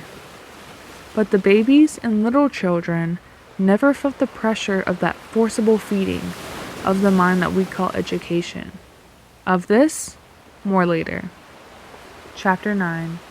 Our Relations and Theirs. What I'm trying to show here is that with these women, the whole relationship of life counted in a glad, eager growing up to join the ranks of workers in the line best loved. A deep, tender reverence for one's own mother, too deep for them to speak of freely, and beyond that, the whole free, wide range of sisterhood, the splendid service of the country and friendships. To these women we came, filled with the ideas, convictions, traditions of our own culture, and undertook to rouse them in the emotions which to us seemed proper. However, much or little of true sex feeling there was between us, it phrased itself in our minds in terms of friendship. The one purely personal love they knew, and the ultimate parentage. Visibly, we were not mothers, nor children, nor compatriots. So if they loved us, we must be friends. That we should pair off together in our courting days was natural to them. That we three should remain together, as much as they did themselves, was also natural. We had as yet no work, so we hung out about them in their forest tasks. That was natural too. But when we began to talk about each couple having homes of our own, they could not understand it. Our work takes us around the country, explained Celis. We cannot live in one place all the time. We are together now, urged Alima, looking proudly at Terry's stalwart nearness. This was one of the times when they were on, though presently off again. It's not the same thing at all, he insisted. A man wants a home of his own, with his wife and family in it. Staying in it, all the time? Asked Ellador. Not in prison, surely. Of course not. Living there, naturally, he answered. What does she do there, all the time? Alima demanded. What is her work? Then Terry patiently explained again that our women did not work, with reservations. But what do they do if they do not work? She persisted. They take care of the home and the children. At the same time? Asked Ellador. Why, yes. The children play about and the mother has charge of it all. There are servants, of course. It seemed so obvious, so natural to Terry, that he always grew impatient. But the girls were honestly anxious to understand. How many children do your women have? Alima had her notebook out now, and a rather firm set of lip. Terry began to dodge. There is no set number, my dear, he explained. Some have more, some have less. Some have none at all, I put in mischievously. They pounced on this admission and soon wrung from us the general fact that those women who had the most children and the least servants, and those who had the most servants and the least children. There, triumphed Alima, 1 or 2 or no children, and 3 or 4 servants. Now what do those women do? We explained the best we might. We talked of social duties, disingenuously, banking upon them not interpreting the words as we did. We talked of hospitality, entertainment, and various interests. All the time we knew that these large-minded women, whose whole mental outlook was so collective, the limitations of a wholly personal life were inconceivable. We cannot really understand it, Ellador concluded. We are only half a people. We have our woman ways, and they have their man ways, and they're both ways. We have worked out a system of living which is of course limited. There must be a broader, richer, better one. I should like to see it. You shall, my dearest, I whispered. There is nothing to smoke, complained Terry. Here he was in the midst of a prolonged quarrel with Alma, and needed a sedative. There's nothing to drink. These blessed women have no pleasant vices. I wish we could get out of here. This wish was vain. We were always under a certain degree of watchfulness. When Terry burst forth to tramp the streets at night, he always found a kernel here or there. And when, on an occasion of fierce though temporary despair, he had plunged to the cliff edge with some vague view to escape, he found several of them close by. We were free, but there was a string to it. They've no unpleasant ones either, Jeff reminded him. Wish they had, Terry persisted. They've neither the vices of men nor the virtues of women. They're neuters. You know better than that. Don't talk that nonsense, said I severely. I was thinking of Ellador's eyes, and they gave me a certain look. A look she did not realize at all. Jeff was equally incensed. I don't know what virtues of women you miss. Seems to me they have all of them. They've no modesty, snapped Terry. No patience. No submissiveness. None of that natural yielding which is a woman's greatest charms. I shook my head pityingly. Go and apologize and make friends again, Terry. You've got a grouch, that's all. These women have the virtue of humanity, with less of its faults than any folks I've ever seen. As for patience, they have pitched us over the cliffs the first day we lit among them, and if they hadn't that. There are no distractions, he grumbled. Nowhere a man can go and cut loose a bit. It's an everlasting parlor and nursery. And workshop, I added, and school, and office, and laboratory, and studio, and theater, and home. Home, he sneered. There isn't a home in this whole pitiful place. There isn't anything else, and you know it, Jeff retorted hotly. I never dreamed of such universal peace and goodwill and mutual affection. Oh, well, of course, if you like perpetual Sunday school, it's all very well. But I like something doing here. It's all done. There was something to this criticism. The years of pioneering lay far behind them. Theirs was a civilization in which the initial difficulties had long since overcome. The untroubled peace, the unmeasured plenty, the steady health, the large goodwill, and smooth management which ordered everything, left nothing to overcome. It was like a pleasant family in an old established, perfectly run country place. I liked it because of my eager and continued interest in the sociological achievements involved. Jeff liked it as he would have had liked such a family and such a place anywhere. Terry did not like it because he found nothing to oppose, to struggle with, to conquer. Life is a struggle, has to be, he insisted. If there is no struggle, there is no life, that's all. You're talking nonsense, masculine nonsense, the peaceful Jeff replied. He was certainly a warm defender of Herland. Ants don't raise their myriads to struggle, do they? Or the bees?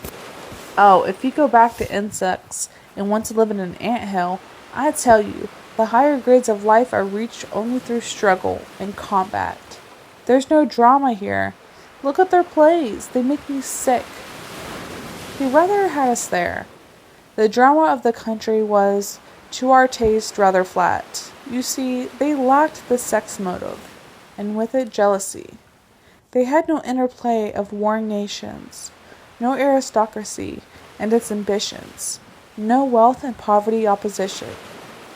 I see I had said little about the economics of the place. It should have come up before, but I'll go on about the drama now.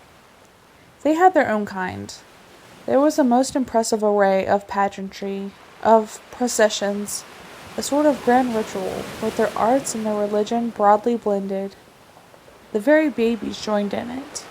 To see one of their great annual festivals, with the massed and marching stateliness of those great mothers, the young women brave and noble, beautiful and strong, and then the children, taking part as naturally as ours would frolic around a Christmas tree. It was overpowering in the impression of joyous, triumphant life. They had begun at a period when the drama, the dance, music, religion, and education were all very close together, and instead of developing them in detached lines, they had kept the connection. Let me try and give it again, if I can, a faint sense of difference in the life view, the background and basis on which their culture rested. Elidor told me a lot about it.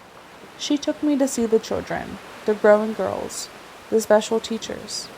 She picked out books for me to read.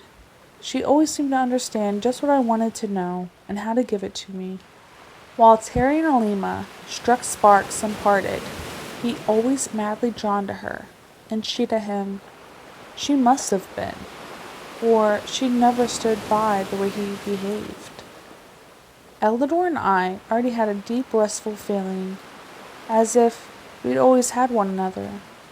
Jeff and Silas were happy, there was no question of that, but it didn't seem to me as if they could have the good times that we did. Well, here is the Herland child facing life, as Elidor tried to show it to me. From the first memory they knew peace, beauty, order, safety, love, wisdom, justice, patience, and plenty. By plenty I mean that the babies grew up in an environment which met their needs, just as young fawns might grow up in a dewy forest glades with brook-fed meadows, and they enjoyed it as frankly and utterly as the fawns would. They found themselves in a big, bright, lovely world, full of the most interesting and enchanting things to learn and to do. The people everywhere were friendly and polite. No Herland child ever met the overbearing rudeness we so commonly show to children. They were people too, from the first, the most precious part of the nation. In each step of the rich experience of living, they found the instance of the studying widen out into contact with endless range of common interests. The things they learned were related, from the first related to another and to the national prosperity. It was a butterfly that made me a forester, said Ellador. I was about 11 years old, and I found a big purple and green butterfly on a low flower. I caught it very carefully by the closed wings, as I had been told to do, and carried it to the nearest insect teacher. I made a note there to ask her what on earth an insect teacher was, to ask her its name. She took it only from me with a little cry of delight. "Oh, you blessed child," she said. "Do you like obernuts?" Of course I liked obernuts, and said so. It was our best food nut, you know. This is a female of the obernut moth, she told me. They were almost gone. We had been trying to exterminate them for centuries. If you had not caught this one, it might have laid eggs enough to raise worms enough to destroy thousands of our nut trees, thousands of bushels of nuts, and make years and years of trouble for us. Everybody congratulated me. The children all over the country were told to watch for the moth, and if there were any more, I was shown the history of the creature, and an account of the damage it used to do, and how long and hard our foremothers had worked to save that tree for us. I grew afoot, it seemed, and determined then and there to be a forester. This, but in an instance, she showed me many. The big difference, whereas our children grow up in private homes and families, with every effort to make and provide and protect and seclude from a dangerous world. Here they grew up in a wide, friendly world, and knew it for theirs from the first. Their child literature was a wonderful thing. I could have spent years following the delicate subtleties, the smooth simplicities, with which they had bent their great art to the service of the child mind. We had two life cycles, the man's and the woman's. To the man there is growth, struggle, conquest, the establishment of his family, and as much further success and gain and ambition as he can achieve. To the woman, growth, the securing of a husband, the subordinate activities of family life, and afterwards such social and charitable interest as her position allows. Here was but one cycle, and that was a large one. The child entered upon a broad open field of life, in which motherhood was one of the most personal contributions to the national life, and all the rest the individual share in the common activities. Every girl I talked to at any age, above babyhood, had her cheerful determination as to what she was going to be when she grew up. What Terry meant by saying they had no modesty was that this great view had no shady places. They had a high sense of personal decorum, and no shame, no knowledge of anything else to be ashamed of. Even their shortcomings and misdeeds in childhood never were presented to them as sins, merely as errors and misplays, as in a game.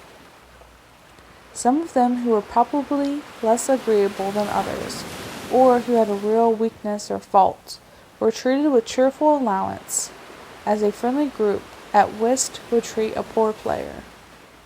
Their religion, you see, was maternal, and their ethics, based on the full perception of evolution, showed the principle of growth and the beauty of wise culture.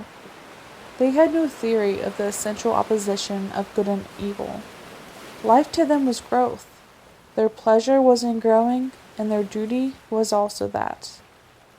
With this background, with the sublimated mother love, expressed in terms of widest social activity, every phase of their work was modified and its effect in its national growth. The language itself had deliberately clarified, simplified, and made easy and beautiful for the sake of the children. This seemed to us a wholly incredible thing. First, that any nation should have the foresight, the strength, and the persistence to plan and fulfill such a task. And second, that was women should have such initiative. We have assumed as much, of course, that women had none, that only the man with his natural energy and impatience of restriction would ever invent anything. Here we found that the pressure of life upon the environment develops in the human mind its inventive reactions, regardless of sex, and further, that a fully awakened motherhood plans and works without limit for the good of the child. Here, that the children might not be most nobly born and reared in an environment calculated to allow for the richest, freest growth. They had deliberately remodeled and improved the whole state. I do not mean in the least that they stopped at that, any more than a child stops at childhood. The most impressive part of their whole culture, beyond this perfect system of child rearing, was the range of interests and associations open to them all for life. But in the field of literature, I was most struck, at first by the child motive. We had the same gradation of simple, repetitive verse and story that we were familiar with, and the most exquisite, imaginative tales. But where, with us, these were all dribbled remnants of ancient folk myths and primitive lullabies. Theirs was the exquisite work of great artists, not only simple and unfailing to appeal to the child mind, but true to the living world about them. To sit in one of their nurseries for a day was to change one's views forever as to babyhood. The youngest ones, rosy fatlings in their mother's arms, or sleeping lightly in the flower-sweet air, seemed natural enough. Save that they never cried. I never heard a child cry in Herland, save once or twice at a bad fall, and then people ran to help, as we would not scream at agony from a grown person. Each mother had her year of glory, the time to love and learn, living closely with her child, nursing it proudly, often 2 years or more. This perhaps was one reason for their wonderful vigor. But after the baby year, the mother was not so constantly in attendance, unless indeed her work was among the little ones. She was never far off, however, and her attitude toward the co-mothers, whose proud child service was direct and continuous, was lovely to see. As for the babies, a group of those naked darlings playing on the short velvet grass, clean swept, or rugs as soft, or in shallow pools of bright water, tumbling over with bubbling joyous baby laughter. It was a view of infant happiness, such as I had never dreamed. The babies were reared in the warmer part of the country, and gradually acclimated to the cooler heights as they grew older. Sturdy children of 10 or 12 played in the snow as joyfully as ours do. There were continuous excursions of them, from one part of the land to another, so that each child, the whole country, might be home. It was all theirs, waiting for them to learn, to love, to use, to serve. As our own little boys plans to be a big soldier, or a cowboy, or whatever pleases their fancy, and our little girls plan for some kind of home they mean to have, or how many children. These planned freely and gaily, with much happy chattering of what they would do for their country when they were grown. It was the eager happiness of the children and young people which first made me see the folly of the common notion of ours, that if life is smooth and happy, people would not enjoy it. As I studied these youngsters, vigorous, joyous, eager little creatures, and their ferocious appetite for life, it shook my previous ideas so thoroughly that they have never been re-established. The steady level of good health gave them all the natural stimulus we used to call animal spirits, an odd contradiction of terms. They found themselves in an immediate environment which was agreeable and interesting, and before them stretched the years of learning and discovery, the fascinating endless process of education. As I looked into these methods and compared them with our own, my strange and comfortable sense of race humility grew apace. Elidor could not understand my astonishment. She explained things kindly and sweetly, but with some amazement that they needed explaining, and with sudden questions as to how we did it left me meeker than ever. I betook myself to Samal one day, carefully not taking Elidor. I did not mind seeming foolish to Samal. She was used to it.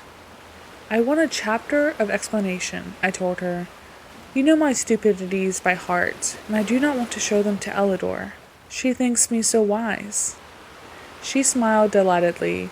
It's beautiful to see, she told me. This new wonderful love between you. The whole country is interested, you know. How can we help it? I had not thought of what to say. We say all the world loves a lover, but to have a couple million people watching one's courtship, and that a difficult one, was rather embarrassing. Tell me about your theory of education, I said. Make it short and easy. And to show you what puzzles me, I'll tell you that in our great theory of stress is laid and forced, the exertion of the child's mind. We think it is good for him to overcome obstacles. Of course it is, she unexpectedly agreed. All our children do that. They love to. This puzzled me again. If they love to do it, how could it be educational? Our theory is this, she went on carefully. Here is a young human being. The mind is as natural a thing as the body, the thing that grows, a thing to use and enjoy. We seek to nourish, to stimulate, to exercise the mind of a child as we do the body. There are two main divisions in education. You have those things, of course. The things that is necessary to know and the things that is necessary to do. Mental exercises, you mean? Yes. Our general plan is this. In the matter of feeding the mind, of furnishing information, we use the best powers to meet the natural appetite of healthy young brain, not to overfeed it, to provide such amount and variety of impressions as seem most welcome to each child. That is the easiest part. The other division is in arranging a properly graduated series of exercises which will best develop each mind, the common faculties we all have, and most carefully, the especial faculties some of us have. You do this also, do you not? In a way, I said rather lamely. We have not so subtle and highly developed system as you, not approaching it, but tell me more. As to the information, how do you manage it? It appears that you all know pretty much everything. Is that right? She was laughing. By no means. We are, as you soon found out, extremely limited in knowledge. I wish you could realize what a ferment of the country is in the new things you have told us. The passion, eagerness, among thousands of us, to go to your country and learn. But what we do know is readily divisible into common knowledge and special knowledge. The common knowledge we have long since learned to feed in the minds of our little ones, with no waste of time or strength. The special knowledge is open to all, as they desire it. Some of us specialize in one line only, but most of us take up several. Some for their regular work, some to grow with. To grow with? Yes. When one settles too close in one kind of work, there is a tendency to atrophy in the disused portions of the brain. We like to keep learning always. What do you study?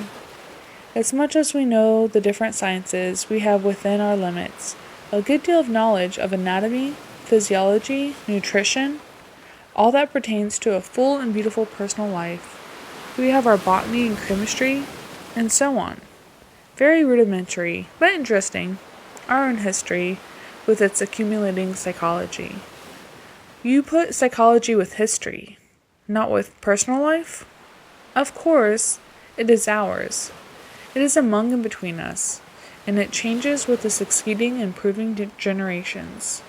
We are at work, slowly and carefully, developing our whole people along these lines. It is glorious work, splendid. To see the thousands of babies improving, showing stronger, clearer minds, sweeter dispositions, higher capacities. Don't you find it so in your country? This I evaded flatly. I remembered the cheerless claim that the human mind was no better than its earliest period of savagery, only better informed, a statement I had never believed. We try most earnestly for 2 powers, Shamel continued. The 2 that seem to us basically necessary for all noble life, a clear far-reaching judgment, and a strong well-used will. We spend our best efforts, all through childhood and youth, in developing these faculties, individual judgment and will. As part of your system of education, you mean? Exactly. As the most valuable part. With the babies, as you may have noticed, we first provide an environment which feeds the mind without tiring it. All manner of simple and interesting things to do, as simple as they are old enough to do them. Physical properties, of course, come first, but as early as possible, going very carefully, not to tax the mind, we provide choices, simple choices, with very obvious causes and consequences. You've noticed the games? I had. The children always were playing something or else, sometimes engaged in a peaceful researches of their own. I had wondered at first, when they went to school, but soon found out they never did, to their knowledge.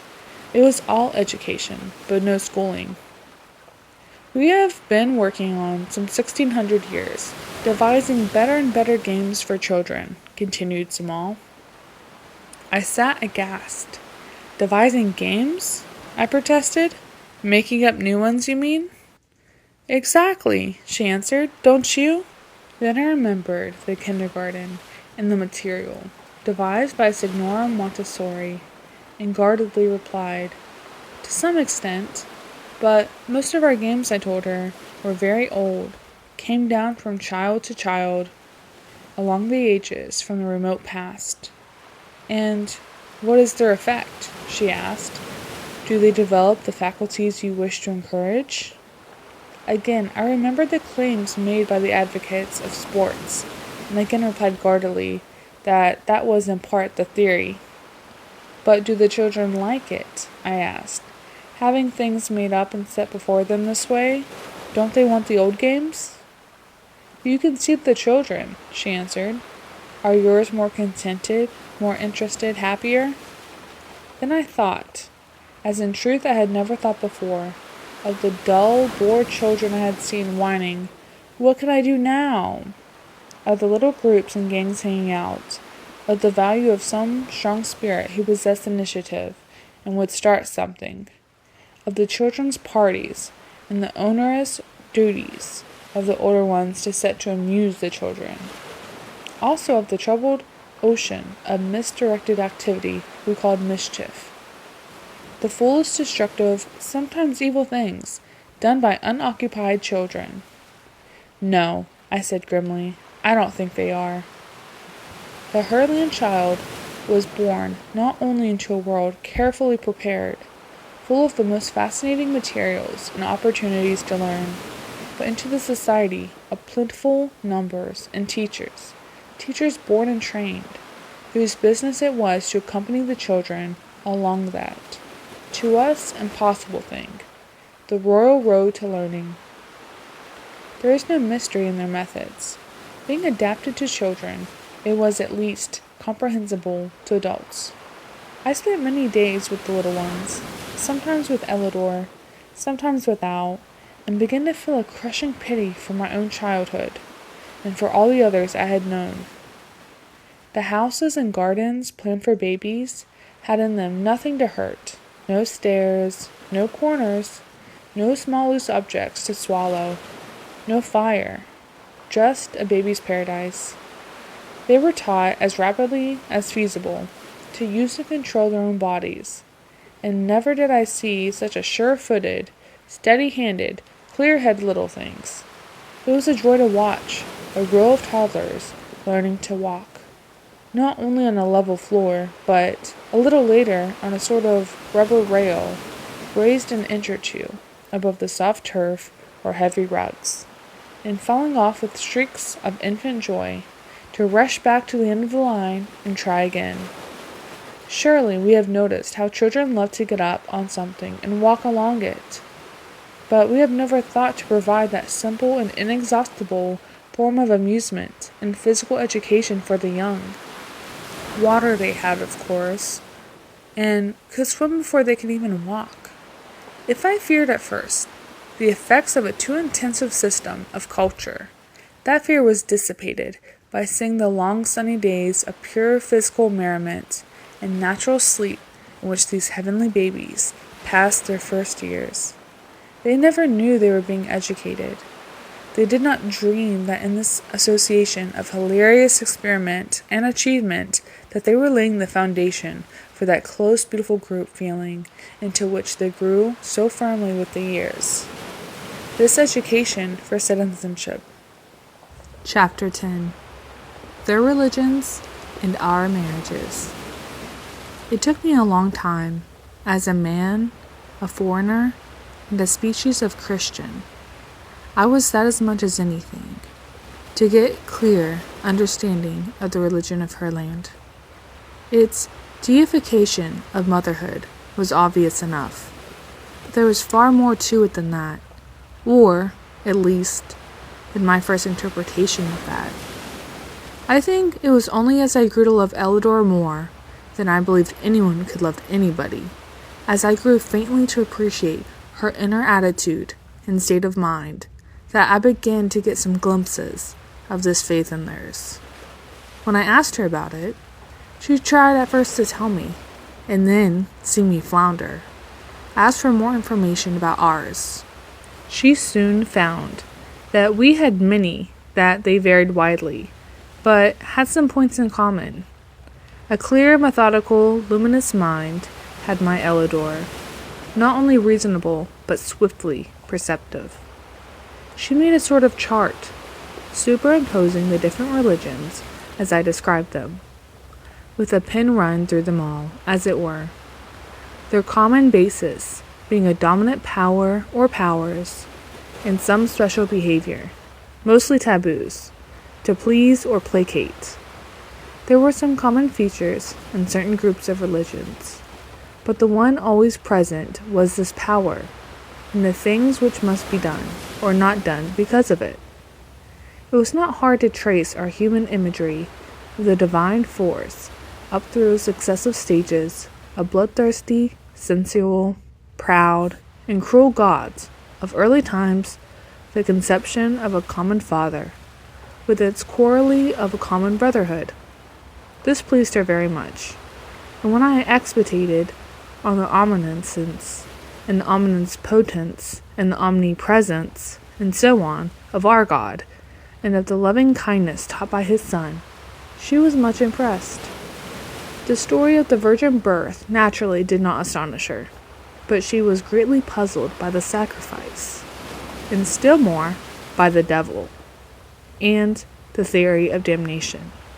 When, in an inadvertent moment, I said that certain sects had believed in infant damnation, and explained it, she sat very still indeed.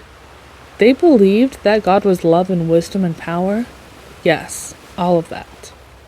Her eyes grew large, her face ghastly pale. And yet that such God could put little new babies to burn for eternity? She fell into a sudden shuddering and left me, running swiftly to the nearest temple. Every smallest village had its temple, and in those gracious retreats sat wise and noble women, quietly busy at some sort of work of their own until they wanted, always ready to give comfort, light, or help to any applicant. Ellador told me afterward how easily this grief of hers was assuaged, and seemed ashamed of not having helped herself out of it. You see, we're not accustomed to horrible ideas, she said, coming back to me rather apologetically. We haven't had any, and when we get a thing like that in our minds, it's like, oh, like red pepper in your eyes. So I just ran to her, blinded, almost screaming, and she took it out so quickly, so easily. How? I asked, very curious. Why, you blessed child, she said. You've got the wrong idea altogether. You do not have to think that there was ever such a God, for there wasn't. Or such a happening, for there wasn't. Nor even that this hideous false idea was believed by anybody. But only this, that people who are utterly ignorant will believe anything, which you certainly knew before. Anyhow, pursued Ellador. She turned pale for a minute when I first said it. This was a lesson to me. No wonder the whole nation of women was peaceful and sweet in expression. They had no horrible ideas. Surely, you had someone you began, I suggested. Oh yes, no doubt. But as soon as our religion grew into any height at all, we left them out, of course. From this, as from many things I see, I grew to see what I could finally put into words. Have you no respect for the past? For what was thought and believed by your foremothers? Why no, she said. Why should we? They're all gone. They knew less than we do. If we are not beyond them, we are unworthy of them, and unworthy of the children who must go beyond us. This set me thinking in good earnest. I'd always imagined, simply from hearing it, said, I suppose that women were by nature conservative. Yet these women, quite unassisted by any masculine spirit of enterprise, had ignored their past and built daringly a future. Eleanor watched me think. She seemed to know pretty much what was going on in my mind. It's because we begin in a new way, I suppose. All our folks were swept away at once, and then, after that time of despair, came those wonderful children, at first. Then the whole breathless hope for us was for their children. If they should have had them, and they did. Then there was a period of pride and triumph, till we grew too numerous, and after that, when it all came down to one child apiece, we began to really work, to make better ones. But how does this account for such radical differences in your religion? I persisted. She said she couldn't talk about the difference, very intelligently, for not being familiar with the other religions, but that seemed that theirs was simple enough. Their great mother spirit was to them what their own motherhood was, only magnified beyond human limits. That meant that they had felt beneath and behind them an upholding, unfailing, serviceable love. Perhaps it was really the accumulated mother love of the race they felt, but it was a power. Just what is your theory of worship? I asked her. Worship? What is that? I found it difficult to explain. This divine love, which felt so strongly, did not seem to ask anything of them, any more than our mothers do, she said. But surely your mothers expect honor, reverence, obedience from you. You have to do those things for your mother, surely. Oh no, she insisted, smiling, shaking her soft brown hair. We do those things from our mothers, not for them. We don't have to do things for them, they don't need it, you know. But we have to live on splendidly because of them. And that's the way we feel about God. I meditated again. I thought of that God of battles of ours, that jealous God, that vengeance is mine God. I thought of our own world nightmare hell. You have no theory of internal punishment then, I take it? Ellador laughed. Her eyes were as bright as stars, and there were no tears in them, too. She was so sorry for me. How could we? She asked fairly enough. We have no punishments in life, you see. So we don't imagine them after death. You have no punishments? Neither for children nor criminals? Such mild criminals as you have? I urged. Do you punish a person for a broken leg or a fever? We have preventative measures and cures. Sometimes we have to send the patient to bed, as it were, but that's not a punishment. It's only part of the treatment, she explained. Then, studying my point of view more closely, she added, You see, we recognize in our human motherhood a great tender, limitless, uplifting force, patience and wisdom in all the delicate method. We credit God, our idea of God, with all that and more. Our mothers are not angry with us. Why should God be? Does God mean a person to you? This she thought over a little. Why, in trying to get close to it in our minds, we personify the idea naturally. But we certainly do not assume a big woman somewhere who is God. What we call God is a pervading power, and an indwelling spirit, something inside of us that we want more of. Is your God a big man? She asked innocently. Why, yes, to most of us, I think. Of course we'd call him an indwelling spirit just as you do. But we insist that it is a him, a person, a man, with whiskers. Whiskers? Oh yes, because you have them. Or do you wear them because he does? On the contrary, we shave them off because it seems cleaner and more comfortable. Does he wear clothes, in your idea? I was thinking over the pictures of God I had seen. Rash advances of the devout mind of man, representing his omnipotent deity as an old man in a flowing robe, flowing hair, flowing beard, and in the light of her perfectly frank and innocent questions, this concept seemed rather unsatisfying. I explained that the God of the Christian world was really the ancient Hebrew God, and that we had simply taken over the patriarchal idea that the ancient one, which quite inevitably clothed its thought of God, was with the attributes of the patriarchal ruler, the grandfather. I see, she said eagerly. After I explained the genesis and the development of religious ideals, they lived in separate groups, with a male head, and he was probably a little domineering. No doubt of that, I agreed. And we lived together without any head, in that sense. Just our chosen leaders. That does make a difference. Your difference is deeper than that, I assured her. It is in your common motherhood. Your children grow up in a world where everyone loves them. They find life made rich and happy for them by the diffused love and wisdom of all mothers. So it is easy for you to think of God in the terms of a similar diffused and competent love. I think you are far nearer right than we are. What I cannot understand, she pursued carefully, is your preservation of such an ancient state of mind.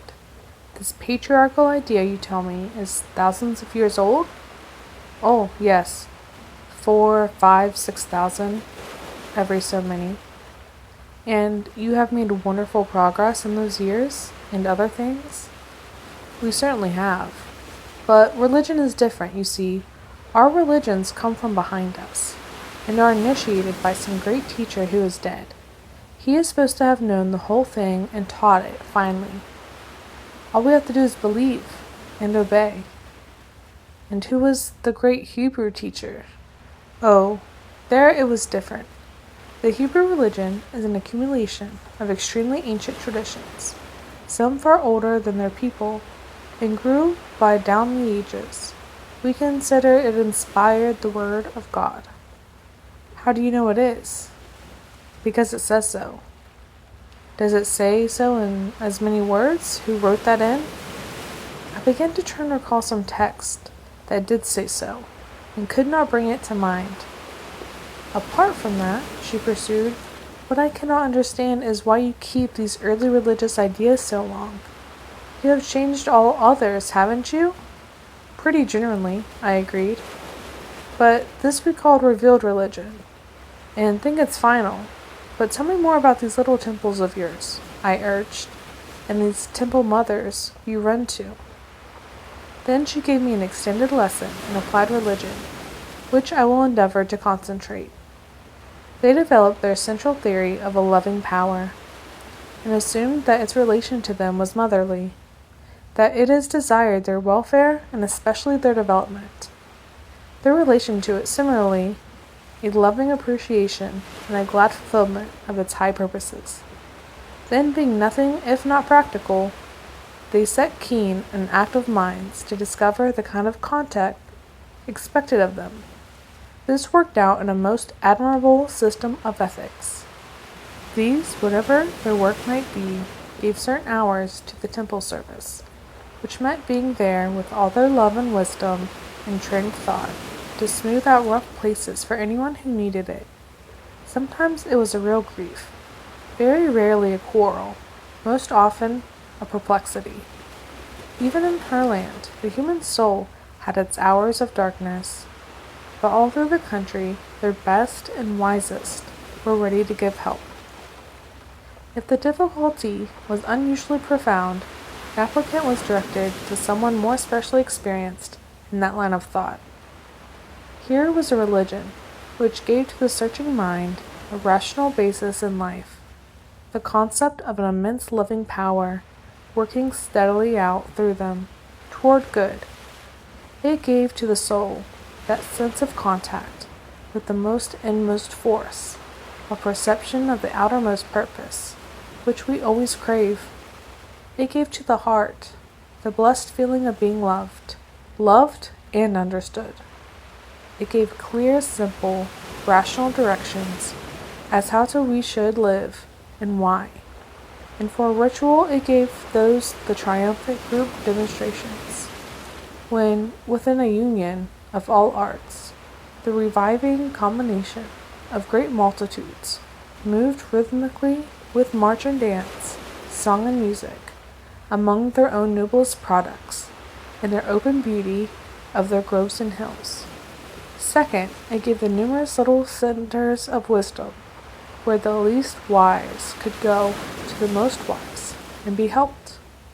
It is beautiful, I cried enthusiastically. It is the most practical, comforting, progressive religion I have ever heard of. You do love one another. You do bear one another burdens. You do realize that is the little child of a type of kingdom of heaven.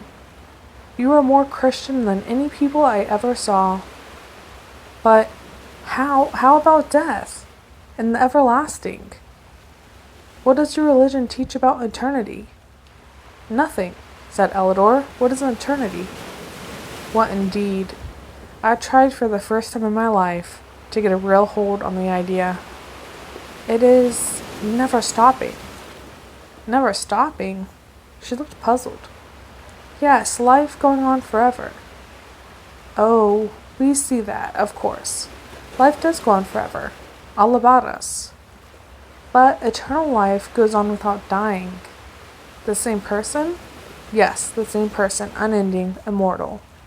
I was pleased to think I had something to teach from our religion, which theirs had never promulgated. Hear? Asked Elidor. Never did I hear. I could see her practical mind heaping up the people, and hurriedly reassured her.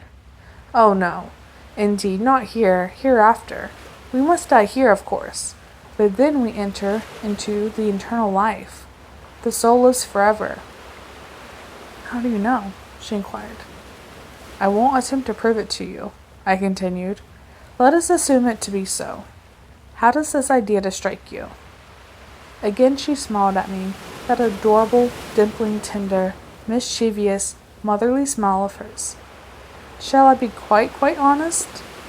You couldn't be anything else, I said, half gladly and half a little sorry. The transparent honesty of these women was a never-ending astonishment to me. It seems to me a singularly foolish idea, she said calmly, and if true, most disagreeable. Now, I had always accepted the doctrine of personal immortality as a thing established. The efforts of inquiring spiritualists always seeking to woo their beloved ghost back again, never seemed to take me necessary. But I don't say I had ever seriously and courageously discussed the subject, with myself even. I had simply assumed it to be a fact.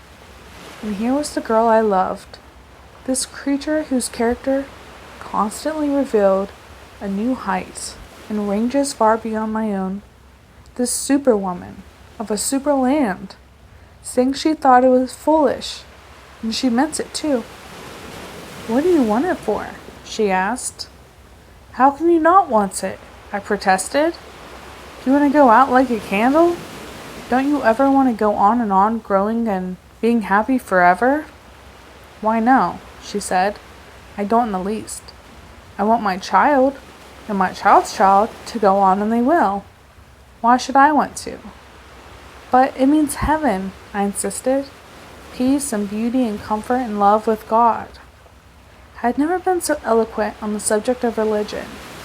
She could have been horrified at damnation and questioned the justice of salvation. But immortality, that was sure a noble faith. "Why, Van," she said, holding out her hands to me. "Why, Van, darling, how splendid of you to feel it so keenly. That's what all we want, of course, peace and beauty, comfort and love in God. And progress too, remember, growth, always and always. That is our religion teaches us to want and to work for it, and we do." "That is here," I said, "only for this life on earth." "Well, and do you not, in your own country with your beautiful religion of love and service, have it here too, for this life on earth?" None of us were willing to tell the women of Herland about the evils of our own beloved land. It was all very well for us to assume them to be necessary and essential, and to criticize strictly among ourselves their all too perfect civilization. But when it came to telling them about the failures and wastes of our own, we could never bring ourselves to do it. Moreover, we sought to avoid too much discussion and to press the subject of our approaching marriages. Jeff was the determined one on this score. "Of course they haven't had any marriage ceremony or service, but we can't make it a sort of Quaker wedding and have it in the temple. It is at least what we could do for them." It was.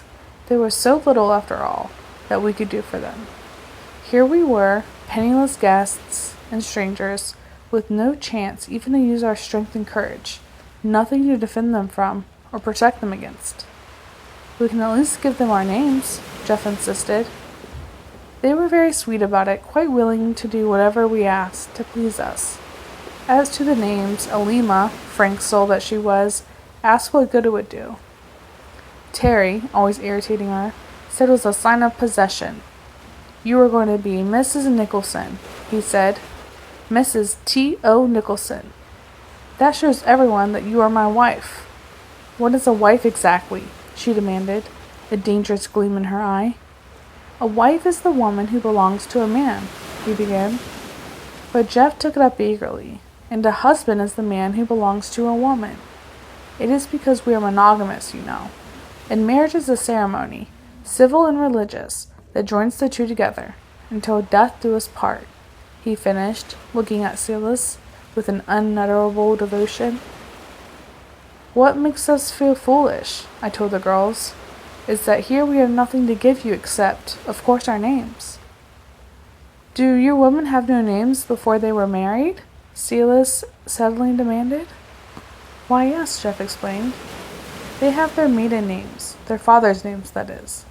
"And what becomes of them?" asked Alima. "They change their names for their husbands, my dear," Terry answered. "Change them? Do the husband then take the wife's maiden names?" "Oh, no," he laughed. "The man keeps his own, and gives it to her, too." "Then she just loses her, and takes a new one. How unpleasant. We won't do that," Alima said decidedly. Terry was good-humored about it.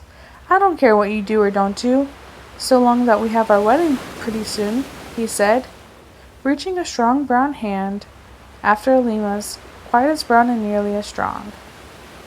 "As to giving us things, of course we can see that you'd like to, but we are glad you can't," Silas continued, You see, we love you just for yourselves. We wouldn't want you to pay for anything. Isn't that enough to know that you are loved personally, and just as men? Enough or not, that was the way we were married. We had a great triple wedding in the biggest temple of all, and it looked as if most of the nation was present. It was very solemn and very beautiful. Someone had written a new song for the occasion, nobly beautiful, about the new hope for their people, the new tie with the other lands, brotherhood as well as sisterhood, and with evident awe, fatherhood. Terry was always restive under their talk of fatherhood. Anybody'd think we were high priest of philoprotagonist, he protested. These women think of nothing but children, seems to me. We'll teach 'em. He was so certain that he was going to teach, and Alima so uncertain in her moods of reception, that Jeff and I feared the worst. We tried to caution him. Much good that did. The big handsome fellow drew himself up to full height, lifted that great chest of his, and laughed. There are 3 separate marriages, he said. I won't interfere with yours, nor you with mine. So the great day came, and countless crowds of women, and 3 bridegrooms without any supporting best men or any other men to back us up, felt strangely small as we came forward. Samel and Zava and Modine were on hand. We were thankful to have them too. They seemed almost like relatives. There was a splendid procession, breathing dances, and the new anthem I spoke of. And the whole great place pulsed with a feeling, the deep awe, the sweet hope, the wondering expectation of a new miracle. There has been nothing like this in our country since motherhood began, Samel said softly to me, while we watched the symbolic marches. You see, it is the dawn of a new era. You don't know how much this means to us. It's not only fatherhood, that marvelous dual parentage to which are strangers, the miracle of union and life-giving, but it is brotherhood. You or the rest of the world, you join us to our kind, to all the strange lands and people we have never seen. We hope to know them, to love them, to help them, and to learn of them. Ah, you cannot know. Thousands of voices rose in the soaring climax of that great hymn of coming life. By the great altar of motherhood, with its crown of fruit and flowers, stood a new one, crowned as well, before the great Overmother of the land and her ring of high temple counselors. Before that vast multitude of calm-faced mothers and holy-eyed maidens came forward our own 3 chosen ones, and we 3 men alone in all that land joined hands with them and made our marriage vows. Chapter 11. Our difficulties. We say, marriage is a lottery. Also, marriages are made in heaven. But this is not so widely accepted as the other. We have a well-founded theory that it is best to marry in one's class, and certain well-grounded suspicions of international marriages, which seem to persist in the interests of social progress, rather than those of the contracting parties. But no other combination of alien races, of color, of caste, of creed, was ever so basically difficult to establish as that between us. 3 modern American men, and these 3 women of Herland. It is all very well to say that we should have been frank about it beforehand. We had been frank. We had discussed, at least Elidor and I had, the conditions of the great adventure, and thought the path was clear before us. There are some things one takes for granted, supposes are mutually understood, and to which both parties may repeatedly refer to without ever meaning the same thing. The differences in the education of the average man and woman are great enough, but the trouble they make is not mostly for the man. He generally carries out his own views of the case. The woman may have imagined the conditions of married life to be different, but what she has imagined, was ignorant of, or might have preferred, did not seriously matter. I can see clearly and speak calmly about this now, writing after a lapse of years of full growth and education. But at the time, it was rather hard sledding for all of us, especially for Terry. Poor Terry. You see, in any other imaginable marriage among the peoples of Earth, whether the woman were black, red, yellow, brown, or white, whether she was ignorant or educated, submissive or rebellious, she would have had behind her the marriage tradition of our general history. The tradition relates the woman to the man. He goes on with his business, and she adapts herself to him to it. Even in citizenship, by some strange hocus pocus, the fact of birth and geography was waved aside, and the woman automatically acquired the nationality of her husband. Well, here we were, 3 aliens in this land of women. It was a small area, and the external differences were not so great as to astound us. We did not yet appreciate the differences between the race-minded of these people and ours. In the first place, they were a pure stock of 2,000 uninterrupted years, where we had some long-connected lines of thought and feeling together with a wide range of differences. These people were smoothly and firmly agreed on most basic principles of their life. Not only agreed in principle, but accustomed for the 60-odd generations to act on those principles. This is one thing in which we did not understand, had made no allowance for.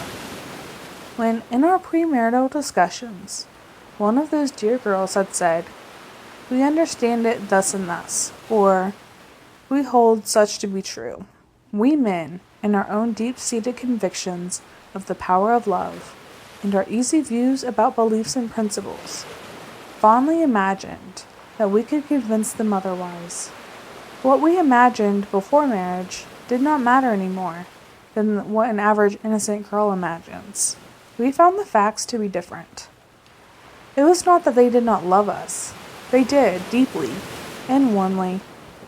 But there you are again. What they meant by love and what we meant by love were so different. Perhaps it seems rather cold-blooded to say we and they, as if we were separate couples, with our separate joys and sorrows. But our positions as aliens drove us together constantly. The whole strange experience had made our friendship more close and intimate than it would ever be in a free and easy lifetime among our own people. Also, as men, with our masculine tradition of far more than 2,000 years, we were a unit, small but firm, against this far larger unit of feminine tradition. I think I can make the clear points of difference without a too painful explicitness.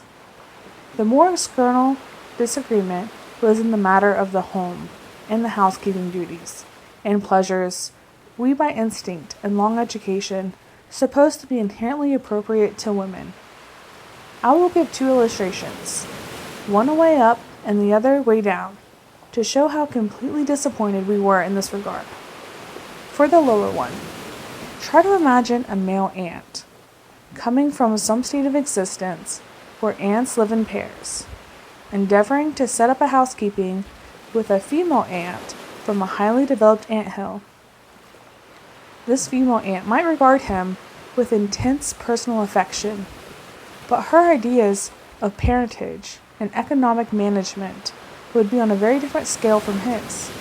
Now, of course, if she was a stray female in the country of pairing ants, he might have had his way with her. But if he was a stray male in an anthill, for a higher one, try to imagine a devoted and impassioned man trying to set up a housekeeping with a lady angel, a real wings and harp and halo angel, accustomed to fulfilling divine missions all over interstellar space. This angel might love the man with an affection quite beyond his power of return, or even of appreciation. But her ideas of service and duty would be on a different very scale of his. Of course, If she was a straight angel in a country of men, he might have his way with her. But if he was a straight man among angels... Terry, at his worst, and the black furry for which, as a man, I must have some sympathy, preferred the ant simile. More of Terry and his special troubles later. It was hard on Terry. Jeff always had a streak that was too good for his own world. He's the kind that would have made a saintly priest in earlier times. He accepted the angel theory, swallowed it whole, tried to force it upon us, with varying effect. He so worshipped Celis, and not only Celis, but what she represented. He had become so deeply convinced of almost supernatural advantages of this country and people that he took his medicine like I cannot say like a man, but more as if he wasn't one. Don't misunderstand me for a moment. Dear old Jeff was no milksop or mollycoddle either. He was a strong, brave, efficient man, and an excellent fighter when fighting was necessary.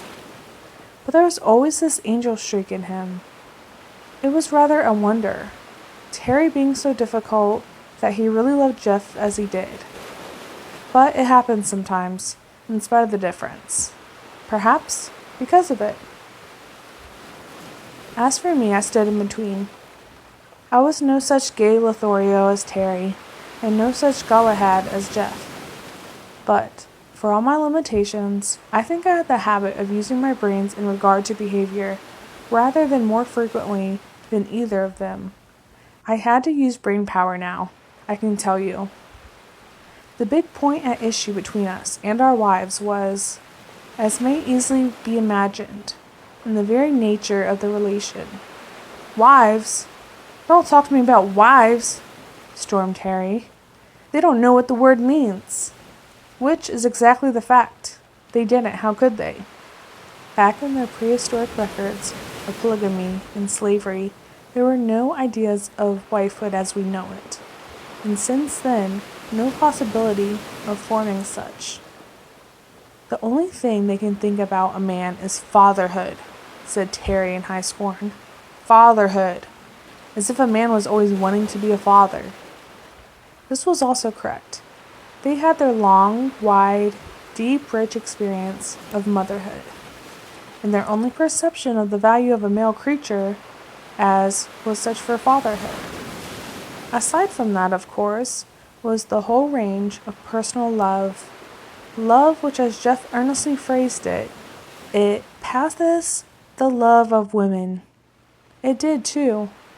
I can give no idea, either now, after a long and happy experience of it, or, as it seemed then, in the first measureless wonder, of the beauty and power of the love they gave us. Even Alima, who had a more stormy temperament than either of our others, and who, heaven knows, had far more provocation, even Alima was patience and tenderness, and wisdom personified to the man she loved, until he, but I haven't gotten to that yet. These, as Terry put it, alleged or so-called wives of ours, went right on with their profession as foresters. We, having no special learnings, had long since qualified as assistants. We had to do something, if only to pass the time, and it had to be work. We couldn't be playing forever. This kept us outdoors with those dear girls, and more or less together, too much together sometimes. These people had, it had now come clear to us, the highest, keenest, most delicate sense of personal privacy, but not the faintest idea of that solitude we are so fond of. They had, every one of them, the 2 rooms and a bath theory realized. From early childhood, each had a separate bedroom with a toilet, conveniences, and one of the marks of coming to age was the addition of an outer room in which to receive friends. Long since we had been given our 2 rooms apiece, and as from being different sex and race, these are separate in the house. It seemed to be recognized that we should breathe easier if able to free our minds in real seclusion. For food, we either went to any convenient eating house, ordered a meal, brought it in, or took it with us to the woods, always and equally good. All this we had become used to, and enjoyed, in our courting days. After marriage, there arose in us a somewhat unexpected urge of feeling that called for separate houses. But this feeling found no response in the hearts of our fair ladies. "We are alone, dear," Ellador explained to me with gentle patience. "We are alone in the great forests. We may go out and eat in a little summer house, just we two, or have a separate table anywhere, or even have a separate meal in our own rooms. How could we be more alone?" This was all very true. We had our pleasant mutual solitude about our work, and our pleasant evening talks in their apartments of ours. We had, as it were, all the pleasures of courtship carried right on, but we had no sense of perhaps it may be called possession. "Might as well not be married at all," growled Terry. "They only got up that ceremony to please us, please Jeff mostly. They've got no real idea of being married."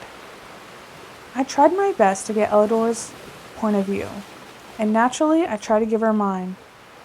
Of course, what we as men wanted to make them see was that there were other, and as we proudly said higher, uses in the relation than what Terry called mere parentage. In the highest terms, I knew how to try to explain this to Ellador. Anything higher than for mutual love, hope to give as life, as we did? She said, "How is that higher?" "It develops love," I explained. "All the power of beautiful permanent mated love comes through this higher development." "Are you sure?" she asked gently. "How do you know that it is so developed? There are some birds who love each other, so they might mope and pine if separated, and never pair again if one dies. But they never mate except in the mating season.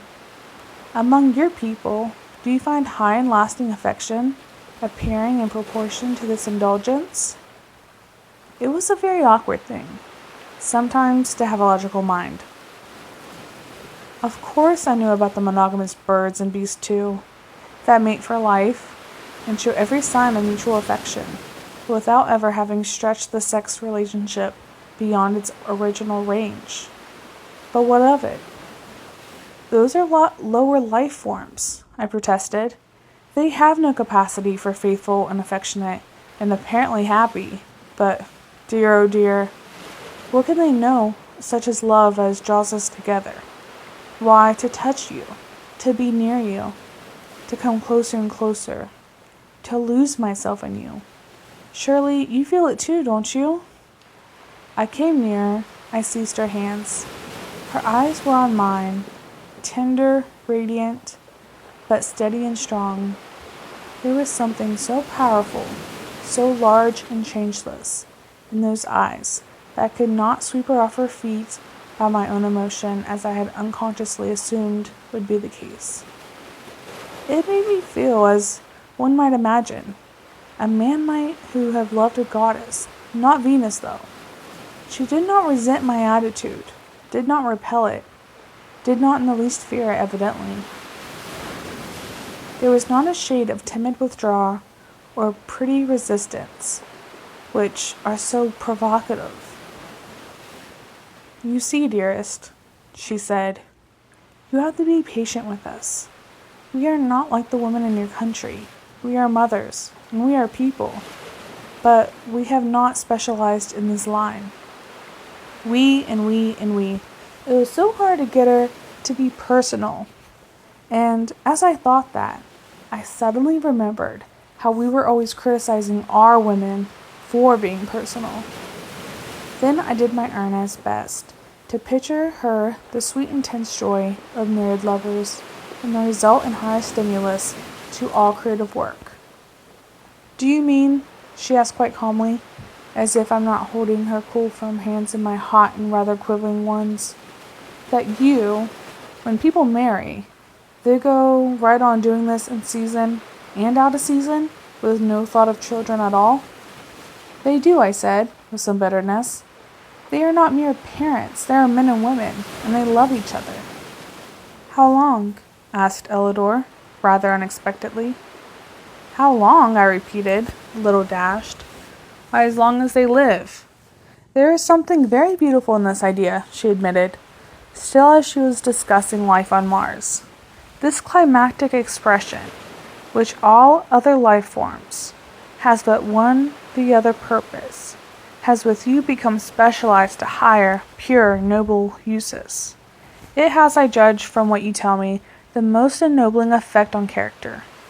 People marry, not only for parentage, but for this exquisite interchange, and the results. You have a world full of continuous lovers, ardent, happy, mutually devoted, always living on that high tide of supreme emotion, which we had supposed to belong only to one season and one use. And you say it has other results, stimulating all high creative work. That must mean floods, oceans of such work, blossoming from this intense happiness of every married pair. It's such a beautiful idea.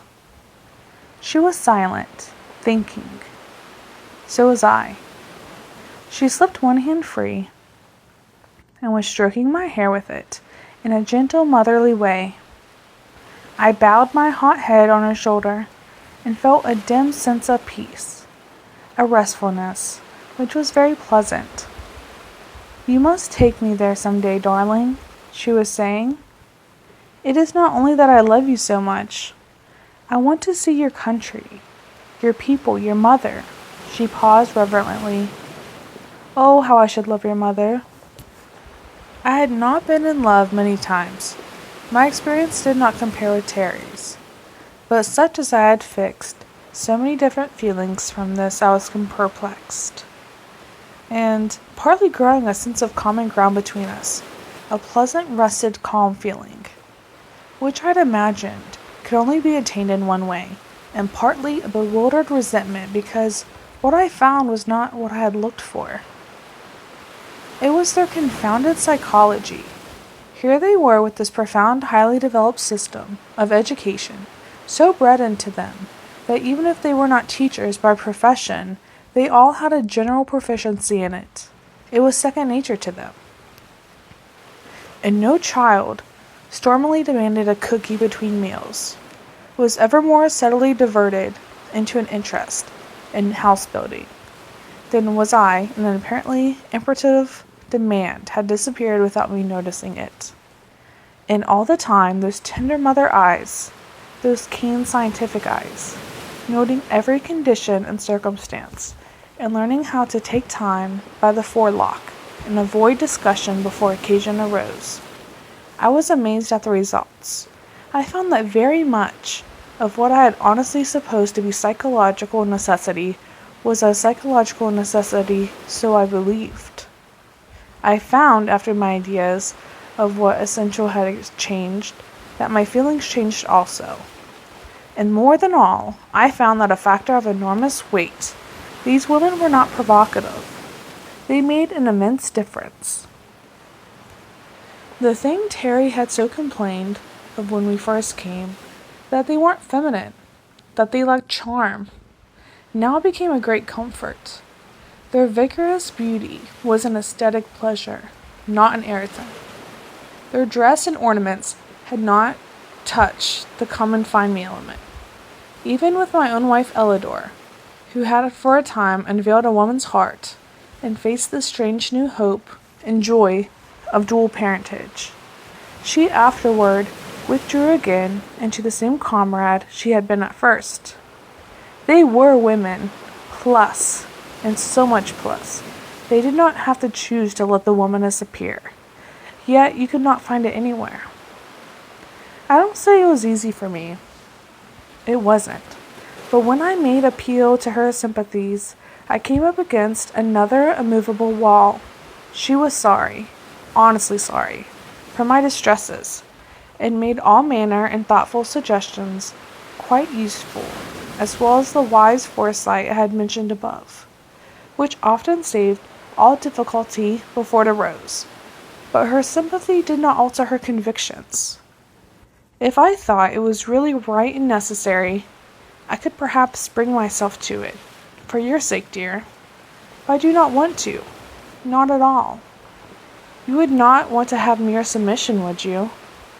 That is not the kind of high romantic love you spoke of, surely. It is a pity, of course, that you should have to adjust your highly special faculties to an unspecialized one. Confound it. If I had married the nation, and I told her so. But she only smiled at her own limitations and explained that she thinks we have to think about it in we's. Confound it again. Here I'd have all my energies focused on one wish, and before I knew it, she had them dissipated in one direction or another. Some subject of discussion that began just at one point I was talking about and ended miles away. It must have not been imagined that I was just repelled, ignored, left to cherish a grievance. Not at all. My happiness was in the hands of a larger, sweeter womanhood than I had ever imagined. Before our marriage, my own ardor had perhaps blinded me to much of this. I was madly in love, with not so much what was there as to what I was supposed to be there. Now I found in an endlessly beautiful, undiscovered country to explore, and in it the sweetest wisdom and understanding. It was as if I had come to some new place and people, with a desire to eat at all hours, and no other interests in particular, and as if my hosts, instead of merely saying, "You shall not eat," had presently aroused in me a lively desire for music, for pictures, games, exercise, for playing in the water, running some ingenious machine, and in the multitude of satisfactions. I had forgot one point, which was not satisfied, and got along very well until meantime. One of our cleverest and most ingenious of the tricks was only clear to me many years after, when we were so wholly at one of the subjects that I could laugh at my own predicament. It was this. You see, with us, women are kept as different as possible, and as feminine as possible. We men have our own world, with only men in it. We get tired of our ultra-maleness and turn gladly to the ultra-femaleness. Also, in our keeping women as feminine as possible, we see to it that when we turn them, we find the things we want always in evidence. Well, the atmosphere of this place was anything but seductive. The very numbers of the human women, always in human relation, made them anything but alluring. When, in spite of this, my hereditary instincts and race traditions made me long for the feminine response in Elidor. Instead of withdrawing so that I should want her more, she deliberately gave me a little too much of her society. Always defeminized, as it were. It was awfully funny, really. Here I was, with an ideal in mind for which I hotly longed, and here she was, deliberately obtruding in the foreground of my consciousness. A fact which I coolly enjoyed, but which actually interfered with what I wanted. I see now clearly enough why a certain man, like Sir Almroth Wright, resents the professional development of women. It gets in the way of sex ideal. It temporarily covers and excludes femininity. Of course, in this case, I was so fond of Elidor, my friend, of Elidor, my professional companion, that I necessarily enjoyed her society on any terms. Only when I had her with me in her de-feminine capacity for a 16-hour day, I could go to my own room and sleep without dreaming about her. The witch. If ever anybody worked to woo and win and hold a human soul, she did. Great superwoman that she was. I couldn't then half comprehend the skill of it, the wonder.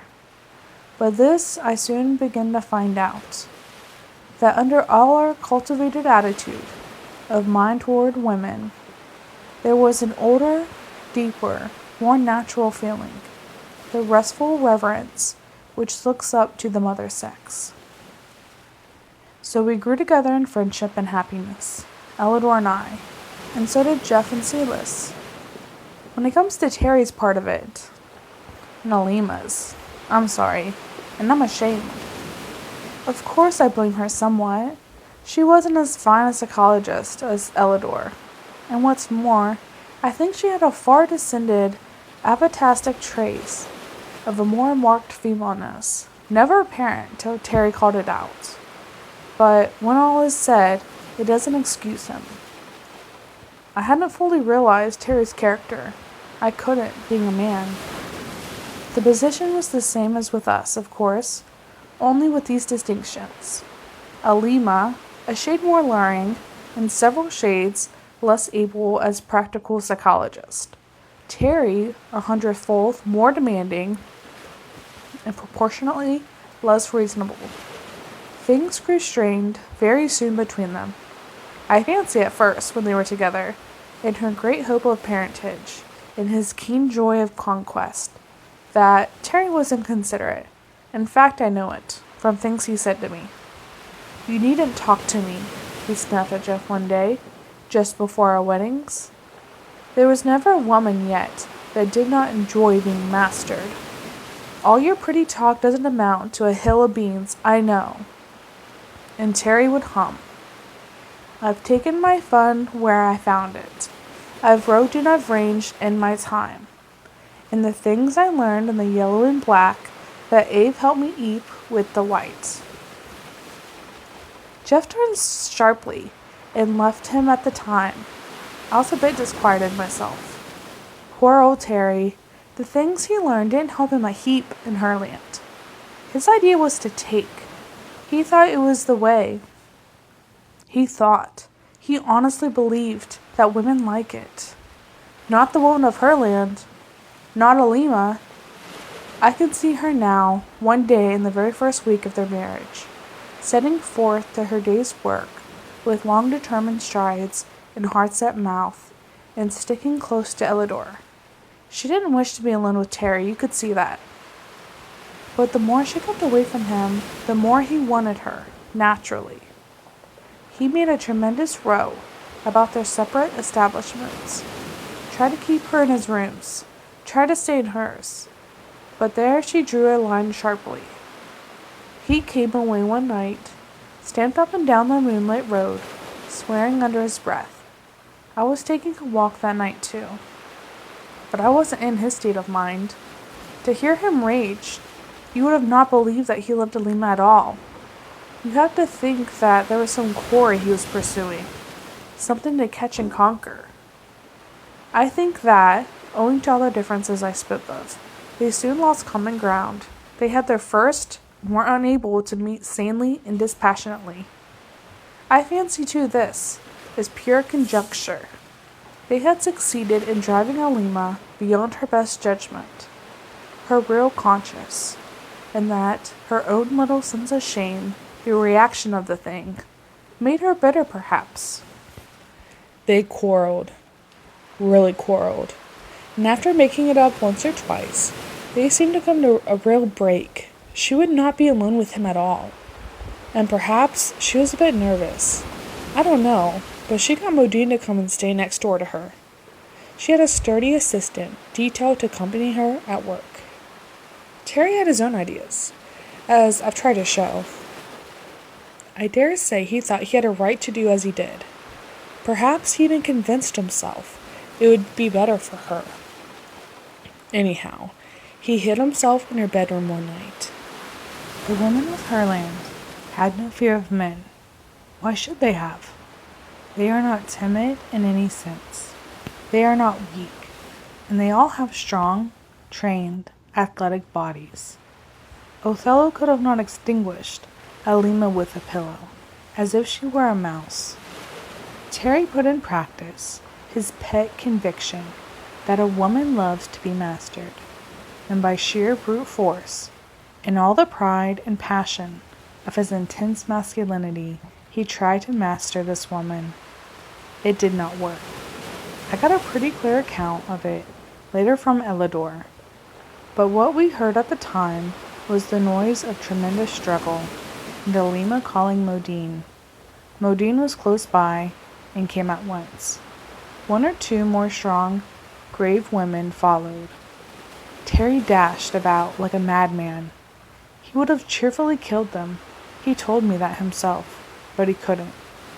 When he swung a chair over his head, one sprang in the air and caught it. Two threw themselves bodily upon him and forced him to the floor. It was only the work of a few moments to have him tied hand and foot, and then, in sheer pity for his futile rage, to anesthetize him. Alima was in a cold fury. She would have killed him, actually. There was a trial before the local overmother, and this woman, who did not enjoy being mastered, stated her case. In a court in our own country, he would have been held quite within his rights, of course, but this was not our country. It was theirs. They seemed to measure the enormity of the offense by its effect upon a possible fatherhood, and he scorned even to reply to this way of putting it. He did not let himself go once, and explained in definite terms that they were incapable of understanding a man's need, a man's desire, a man's point of view. He called them neuters, bloodless, sexless creatures. He said they could go, of course, and kill him, as so many insects would, but that he despised them nonetheless. And all the stern, grave mothers did not seem to mind his despising them, not in the least. It was a long trial, and many interesting points were brought up as to their own habits, and after a while, Terry had his sentence. He waited, grim and defiant. Their sentence was, "You must go home." Chapter 12. Expelled. We had all meant to go home again. Indeed, we had not meant, not by any means, to stay as long as we had. But when it came to being turned out, dismissed, sent away for bad conduct, we none of us really liked it. Terry said he did. He professed great scorn of the penalty in the trial, as well as the other characteristics of this miserable half-country. But he knew, and we knew, that in any given whole country, we should have never been as forgivingly treated as we had been there. If the people had come after us according to the directions we left, there had been quite a different story, said Terry. We found out later why no reserve party had arrived. All our careful directions had been destroyed in a fire. We might have all died there, and no one at home would have known about our whereabouts. Terry was under guard now, all the time, known as unsafe, convicted of what to them was an unpardonable sin. He laughed at their chill horror. Parcel of old maids, he called them. They're all old maids, children are not. They don't know the first thing about sex. When Terry said sex with a very large S, he meant the male sex, naturally. Its special values, its profound conviction of being the life force, its cheerful ignoring of the true life process, and its interpretation of the other sex solely from its own point of view. I had learned to see these things very differently since living with Ellador. And as for Jeff, he was so thoroughly Herlandized that he wasn't fair to Terry, who fretted sharply in his new restraint. Modine, grave and strong, as sadly patient as a mother with a degenerate child, kept steady watch on him, with enough other women close at hand to prevent an outbreak. He had no weapons, and well knew that all his strength was small in avail against those grim, quiet women. We were allowed to visit him freely, but he only had his room, and a small high-walled garden to walk in, while the preparations for our departure were underway. 3 of us were to go, Terry because he must, I because 2 were safer in our flyer than the long boat trip to the coast, Ellador because she would not let me go without her. If Jeff had elected to return, Silas would have gone too. They were the most absorbed of lovers, but Jeff had no desire that way. Why should I want to go back to all that noise and dirt, our vice and crime, our disease and degeneracy? He demanded of me privately. We never spoke like that before the women. I wouldn't take Silas there for anything on earth, he protested. She'd die. She'd die of horror and shame to see our slums and hospitals. How can you risk it with Ellador? You'd better break it to her gently before she really makes up her mind. Jeff was right. I ought to have told her more fully than I did, of all the things we had to be ashamed of. But it is very hard to bridge the gulf, as a deep difference has existed between our life and theirs. I tried to. Look here, my dear, I said to her. If you are really going to go to my country with me, you've got to be prepared for a good many shocks. It's not as beautiful as this. The cities, I mean, the civilized parts. Of course the wild country is. I shall enjoy it all, she said, her eyes starry with hope. I understand it's not like ours. I can see how monotonous our quiet life must seem to you. How much more stirring yours must be. It must be like the biological change you told me about when the second sex was introduced. A far greater movement, constant change, with new possibilities of growth. I had told her of the later biological theories of sex, and she was deeply convinced of the superior advantages of having two, the superiority of a world with men in it. We have done what we could alone. Perhaps we have some things better in a quiet way, but you have the whole world, all the people of the different nations, all along the rich history behind you, all the wonderful new knowledge. Oh, I just can't wait to see it. What could I do? I told her in so many words that we had our own unsolved problems, that we had dishonesty and corruption, vice and crime, disease and insanity, prisons and hospitals, and it made no more impression on her than it would to tell a South Sea Islander about the temperature of the Arctic Circle. She could intellectually see that it was bad to have those things, but she could not feel it. He had quite easily come to accept the Herland life as normal, because it was normal. None of us make an outcry over mere health and peace and happy industry, and the abnormal, to which we are so sadly well acclimated, she had never seen. The two things she cared most to hear about and most wanted to see were these: the beautiful relation of marriage and the lovely women who were mothers and nothing else. Beyond these, her keen active mind hungered eagerly for the world life. I'm almost anxious to go back as you are yourself, she insisted, and you must be desperately homesick. I assured her that no one could be homesick in such a paradise of theirs, that she would have none of it. Oh yes, I know. It's like those little tropical islands you've told me about, shining like jewels in the big blue sea. I can't wait to see the sea.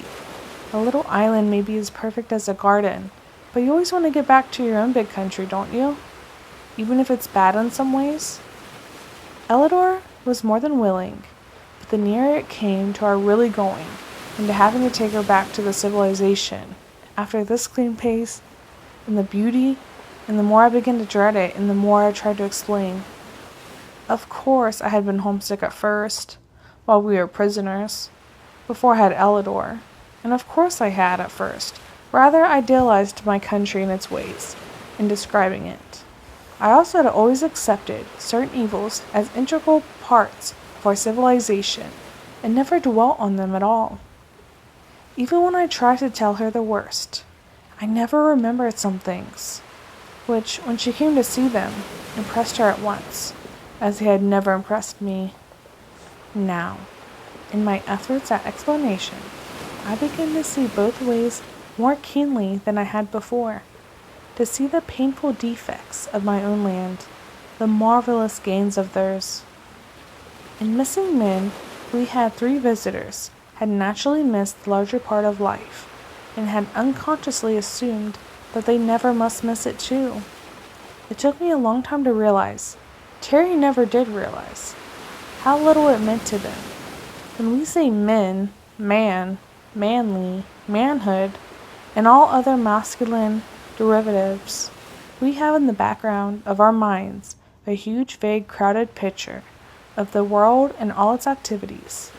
To grow up and be a man, to act like a man, the meaning and connotation is wide indeed. The vast background is full of marching columns of men, of changing lines of men, of long processions of men steering ships into new seas, exploring unknown mountains, breaking horses, herding cattle, plowing and sowing and reaping, toiling at the forge and furnace, digging in the mine, building roads and bridges and high cathedrals, managing great businesses, teaching in all colleges, preaching in all the churches of men everywhere, doing everything.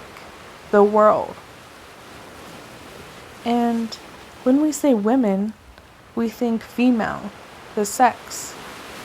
But to these women, in the unbroken sweep of this 2,000-year-old feminine civilization, the word woman caught up upon that big background, so far as they had gone in social development, and the word man meant to them only male, the sex. Of course, we could tell them that in our world, men did everything. But that did not alter the background in their minds. The man, the male, did all these things was to them a statement, making no more change in their point of view than was made in ours, when we first faced the astounding fact to us that in Herland, women were the world. We had been living there more than a year. We had learned their limited history with its straight, smooth, upreaching lines, reaching higher and going faster, up to the smooth comfort of their present life. We had learned a little of their psychology, a much wider field than the history, and here we could not follow so readily. We were now well used to seeing women, not as female, but as people of all sorts, doing every kind of work. This outbreak of Terry's, and strong reaction against it, gave us a new light of their genuine femininity. This was given to me with straight clearness by both Elidor and Samel. The feeling was the same, sick revulsion and horror, such as would be felt at some climatic blasphemy. They had no faintest approach to such thing in their minds, knowing nothing of the custom of marital indulgence among us. To them, the one high purpose of motherhood had been for so long the governing law of life. The contribution of the father, though known to them, so distinctly another method to the same end, that they could not, with all their effort, get the point of view of the male creature whose desires quite ignore parentage, and seek only for what the term is, joys of love. When I tried to tell Elidor that women felt it so, with us, she drew away from me, and tried hard to grasp, intellectually, what she could in no way sympathize with. You mean that with you, love between a man and a woman expresses itself in that way, without regard to motherhood? To parentage, I mean, she added carefully. Yes, surely. It is love we think of. The deep, sweet love between two. Of course we want children, and children come. But that is not what we think about. But it seems so against nature, she said. None of the creatures we know do that. Do other animals in your country? We are not animals, I replied with some sharpness. At least we are something more, something higher. This is a far nobler and more beautiful relation. As I've explained before, your view seems, to us rather, shall I say practical, prosaic, merely a means to an end? With us, oh, my dear girl, can you not see? Can you not feel? It is the last, sweetest, highest consummation of a mutual love. She was impressed, visually. She trembled in my arms as I held her close, kissing her hungrily. But there rose in her eyes that look I knew so well, that remote, clear look, as if she had gone far away, even though I held her beautiful body so close, and was now on some snowy mountain, regarding me from a distance. "I feel it quite clearly," she said to me. "It gives me a deep sympathy with you, what you feel. No doubt more strongly still. But what I feel, even what you feel, dearest, does not convince me that it's right. Until I am sure of that, of course I cannot do what you wish." Elidor, at times like this, always reminded me of Epictetus. "I will put you in prison," said his master. "My body, you mean," replied Epictetus calmly. "I will cut your head off," said his master. "Have I said my head could not be cut off? A difficult person, Epictetus. What is the miracle by which a woman, even in your arms, may withdraw herself, utterly disappear, to what you hold as inaccessible as the face of a cliff?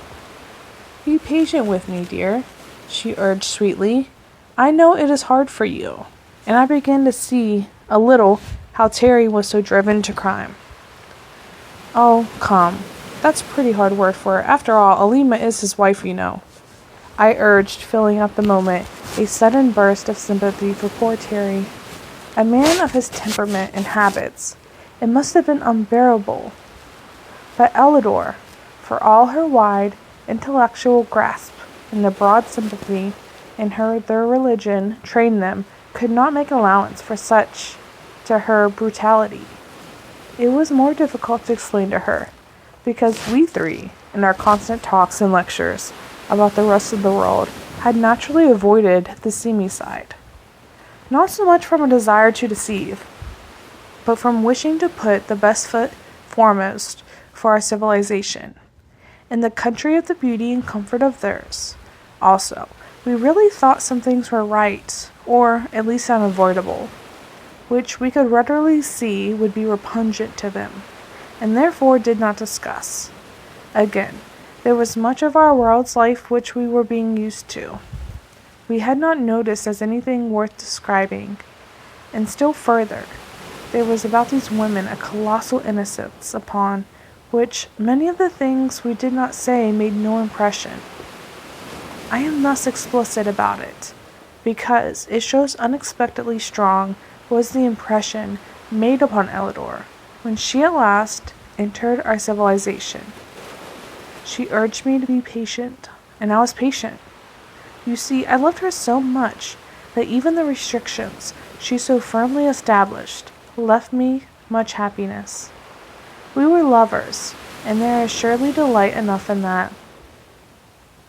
Do not imagine that these young women utterly refused the great new hope, as they called it, that of dual parentage, for that they had agreed to marry us, though the marrying part of it was a concession of our prejudices rather than theirs. To them the process was the holy thing, and they meant to keep it holy. But so far only Celis, her blue eyes swimming in happy tears, her heart lifted with that tide of race motherhood, which was their supreme passion, could the ineffable joy and pride announce that she was to be a mother. The new motherhood, they called it, and the whole country knew. There was no pleasure, no service, no honor in all the land that Celis might not have had. Almost like the breathless reverence with which 2,000 years ago that dwindling band of women had watched the miracle of virgin birth, was the deep awe and warm expectancy with which they greeted the new miracle of union. All mothers in that land were holy to them. To them, for long ages, the approach to motherhood has been seen by the most intense and exquisite love and longing, by the supreme desire and the overmastering demand for a child. Every thought they held in connection with the processes of maternity was open to the day, simple yet sacred. Every woman had then placed motherhood not only higher than their duties, but so far higher that they were no other duties, one might say. All their wide mutual love, all the subtle interplay of mutual friendship and service, the urge of progressive thought and intervention, the deepest religious emotion, every feeling and every act was related to this great central power, to the river of life pouring through them, which made them the bearers of the very Spirit of God. Of all this I learned more and more, from their books, from talk, especially from Ellador. She was at first, for a brief moment, envious of her friend. I thought she put away from her at once and forever. "It is better," she said to me. "It is much better that it has not come to us yet. That is, for I am to go with you, to your country. We may have adventures by sea and land, as you say, and as in truth we did. And it might not be safe for a baby. So we won't try again, dear, till it's safe, will we?" This was a hard saying for a loving husband. "Unless," she went on, "if one is coming, you will leave me behind. You can come back, you know, and I shall have the child." Then that deep ancient chill of male jealousy, of even his own, touched my heart. "I'd rather have you, Ellador, than all the children in the world. I'd rather have you with me on your own terms than not have you." This was a very stupid saying, of course. Of course I would. For if she wasn't there, I should want all of her or have none of her.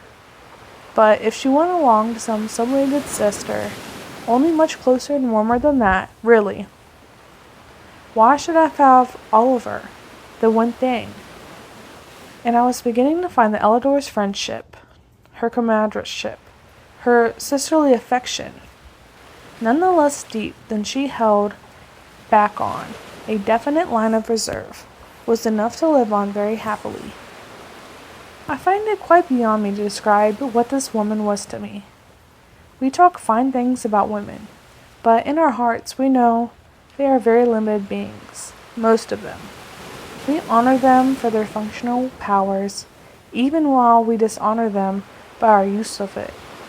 We honor them for their carefully enforced virtue, even we show them our own contract, even though we think of their virtue. We value them, sincerely, for the perverted maternal activities, which make our wives the most comfortable of servants, bound to us for life, with the wages wholly at our own decision, their whole business outside of the temporary duties of such motherhood as they may achieve, to meet our needs in every way. Oh, we value them all right, in their place, which place is their home. When they perform the mixture of duties so ably described by Mrs. Josephine Dodge Daskin Bacon, in which the services of a mistress are carefully specified. She's a very clear writer, Mrs. J.D.D. Bacon, and understands her subject from her own point of view. But the combination of the industries, while convenient and in a way economical, does not arouse the kind of emotion commanded by the women of Herland. These were women that had to love up, very high up, instead of down. They were not pets. They were not servants. They were not timid, inexperienced, or weak. After I got over the jar to my pride, which Jeff, I truly think, never felt, he was born a worshipper, and which Terry never got over. He was quite clear in his ideas of the position of women. I found that loving up was a very good sensation after all. It gave me a queer feeling, way down deep, as the stirring of some ancient, dim, prehistoric consciousness. A feeling that they were right somehow, and that this was the way to feel it. It was like coming home to a mother. I don't mean the underflannels and donuts mother, the fussy person that waits on you and spoils you and doesn't really know you. I mean the feeling that a very little child would have, who had been lost for ever so long. It was a sense of getting home, of being clean and rested, of safety and yet freedom, of love that was always there, warm like sunshine in May, not hot like a stove or a feather bed. A love that doesn't irritate and didn't smother. I looked at Ellador as if I hadn't seen her before. "If you won't go," I said, "I'll get Terry to the coast and come back alone. You can let me down on a rope, and if you will, why, you blessed Wonder Woman, I would rather live with you all my life like this than to have any other woman I ever saw, or any number of them, to do I like as with I want. Will you come?" She was keen for coming, so the plans went on. She would have liked to wait for the marvel of Celis's, but Terry had no such desire. He was crazy to be out of it all. It made him sick, he said. Sick. This everlasting mothering. Morbid one-sided cripples, he called them. Even from his window, he could see the splendid vigor and beauty.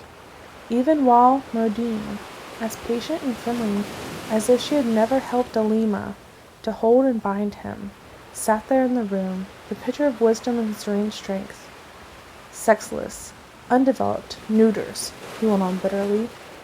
He sounded like Sir Almroth Wright. Well, it was hard. He was madly in love with Alima, really, more so than he had ever been before. And their courtship, quarrels, reconciliations had fanned the flame. And then, when he sought by that supreme conquest, which seemed so natural a thing for that type of man, to force her to love him as her master, to have the sturdy, athletic, furious woman rise up and master him, she and her friends, it was no wonder he raged. Come to think of it, I do not recall a similar case in all of history or fiction. Women have killed themselves rather than submit to outrage. They have killed the outrager. They have escaped, or they have submitted, sometimes seeming to get on very well with the victor afterwards. There was that adventure of false Sextus, for instance, who found Lucretius combing the fleece under the midnight lamp. He threatened, as I remember, that if she did not submit he would slay her, slay a slave, and place him beside her, and say he found him there. A poor device, it always seemed to me. If Mr. Lucretius had asked him how he came to be in his wife's bedroom, overlooking her morals, what couldn't be said? But the point is Lucretius submitted, and Alima did it. "She kicked me," confided the embittered prisoner. He had to talk to someone. "I was doubled up with pain, of course, and she jumped on me and yelled for the old harpy Modine, and they had trussed me up in no time. I believe Alima could have done it alone," he added with reluctant admiration. "She's as strong as a horse, and of course a man's helpless when you hit him like that. No woman with a shade of decency." I had to grin at that, and even Terry did, sourly. He wasn't given to reasoning, but it did strike him that an assault like his rather waived considerations of decency. "I'd give you a year of my life to have her alone again," he said slowly, his hands clenched till his knuckles were white. But he never did.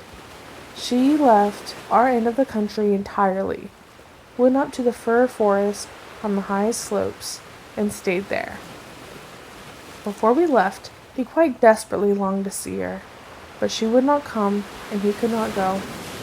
They watched him like lynxes. Do lynxes watch any better than mouse and cats, I wonder?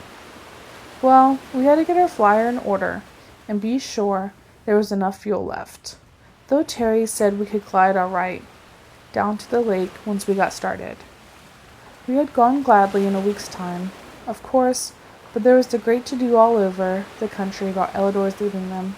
She had interviews with some of the leading ethicists, wise women with still eyes, and with the best of the best teachers. There was a stir, a thrill, a deep excitement everywhere.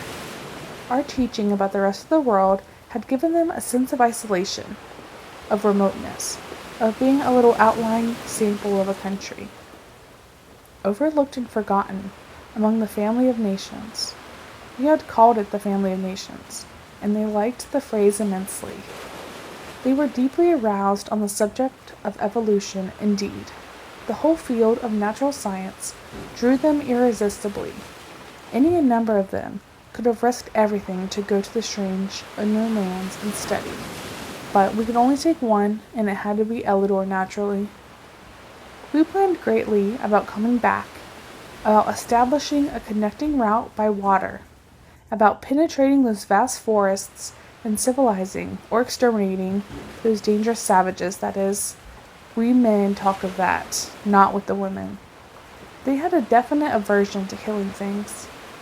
But meanwhile, there was a high council being held among the wisest of them all, the students and thinkers, who had been gathering facts from us all the time, collating and relating them, and making inferences, laid the result of their labors before the council. Little had we thought of our careful efforts at concealment had been so easily seen through. With never a word to show us they saw, they had followed up our words of ours on the science of optics, asked innocent questions about glasses, and like were aware of the defective eyesight so common among us. With the lightest touch, different women asking different questions at different times, and putting all their answers together like a sort of picture puzzle. They had figured out a sort of skeleton chart as to the prevalence of disease among us. Even more subtly, with a show of horror or condemnation, they had gathered something, far from the truth, but something pretty clear, about poverty, vice, and crime. They had even a goodly number of our dangers all atomized, from asking us about insurance and innocent things like that. They were well posted as to the different races, beginning with poison-era natives down below, and widening out to the broad racial divisions we had told them about. Never a shocked expression on the face or revolt had warned us. They had been extracting the evidence without our knowing it at this time, and now we were studying the most devout matter they had prepared. The result was rather distressing to us. They first explained to the matter fully to Ellador, as she was the one who purposed visiting to the rest of the world. To Celis they said nothing. She must not be distressed in any way, while the whole nation waited for her great work. Finally, Jeff and I were called in, so Mel and Zava were there, and Ellador, and many others that we knew. They had a great globe, quite freely mapped out from the small section maps into the R's. They had different peoples of the earth roughly outlined and their status and civilization indicated. They had charts and figures and estimates, based on the facts in their little book and what they had learned from us. Simone explained, "We find that in all your historic period, so much than ours, that with all the interplay of services, the exchange of inventions and discoveries, and the wonderful progress we so admire, that in this widespread other world of yours, there is still much disease, often contagious." We admitted this at once.